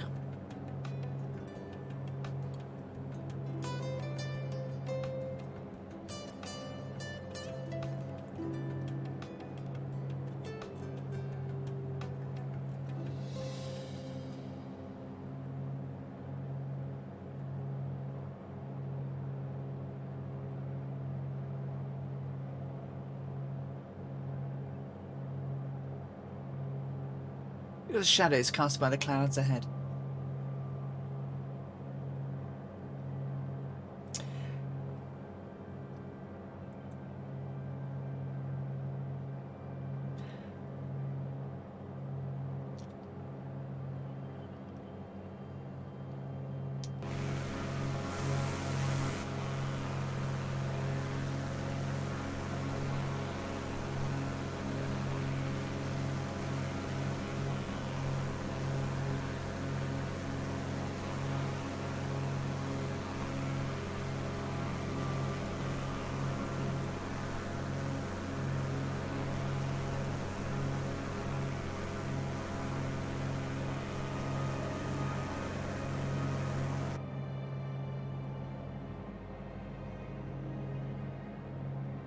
not quite lolly. So it's the end of the sea for a bit, but we just turn, we do a right turn across the rest of the sea.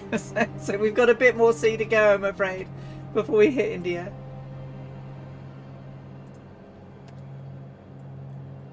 We actually have quite a lot of sea. We have about 263 miles of sea still, but we see a little bit of the coast. We're a little bit closer to the shore than we have been for a while. So I wish it was no more sea, but we have a lot of sea. So we'll be going that way out to sea, following, we'll cross over here, follow the land for a little bit, and then out over the sea. Oh yeah, check tanks. Where are we doing? 30 and 31. Very nicely done, Sperry. I've got 1 gallon till change tanks.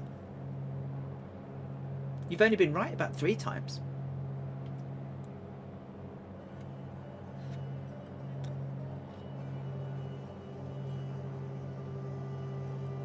So I should be tracking. 93 magnetic. Yeah.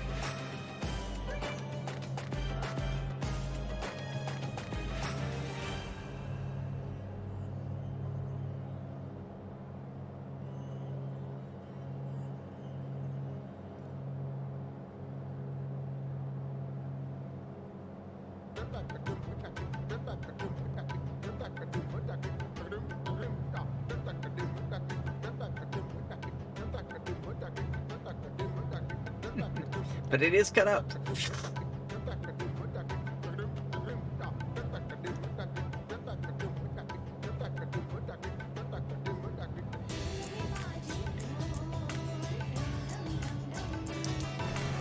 So here we go, got some land. And there's Guarda below us.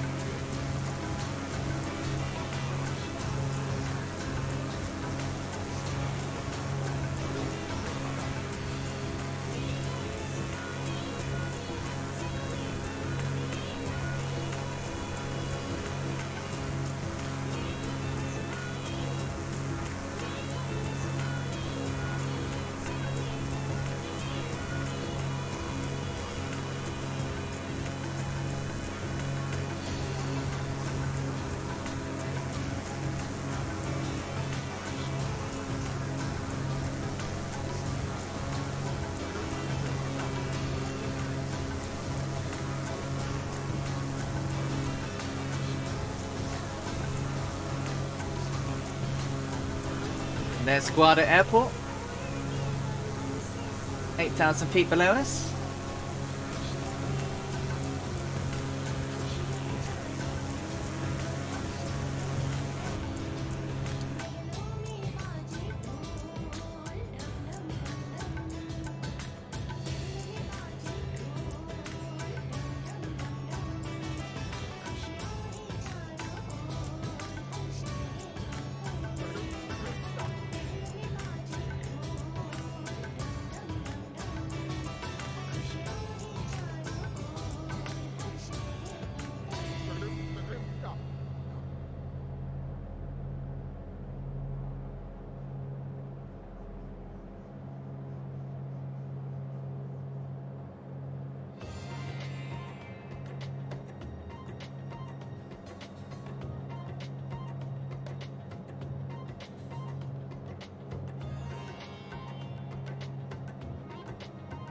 So 262.4 to top of descent, although I might do it down about 20 before that.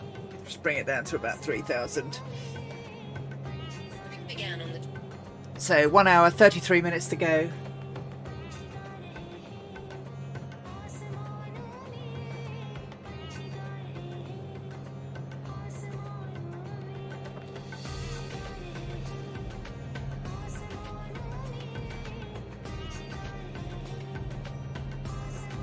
It's funny how I anticipate a course change. Yep.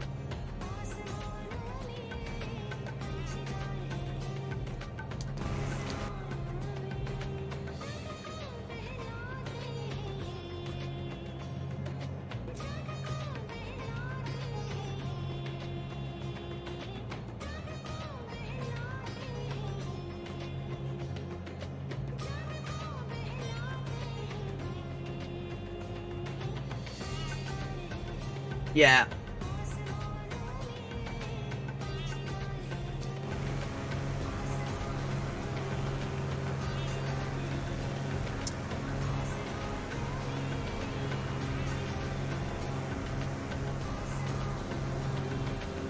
I don't know. It's not. Yeah, you know, it's like, well, I'm there now, so we're pretty much making. We're in the last sort of leg of the flight, really.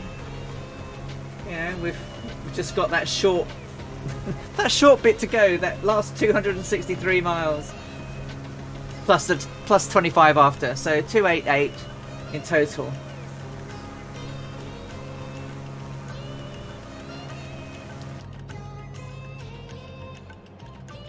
What are you doing? What are we doing? Autopilot, you're misbehaving. Let's get you back into some semblance of order. You naughty thing. Whoa! HTPR flying across in front of me. Thunder flies, I'll go. Okay, let's check my AGTs. Try and get them back into slightly, roughly 1400, please. Come on. Come on. You know you want to. Oh. So 30 on the right, 30 on the left, changing to left tank now. Just going to webcam off me for the moment, climb over the back, and be right back.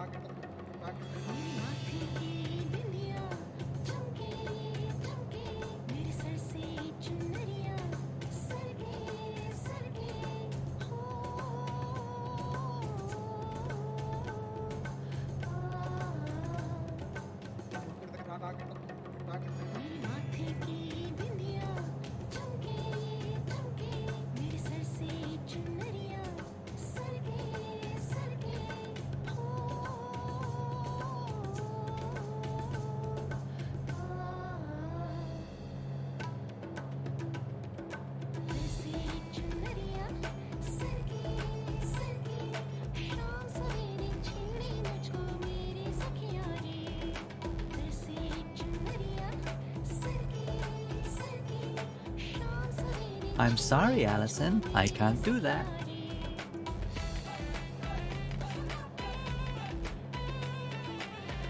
It's behaving now. Sort of. Oh, it's behaving.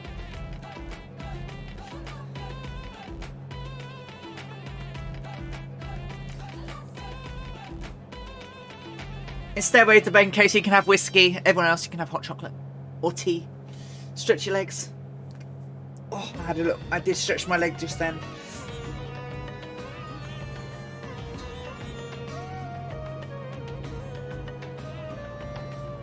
We did. If I remember rightly, Catbat, this is when I tried to turn off generic models and immediately crashed.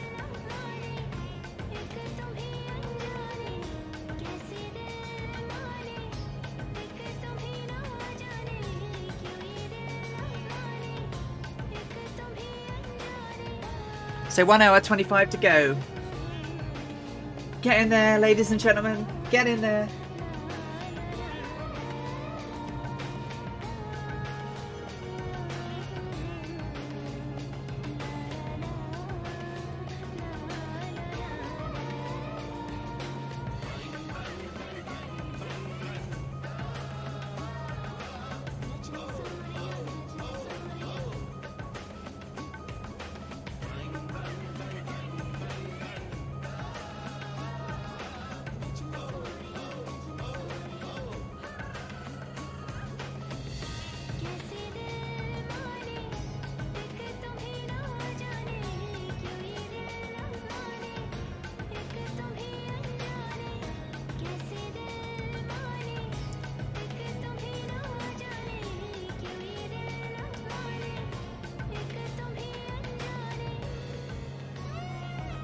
Oh my god, have I not got my time right? What time have you guys got?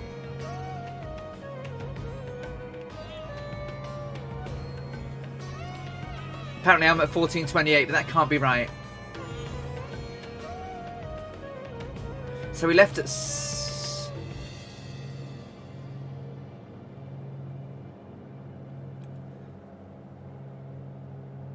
18:12. So no, that's so how many hours are we out? An hour.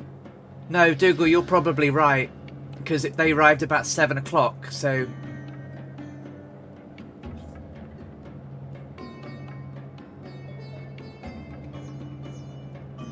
we've got an hour and 23, and they arrived at 7. So I'm going to go for about 1800.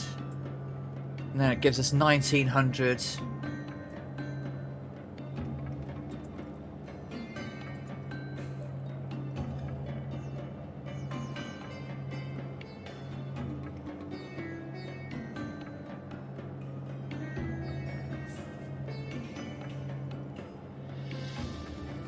It's probably when I reset, I'd got it wrong. Colonel thought your stream's going to be great, mate. Your long trip across America is really, really cool. Really, really cool. Here's what I found. Especially as you're doing it all with VOR and everything. It's going to be brilliant. And I will be there. I will be there to fly with you.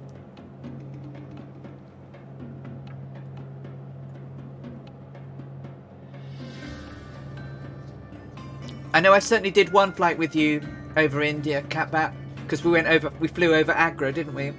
To see the Taj Mahal.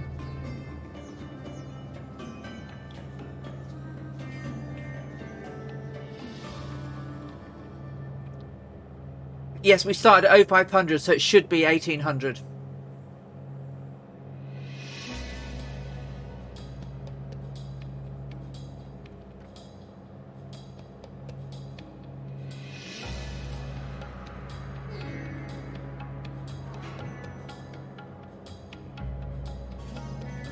Because they arrived at about 7, so... Oh, fantastic. Finally arriving in California. Great stuff.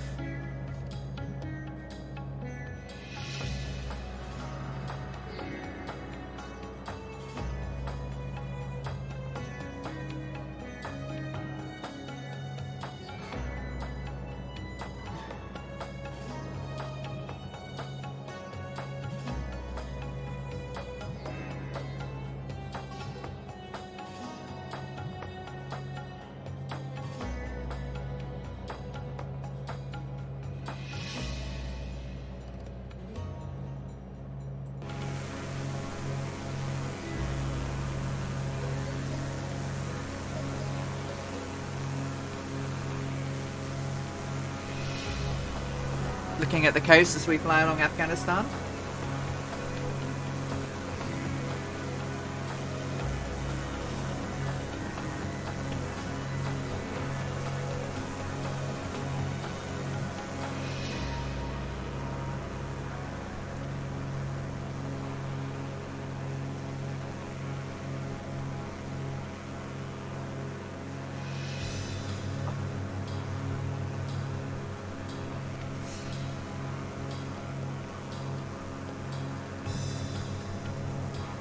Epic Fool, you take care. We'll see you soon. We did have some thunderflies, yeah. We had Epic Fool and HCBR.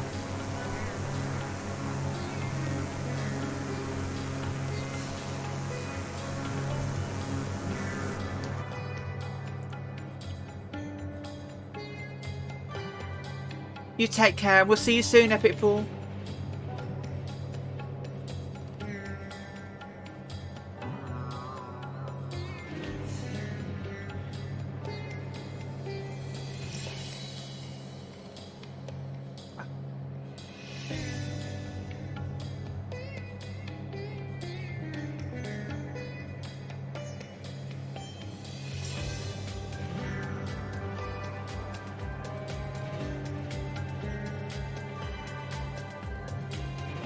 Yeah, if you want, we can go back. That's right, we did the Vordiemi approach into VECC, which, you know, is our destination for next week's flight. Welcome back, Kaisro. We're flying along the coast of Afghanistan now.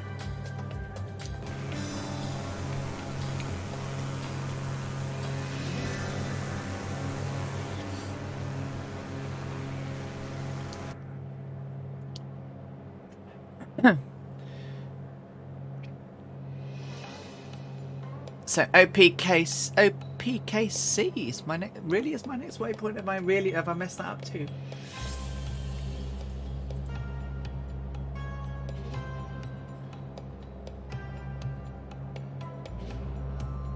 Yeah, pretty much.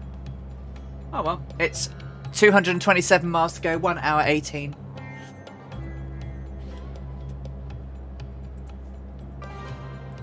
Yeah, we've made some progress. We crossed the Gulf of Oman. And we're now heading towards Karachi. Which I know we've been doing all the time, but we're now heading directly at it. Still got Fireflies with us. Dangerous Brian's joined us back.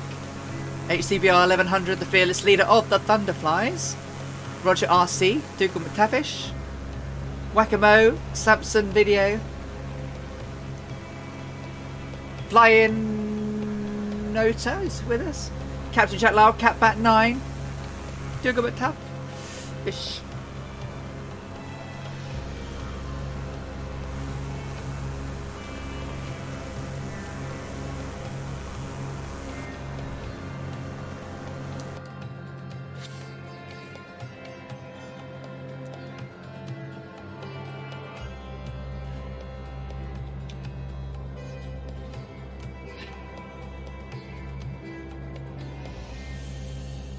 About 4.25 hours of fuel. There's a very big cloud ahead. Yeah, I could be good and avoid it, but I'm not. I'm gonna plow right on through.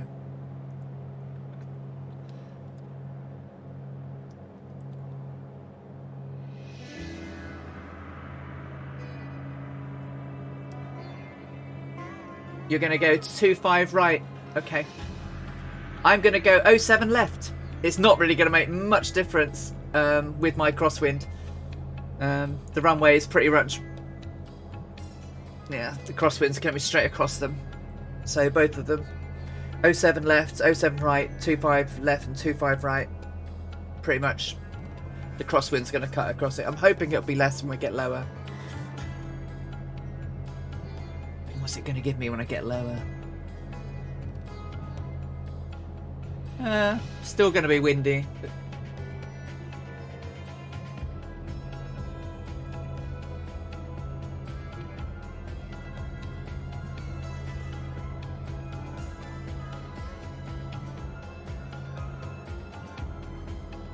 oh, yes, true, yeah. I'm going to go visual approach, of course. So.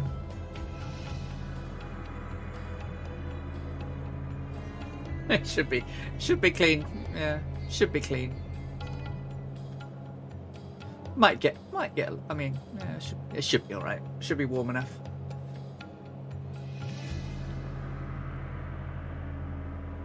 You have a tailwind heading 090. Yeah, I've got a crosswind coming from crosswind coming from 353 degrees. So, as you can see by my tail kicking out at the back, shouldn't be too bad. Famous last words, right? It shouldn't be too bad. What's the worst that can happen? Crunch.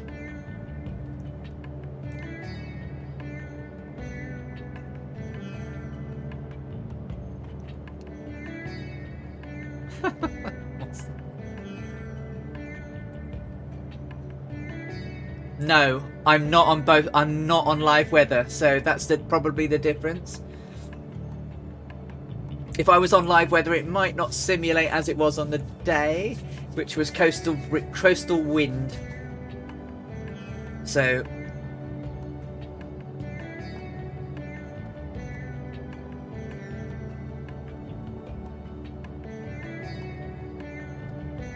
here, hold my beer. I'm gonna try something. Screech! Screech!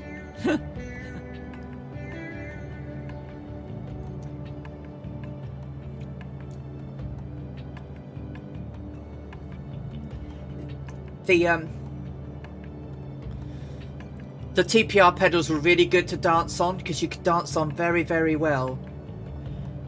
But these my Cytex are a little bit clunky. They're not quite as accurate. So when I try to rudder dance, I'm a little bit clumsy with them. My other wingman is back. Dangerous Brian is back with us. Out there on my right wing. And we've got Dougal McTavish on my left wing. And we've got HCBR right behind me at my 6.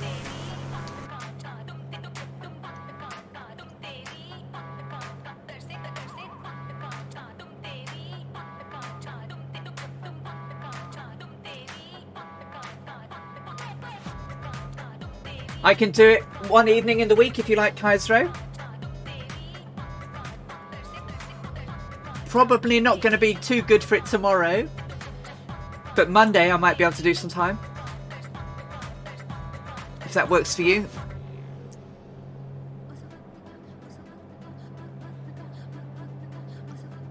This is a two-tone song, yeah.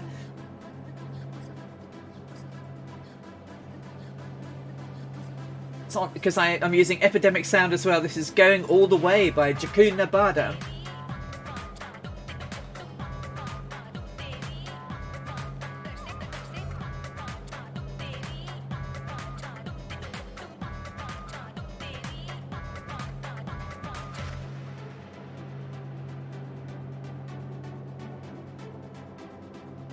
So yeah, all the music provided on the stream. That Terry gets around, he certainly does.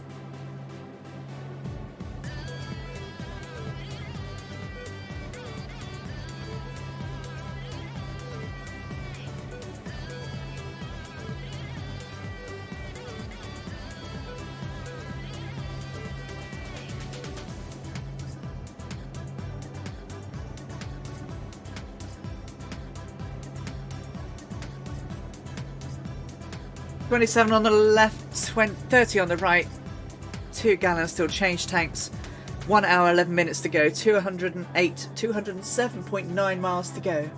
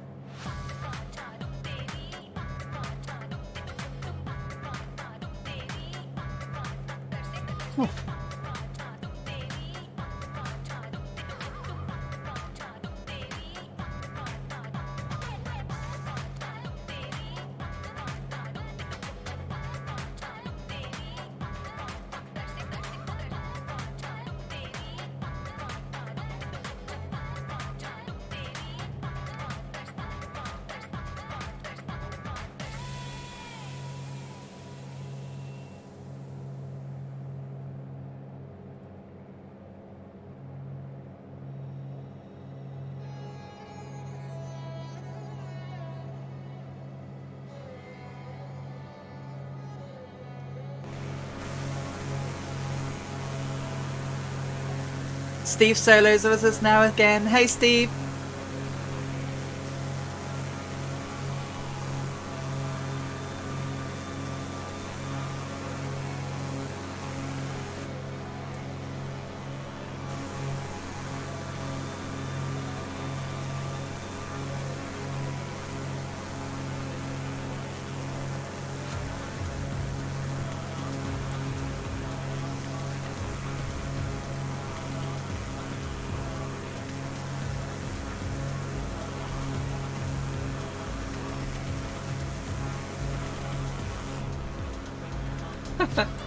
You finally found the song and epic them it sounds, yeah. Hey.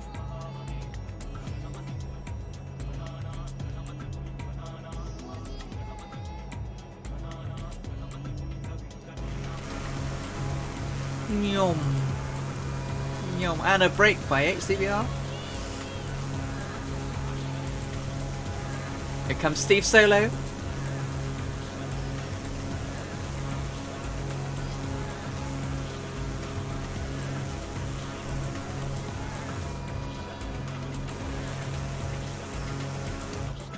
Right, so 26 on the left, getting ready to change.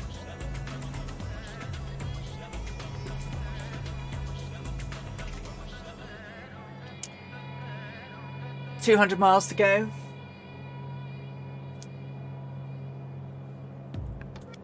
I do have a slightly numbage bummage, I must confess.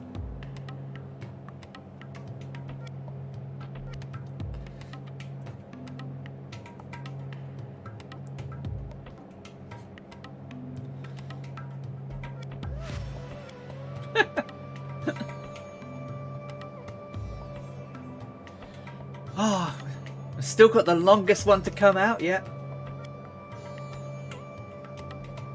Nice one, Kazaki. Still got that 2,555 mile monster ahead of us. As we go through Indonesia, there are lots of little shorter hops. So I shall probably join some of those together, but not to make huge long streams, but just to try and fill out a 3-hour one.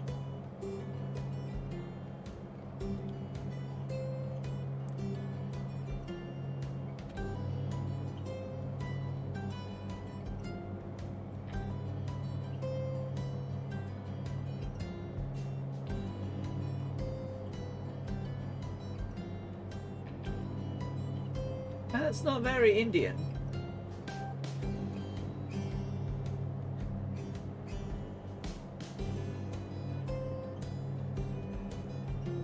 That's not a very Indian piece of music. Epidemic sound.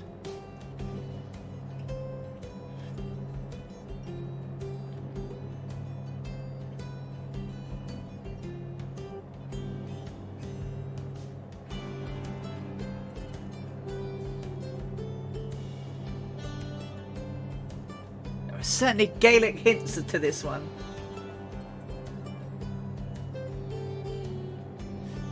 It's a beautiful time to fly with the an inverted HCBR.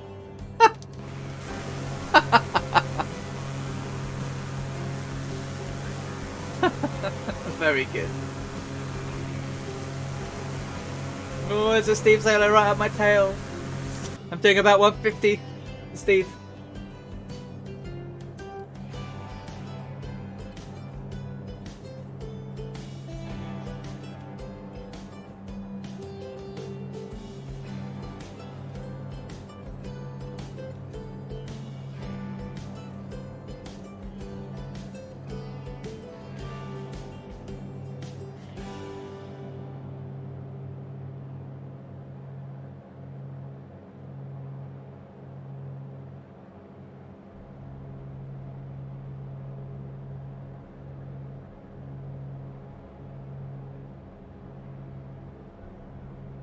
.9 miles, 1 hour 5 minutes, and it's time to change tanks.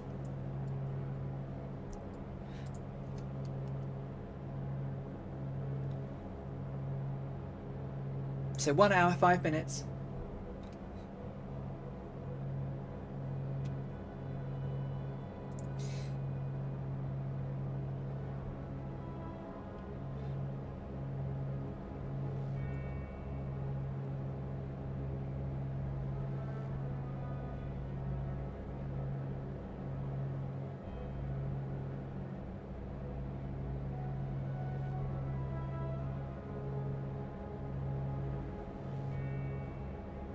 So, because low-wing aircrafts, Kaisro, have their fuels in the wings, if you empty the fuel in one wing first, you're going to be unlevel. You'll end up flying. You'll be uncoordinated flight is what you'll end up in. So the idea being is that you're changing tanks to try and keep the fuel as even as possible. If you're flying an aircraft like the Cessna, a high wing aircraft, they don't need to. So balancing the weight, absolutely right. Yeah.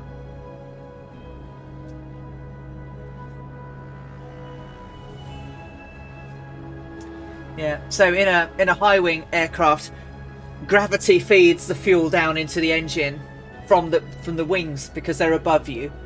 But in a low wing aircraft, you're against gravity, so you've got to push get the fuel into the engine. You're very welcome. You're very welcome. When I first flew a Piper and had to keep changing the tanks, it was quite a first for me.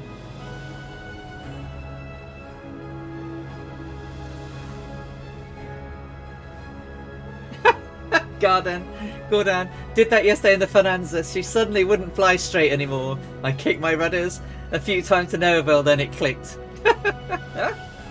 Yeah, we've all done it. Why is my low wing flying on the tilt? Yeah, it's because it's all the weight is on the wing with the fuel in.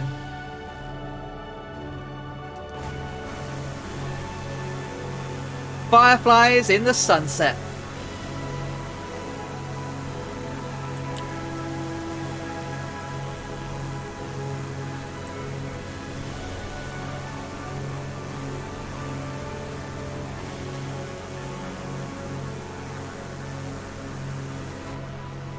What's my Barrow doing? What is my Barrow doing? 3001 or 30.01 doesn't really have changed very much. Oh, you bought the F-15. It's improved a lot, that.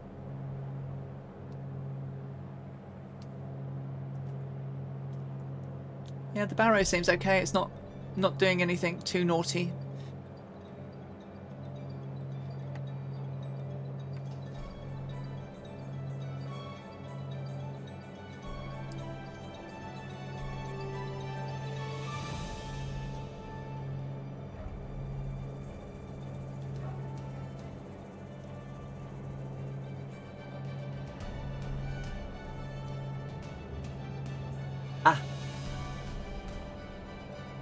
Hey Viper Strike, congratulations on winning the Ailerons into the Wind inaugural landing challenge.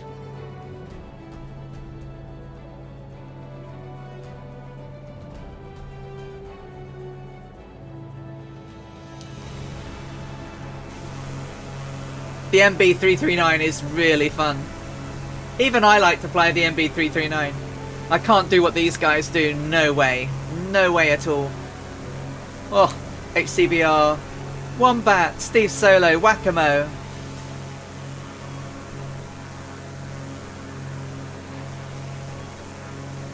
Yeah, she's doing a 10-hour flight, yeah. Flying along the coast of Afghanistan now on our way to Karachi.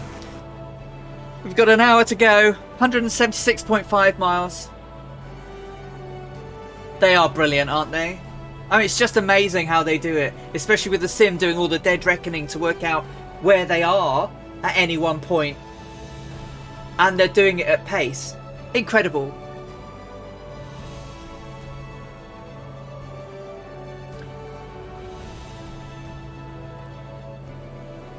Absolutely incredible.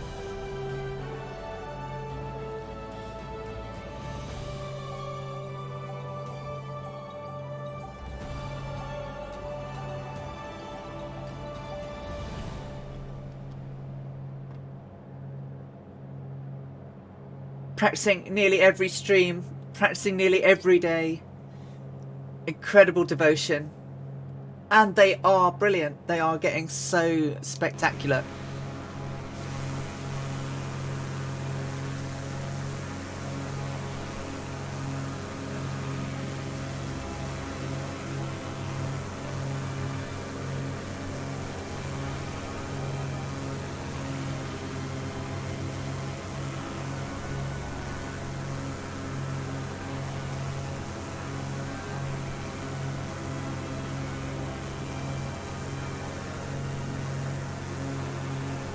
Cashews. Definitely cashews. Can't beat a cashew. Almonds are nice, but cashews are chunky goodness. Especially if they're jumbo ones.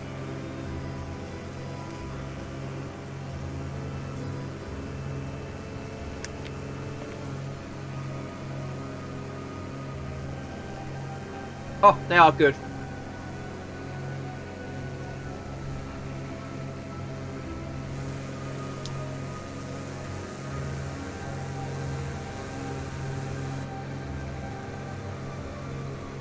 For ease of eating, cashews. I quite like pistachios though. But they make a mess when you have to shell them. But they make delicious ice cream. I'm still into cashews, but pistachios are awesome.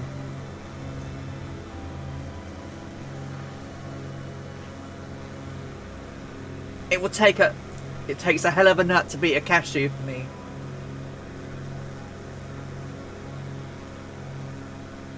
I didn't know it was a member of the cashew family. I mean, they look quite different, don't they? And they taste quite different. How am I doing? 25 and 28. 3 till change tanks. Look at the colours coming in from behind us.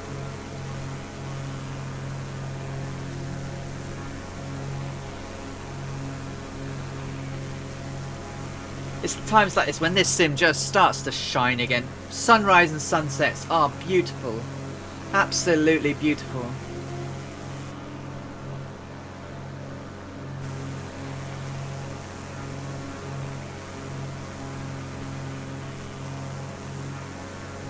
So what's your favourite nut then, Colonel Fork?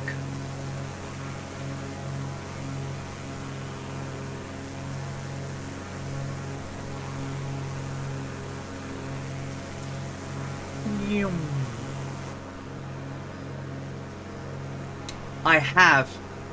Cashews and dried cranberries are delicious. I'm currently eating them with raisins, but dried cranberries. Oh.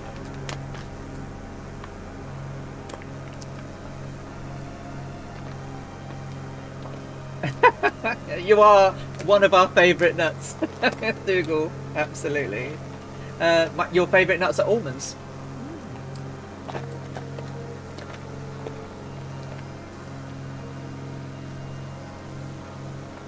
So Roger RC, I'm slightly different to everyone because I'm trying to do it. She had no thunder and lightning on her flight. I'm running Weather Preset Pro coastal winds.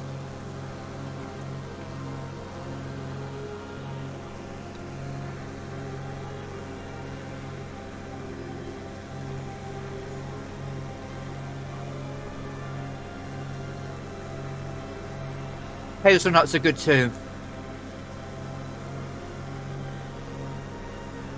They still don't beat they don't beat cashew nuts, but they're pretty good. Hazelnuts.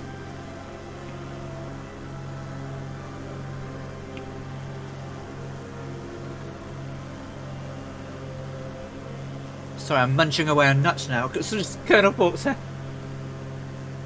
I saw you behind us, Fiver Strike. Welcome.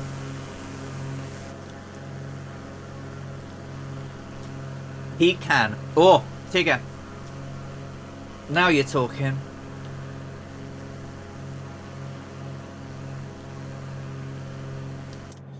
It's winds along the coast, Catbat. I didn't pick it, I just went with it. I said I'll pick coastal winds and take what it gives me. So I've got winds coming off of the shore. That's funny, absolutely. It's like, you'd expect it to be coming the other way, but hey ho.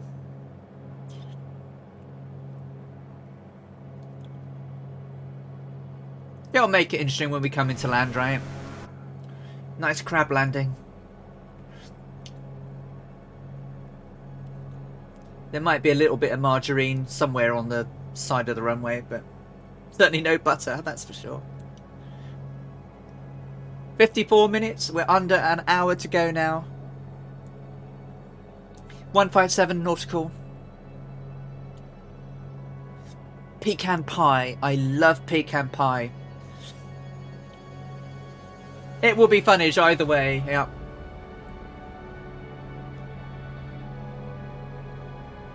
We'll certainly need to, always be cleaning when we get to the end. Need to clean the aircraft so we will be covered in muck, covered in bugs.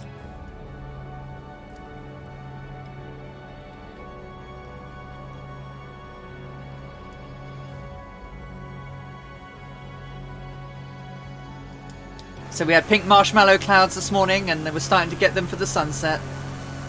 Seeing the guys flying out of the God rays. And from a crescent moon, I guess it's still a crescent moon, but we're seeing the moon from a slightly different crescent from this side. It was very much a north crescent earlier.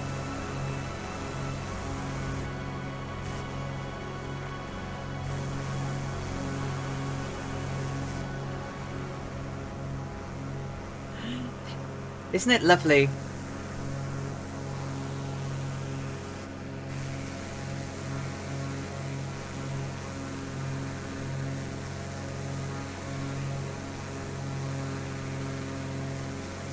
Under an hour till Karachi. What's that piece of land called? What's the bit of land down there? So that's near Ormara. So there's an airport to the left. Oscar. Brain's gone.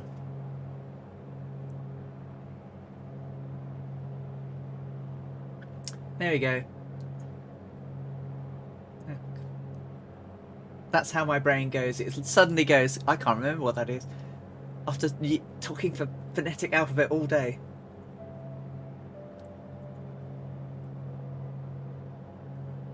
APOR. Anyway, there we go. Papa. God, my brain, I tell you, after 10 hours of flying, it's like, ah, that's total mush.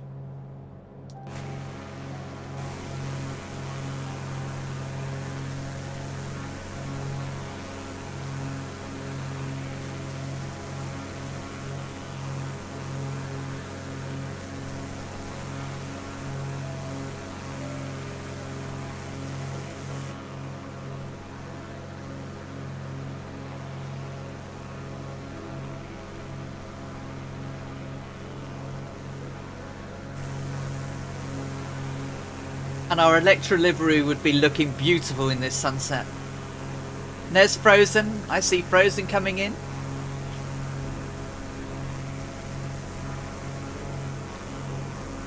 Welcome, Frozen.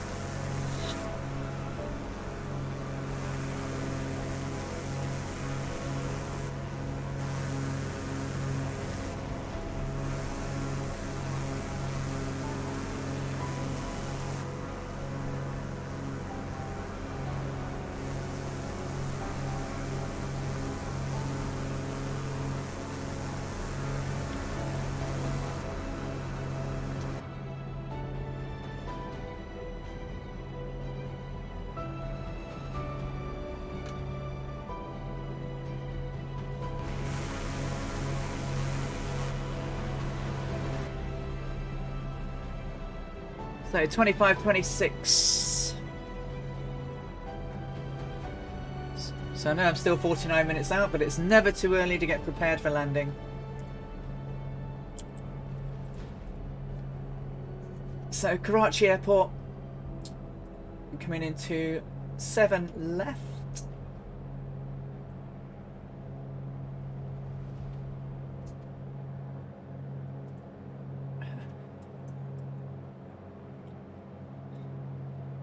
So airport elevation is 100 feet, but the runway elevation is 77.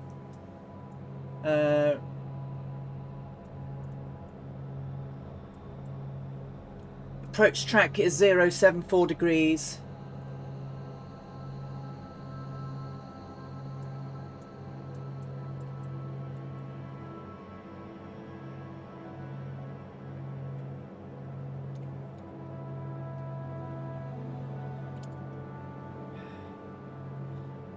So get down to course track.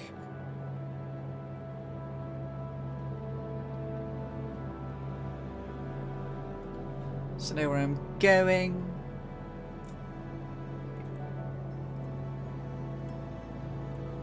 $25, $26, 1 gallon till change tanks.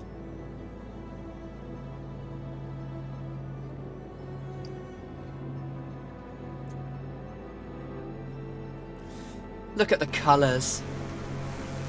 Stars start to see the stars in the sky. Sun's starting to set over the horizon.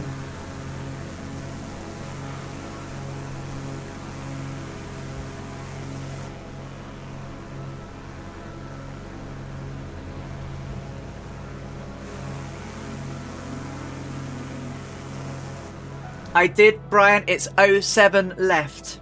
Runway is 07 left. It's a crosswind, however we do it. There is an ILS on 25 if you wanted to do that. I'm going to do a visual approach. Just so I can mess it up. So OPKC, expect straight in, runway 0 left. But if you want to go 25, there is an ILS on 25, left and right. I mean, technically, you could do an 07 with an ILS approach using a reverse or a back course, which basically just mirrors the ILS. It's not quite as accurate, but you can do it.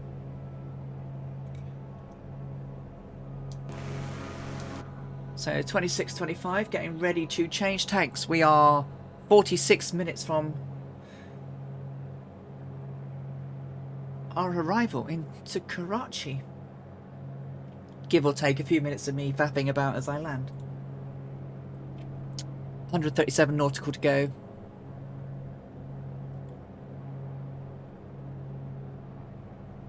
Been a long day and a bit. Now we're into Sunday.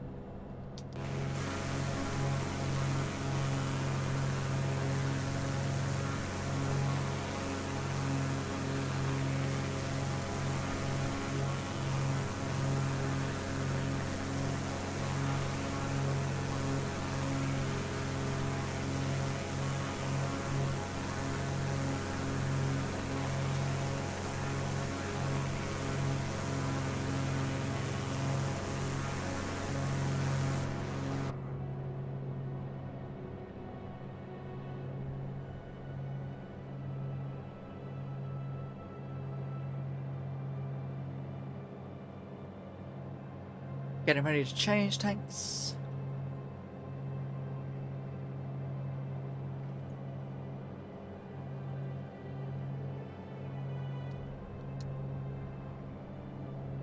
$25 and $25, changing tanks now to left tank. Down and clear, 28 bit per minute, 71 gallons of unused fuel aboard. Well done, Kazaki, that's brilliant.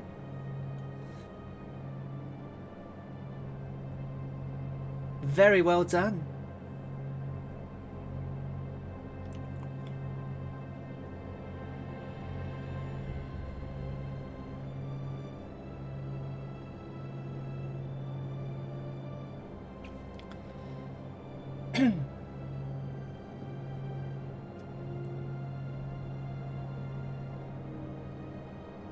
Closing in now, ladies and gentlemen. Closing in.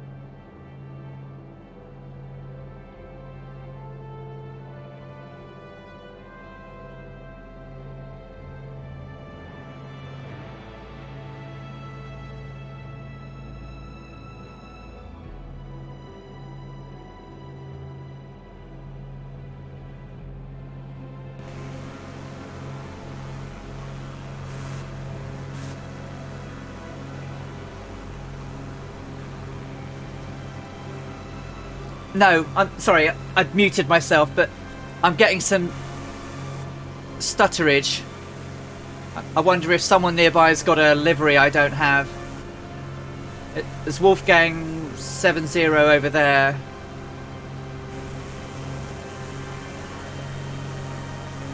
Oh, Jardvat, I see Jardvat. Jardvat, you're flashing in and out. Jardvat, what livery do you have?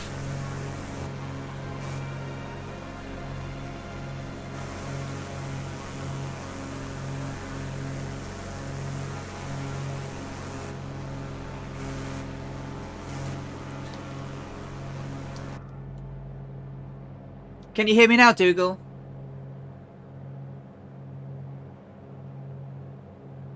Hello?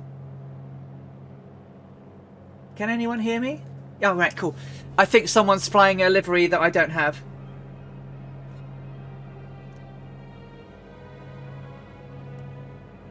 Because I'm getting stutterage.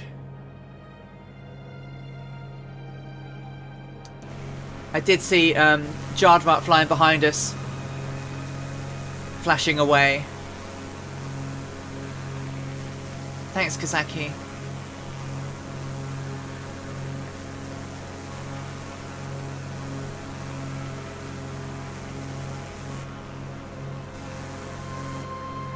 Some stuttering going on. Hopefully it won't be too bad for my landing.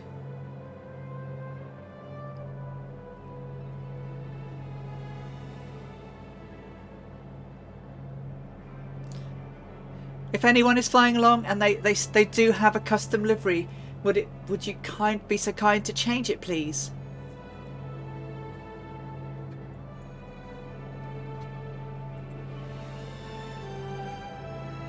Just because it causes awful stuttering for us.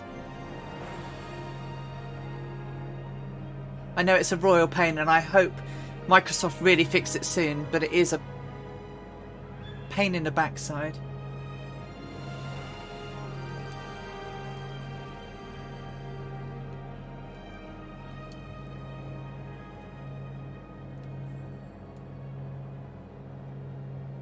I will do, Johnny Ardvar. I'm sorry to have asked. It's just that what we saw was you flashing. Your name was flashing, which meant something was No, I have the MB339 as well, but I don't understand why that might be. Okay, Samson Video. Good luck.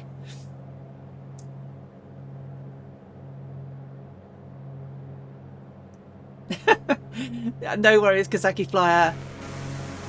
I mean, it could quite possibly be Wolfgang out there. I mean, it's fine at the moment again. It's I'm back to normal. It's really weird, but as I saw, basically what happens, you can't see the aircraft, but you literally, the nameplate flashes, and that's all you can see. They do need to yeah, there was a Windows update recently, but they haven't. There's not everyone's got it.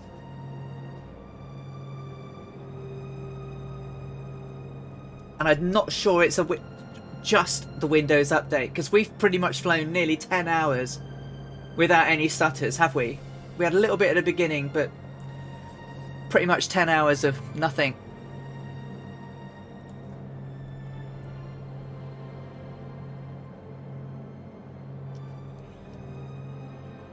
It's just really strange, and they need to fix it, because it ruins group flights and people can't fly with liveries that they want to.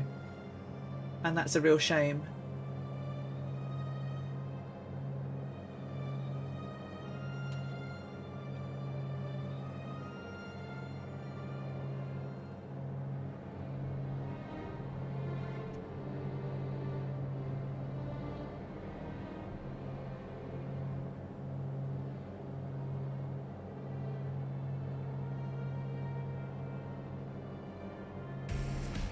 Oh, there's noisage. There's noisage going on. Thank you for following, Wheels Up. Oh, they're the Fireflies. Thunderflies even. Frozen, Wombat and Steve Solo. Going to give us a colourful display as we get in. But I do have their aircraft in my library.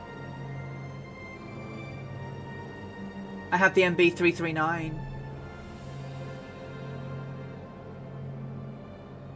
Don't know. So 24 and 25, it's weird. And there's Masonic Lake 847.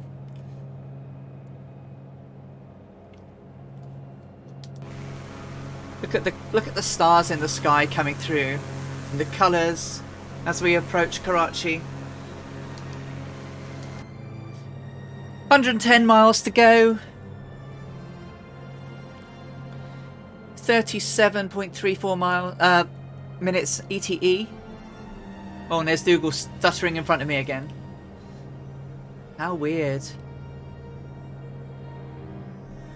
I mean, it could be that there's someone nearby that's not in our group that's got the livery, right?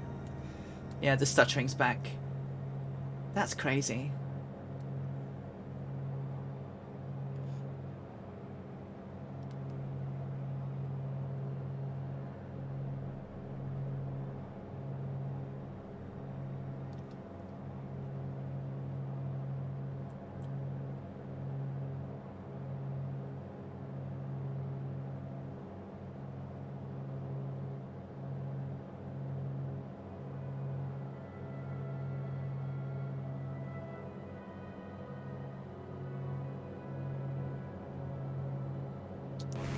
Sunset's beautiful, isn't it? Oh, now it's gone again. Could be so someone's nearby. Look at it, though. Isn't that wonderful?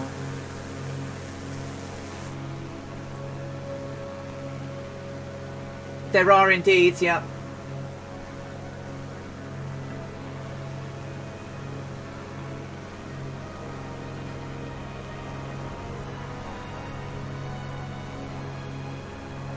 When I descend down, I'm going to go to around about 2,200 and I'll fly in from there.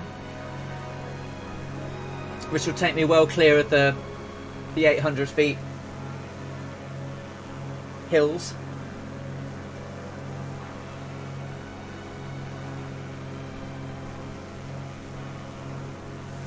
And it's back again. Weird, isn't it? It's so strange.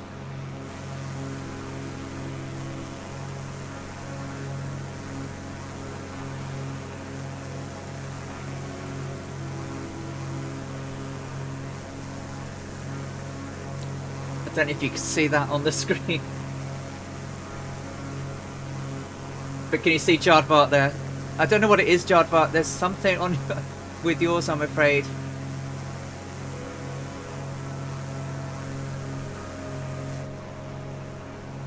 I'm not slowing down. It's because I've got.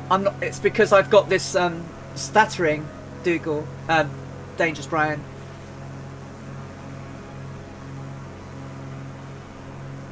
So of course I'm sort of going.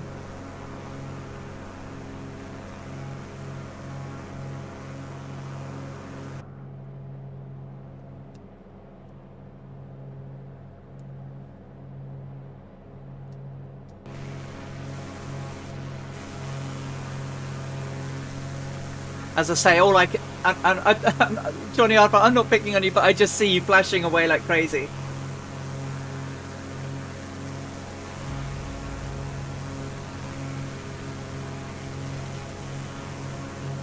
And everyone else is not, so it's strange. Right near the end as well, yeah.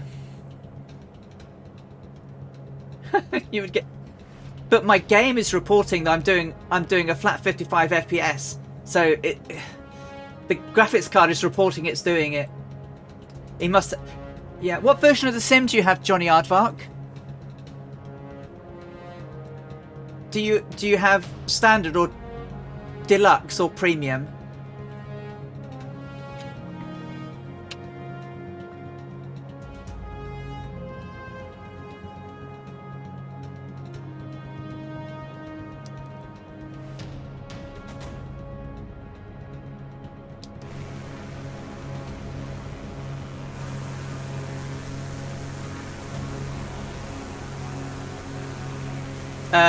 Premium's the top one.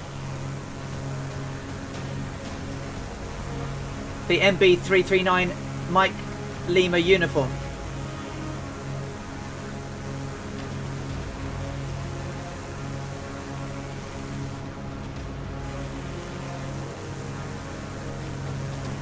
No, because I'm on the premium, so it's not the sim.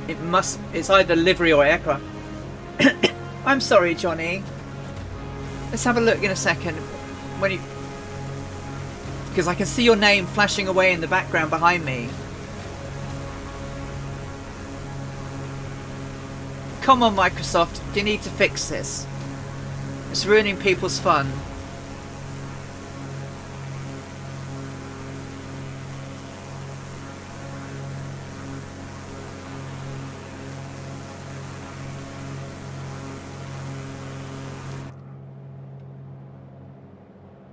$23 left, $25 right.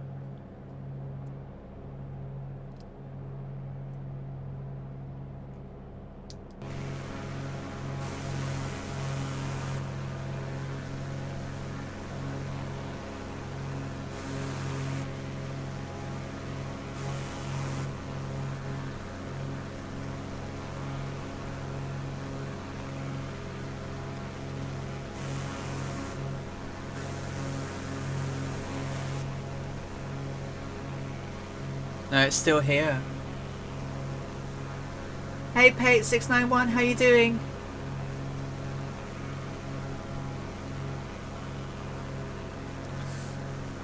I'm going to do a quick change server and come back.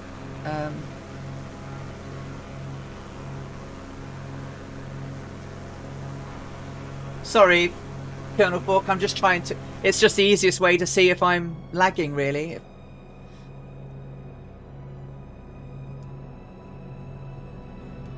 So it's gone again.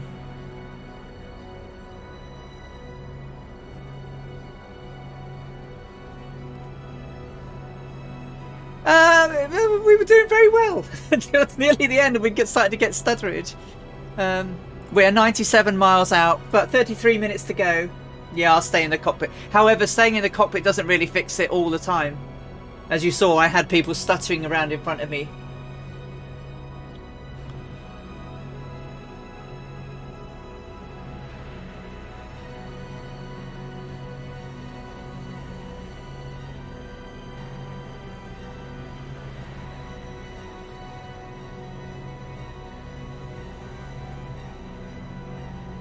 Yeah, but it's annoying, isn't it?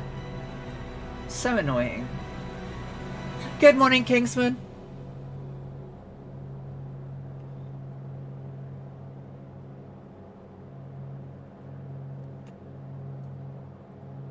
It has been long enough, I think.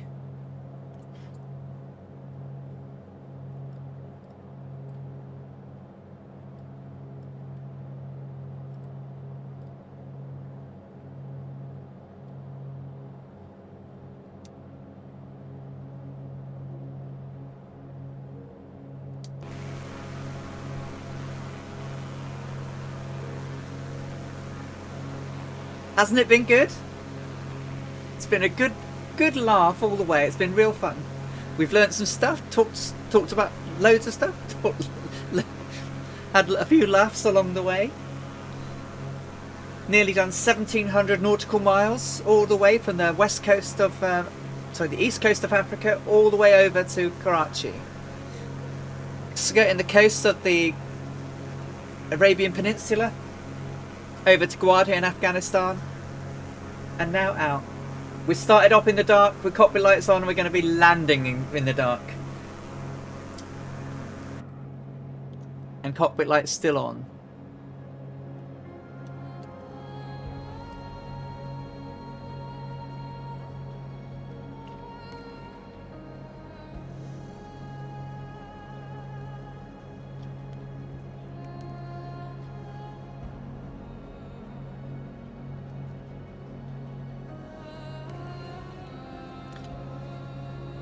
I turned into the dark a little bit because my rear light was shining on my screen and I couldn't see where I was going. So I need a new light from the front. So sorry if I'm a bit dark right now, but I often find it landing in the dark quite hard if I can't see my screen.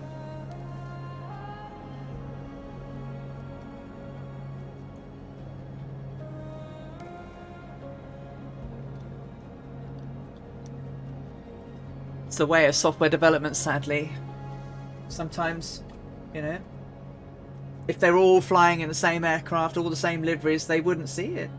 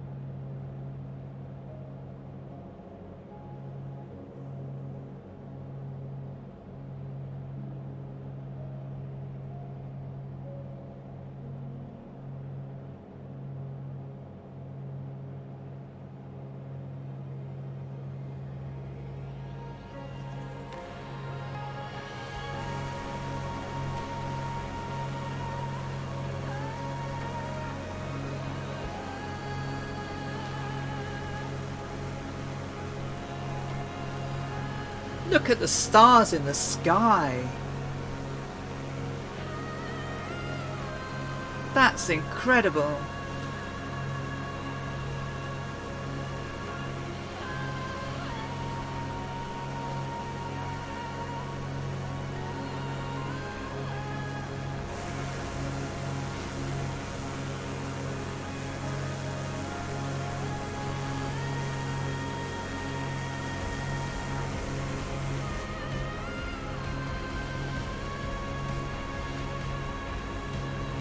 Markid767, welcome and thank you for the follow. Thank you so much and welcome along. You've caught us 27 minutes out from Karachi. We've flown all the way from Assab in Eritrea, and we've been going on for, what time is it now? It's 1 o'clock in the morning, is it, or something silly? Can't tell. It's nearly 1 o'clock in the morning. Been going since 2 p.m. yesterday. So 9, 10. So yeah, about 10. Going to be about 10 and a half hours by the time we finished. No, 11 and a half hours. Lost track of time, and I've got to do a landing yet. So, we're on leg 18 of Amelia Earhart's round the world trip, and that's the route that we've taken today, all the way around the south coast of the Arabian Peninsula, over to Gwadar in Baluchistan, and over to Karachi. Well done, Dougal. You've done brilliant, mate.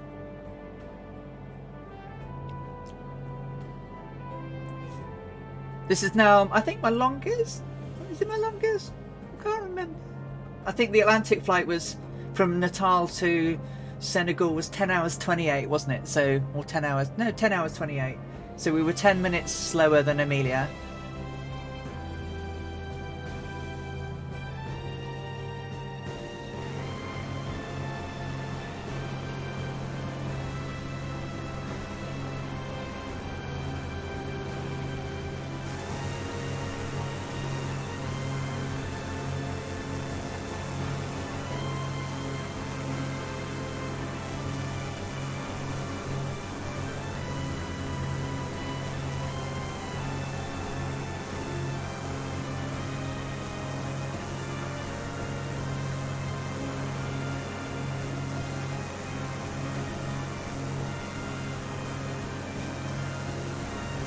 Yep, it's brilliant, isn't it?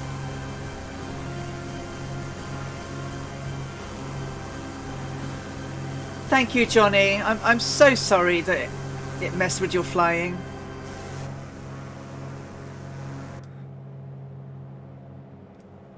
Microsoft, if you are watching, and you do watch,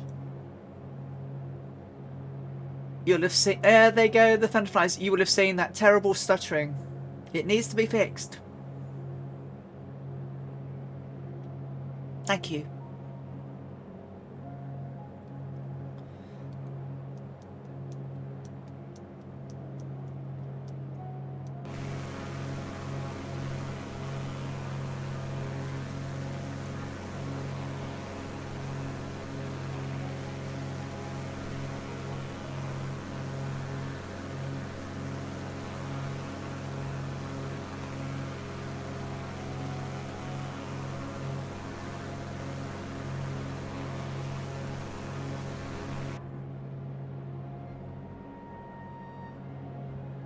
72 miles.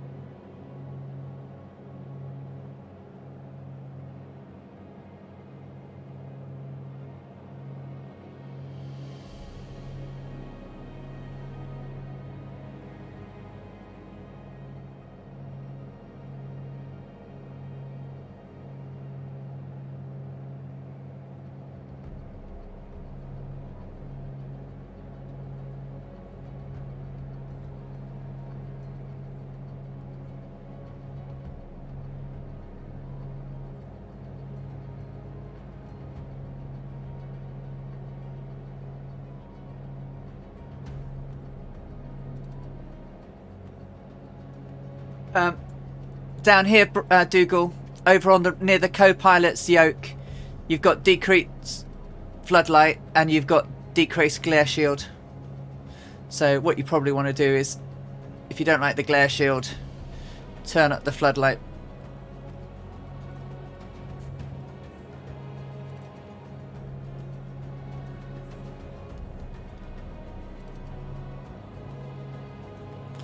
Probably want a bit of glare shield though.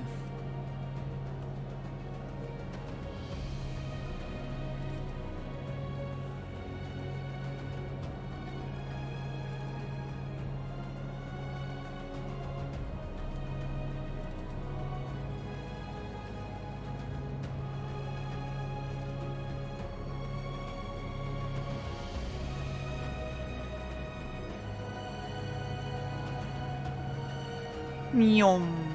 Thunderflies, I'll go.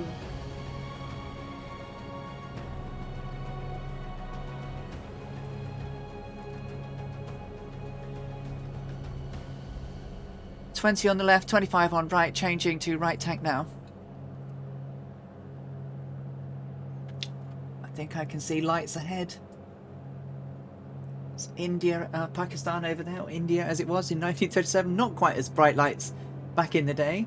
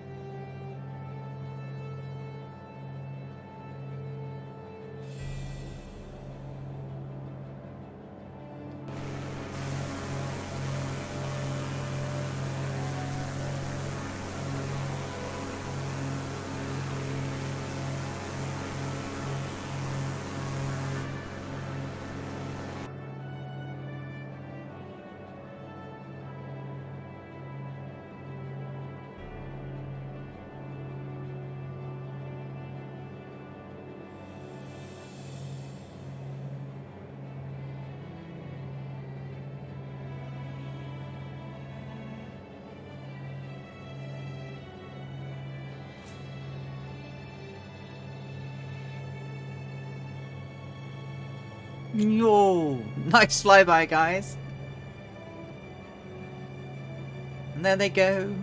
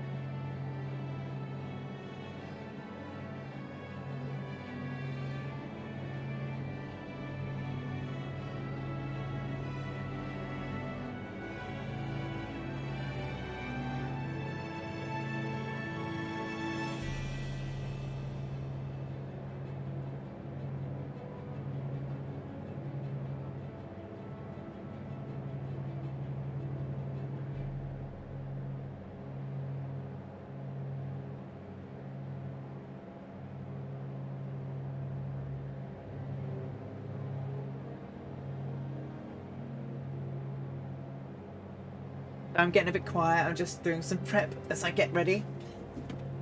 I'm a little bit tired now, I must confess. Oh, Captain Arash, thank you so much. Do I have any plans at the moment, Kaisero?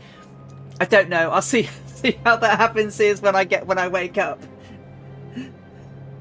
XPM X Murphy, hello, welcome. How you doing? Sorry, it's a bit dark in here, but I'm having trouble seeing my landing from my cockpit. We are 47.9 nautical out, so about 15 minutes.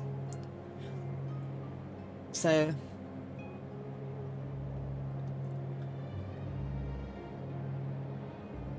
plans, sleeping, putting my feet up in the morning and then see how we go from there. How's that?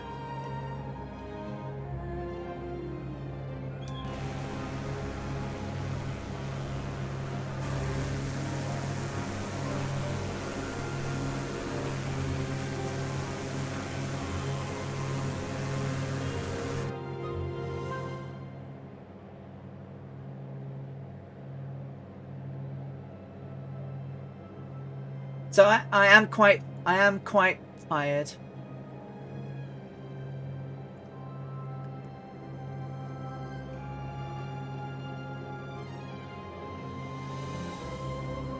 She who shall not be named has been spoken to. So I'm just going to take my webcam off for now while I can see where I'm going.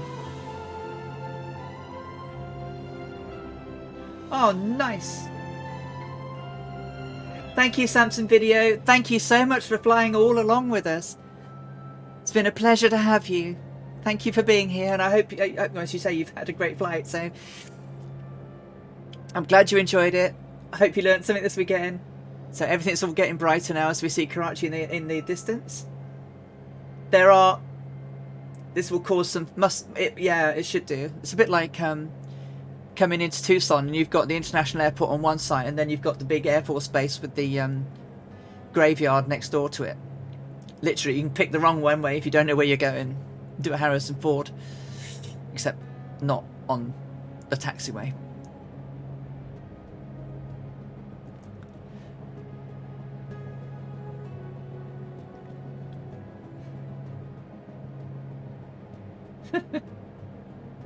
I am hard to see, but I've turned it off. It's just it glares right on. I need another light now. I need another piece of kit to light my face up without shining on the screen book. Scorpio, how are you doing? Well, the sim has performed brilliantly. Windows, not so much. So Windows messed the bed a little while back, about 5 hours back. About halfway, OBS died.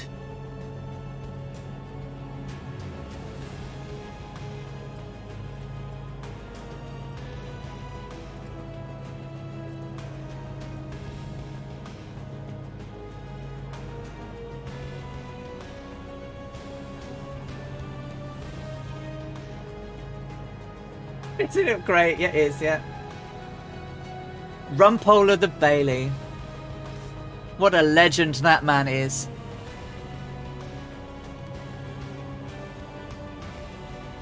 Now I see Java flying, but I don't see you flashing.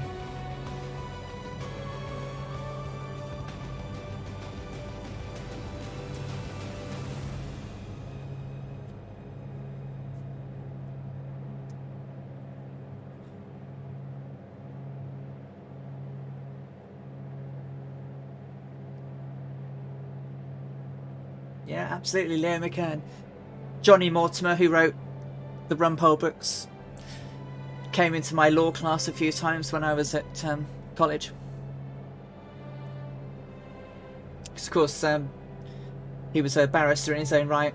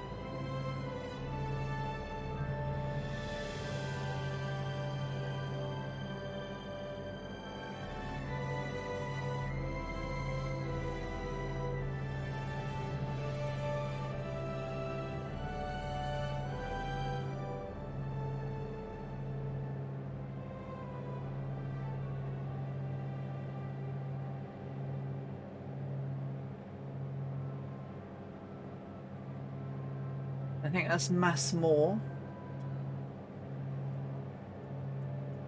Mass Moore over there.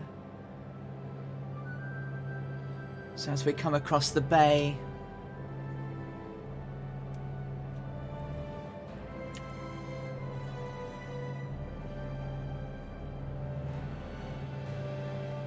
yeah, so that's Mass Moore.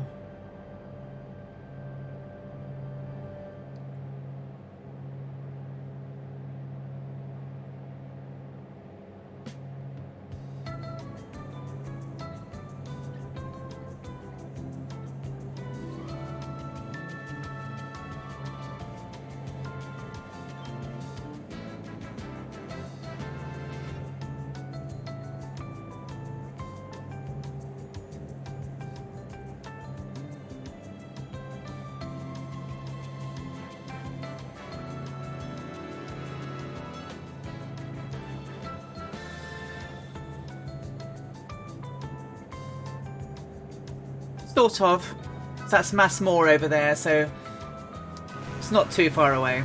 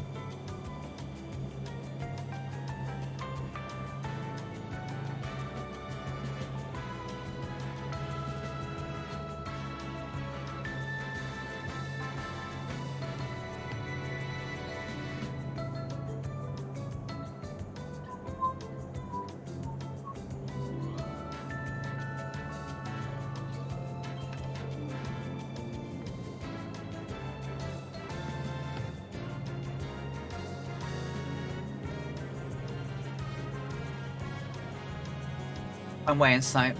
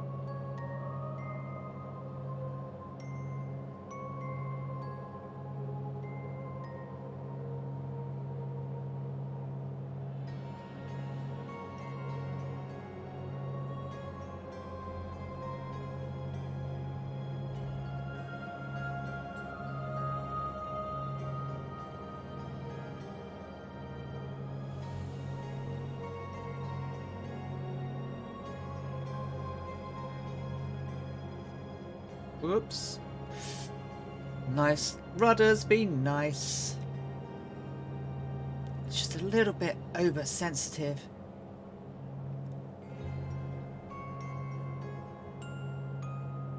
Yeah, it certainly is, isn't it?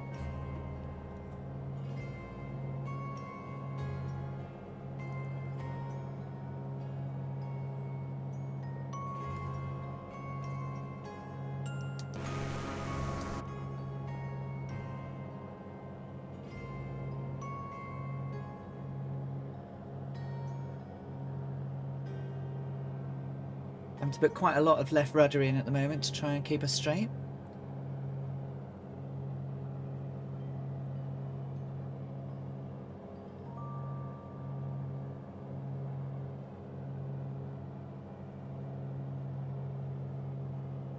Okay, let's...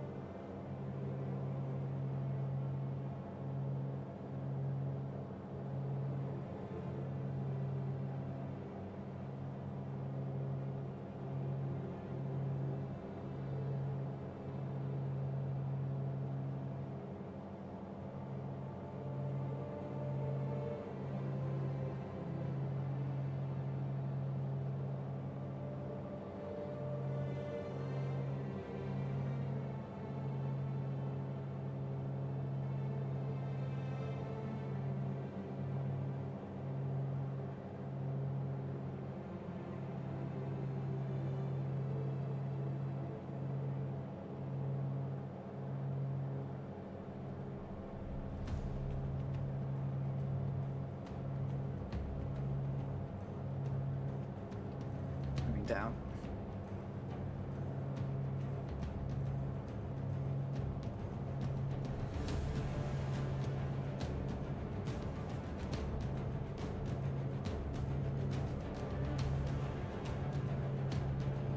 Bit of wind on the approach then, so let's put alley plan into action. Speed brakes out. Landing brakes can come on. Landing lights can come on.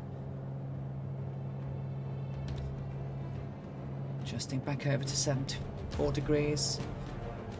It's tracking 7.5 at the moment.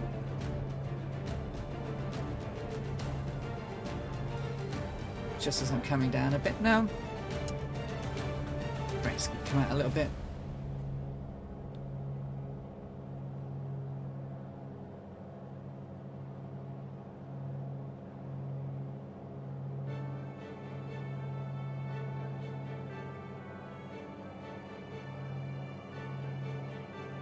Wind is quite strong.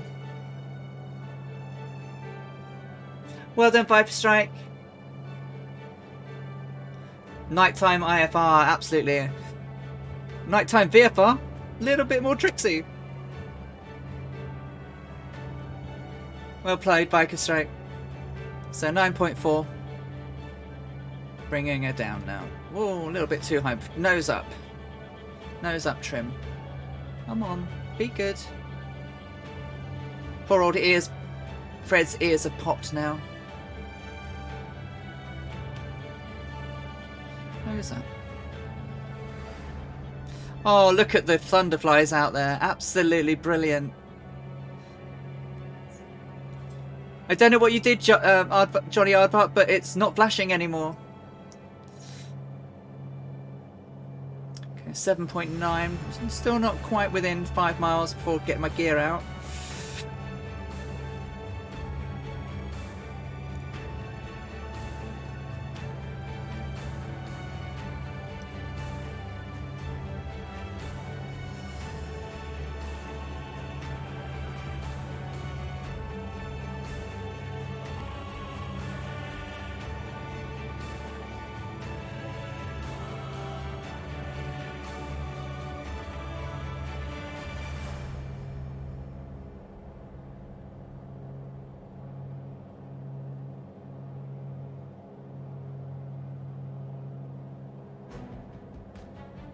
No worries, Stairway to Bacon.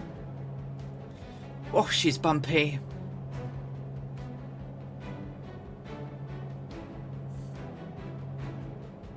Woof! Thunderflies.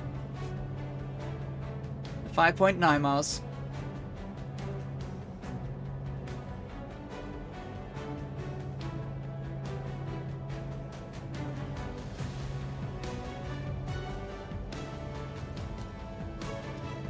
Shall we give the wind something else to play with at 5 miles?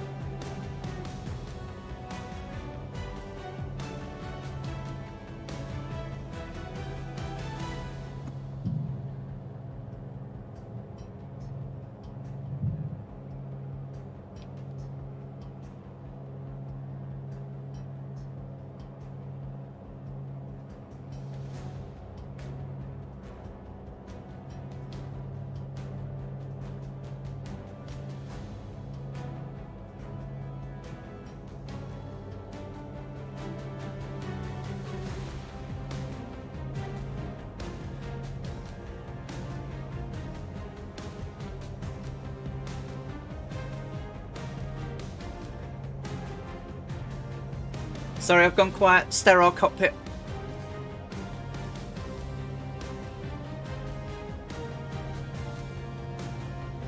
Okay, so prepare for landing. I'm still fullest fuel tank. Mixture is rich. Propeller as needed. Harnesses are secure and snug. Gears are locked and down. Fred's cringing in the back because this is going to be a rough one.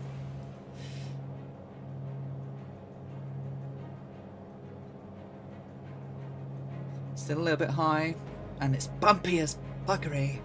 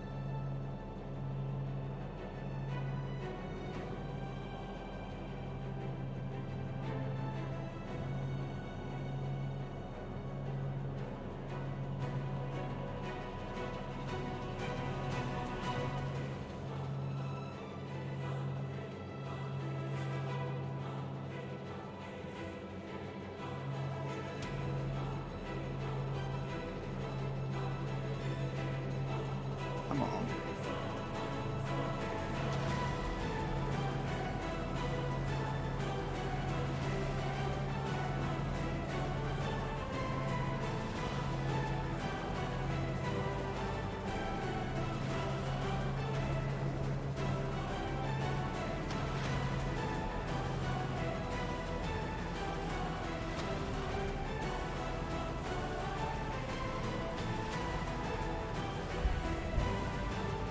Slightly off centre, but considering that wind.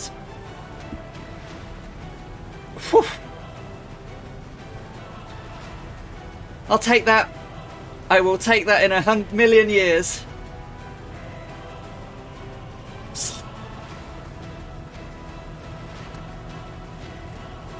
Welcome to Karachi, everyone, and a flyby by the Thunderflies. Whew. Oh my word, that was a challenge. I got down. Oh, that was a little bit more challenging than I thought it was going to be, but it was okay. It was all right. It was a real fight with the rudder to try and keep myself crabbed in. Thank you, Captain Arash, and getting a flyover by the Thunderflies. Can't even find the taxi exit. Where is it? Come on, it's up here somewhere. Oh, onto another leg. Yeah, with another leg done. Let's quite hard to see the taxiways. Thank you so much, everyone. I think am I the last one? I'm not quite the last one down, but let's get off the taxiway and to see who's left to come down. Let's just pull over to the right and see people in. Let's turn those strobes off so we don't blind people. Landing lights can come off. Dangerous Brian's coming in, so obviously quite a lot of people are down already. Thank you, Markids.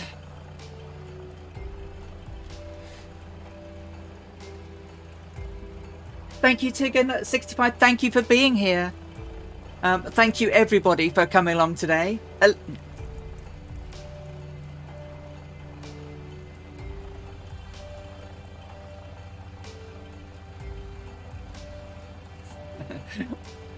You for an encore. I tried to get Alexa to turn my lights on. Alexa, make it shine. Dangerous Brian is down at the end of a 1700 nautical mile flight. Took us nearly, well, I guess what did it take us?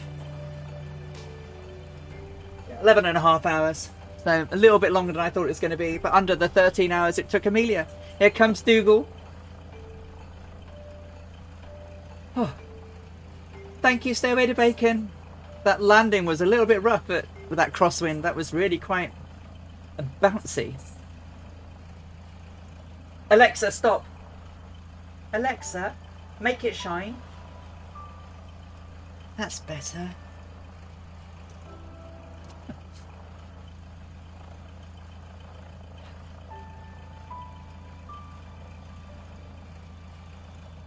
You're here, Dougal. You've made it. Here comes Dougal and Rogers RC. Oh. My encore will be crawling across there and falling into my bed and grabbing some sleep.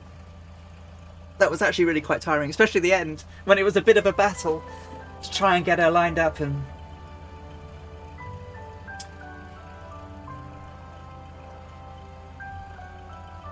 It's being blown quite sideways.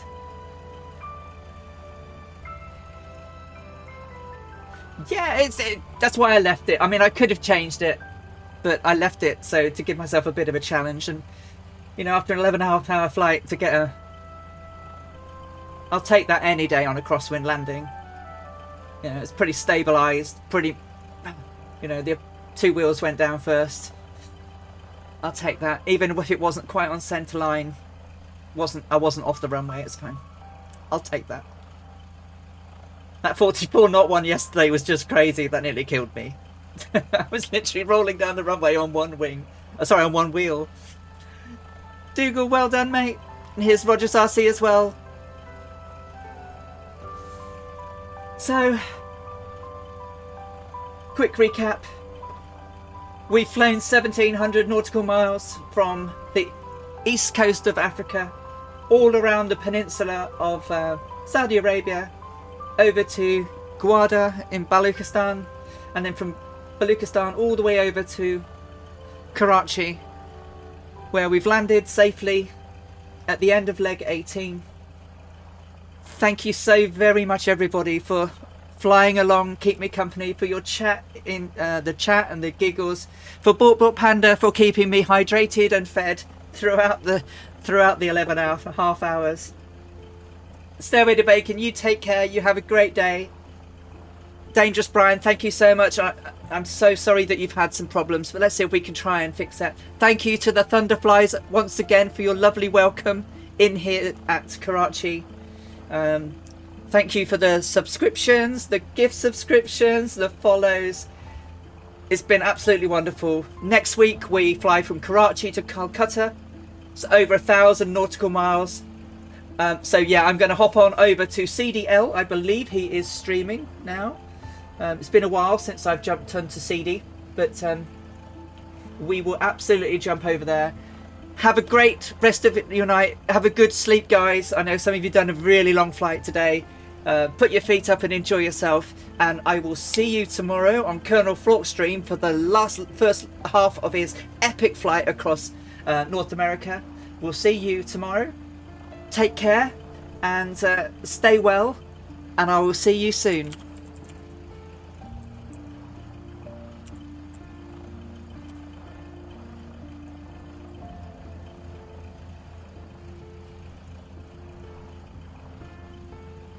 Have a great night, sleep well, and I'll catch you all soon.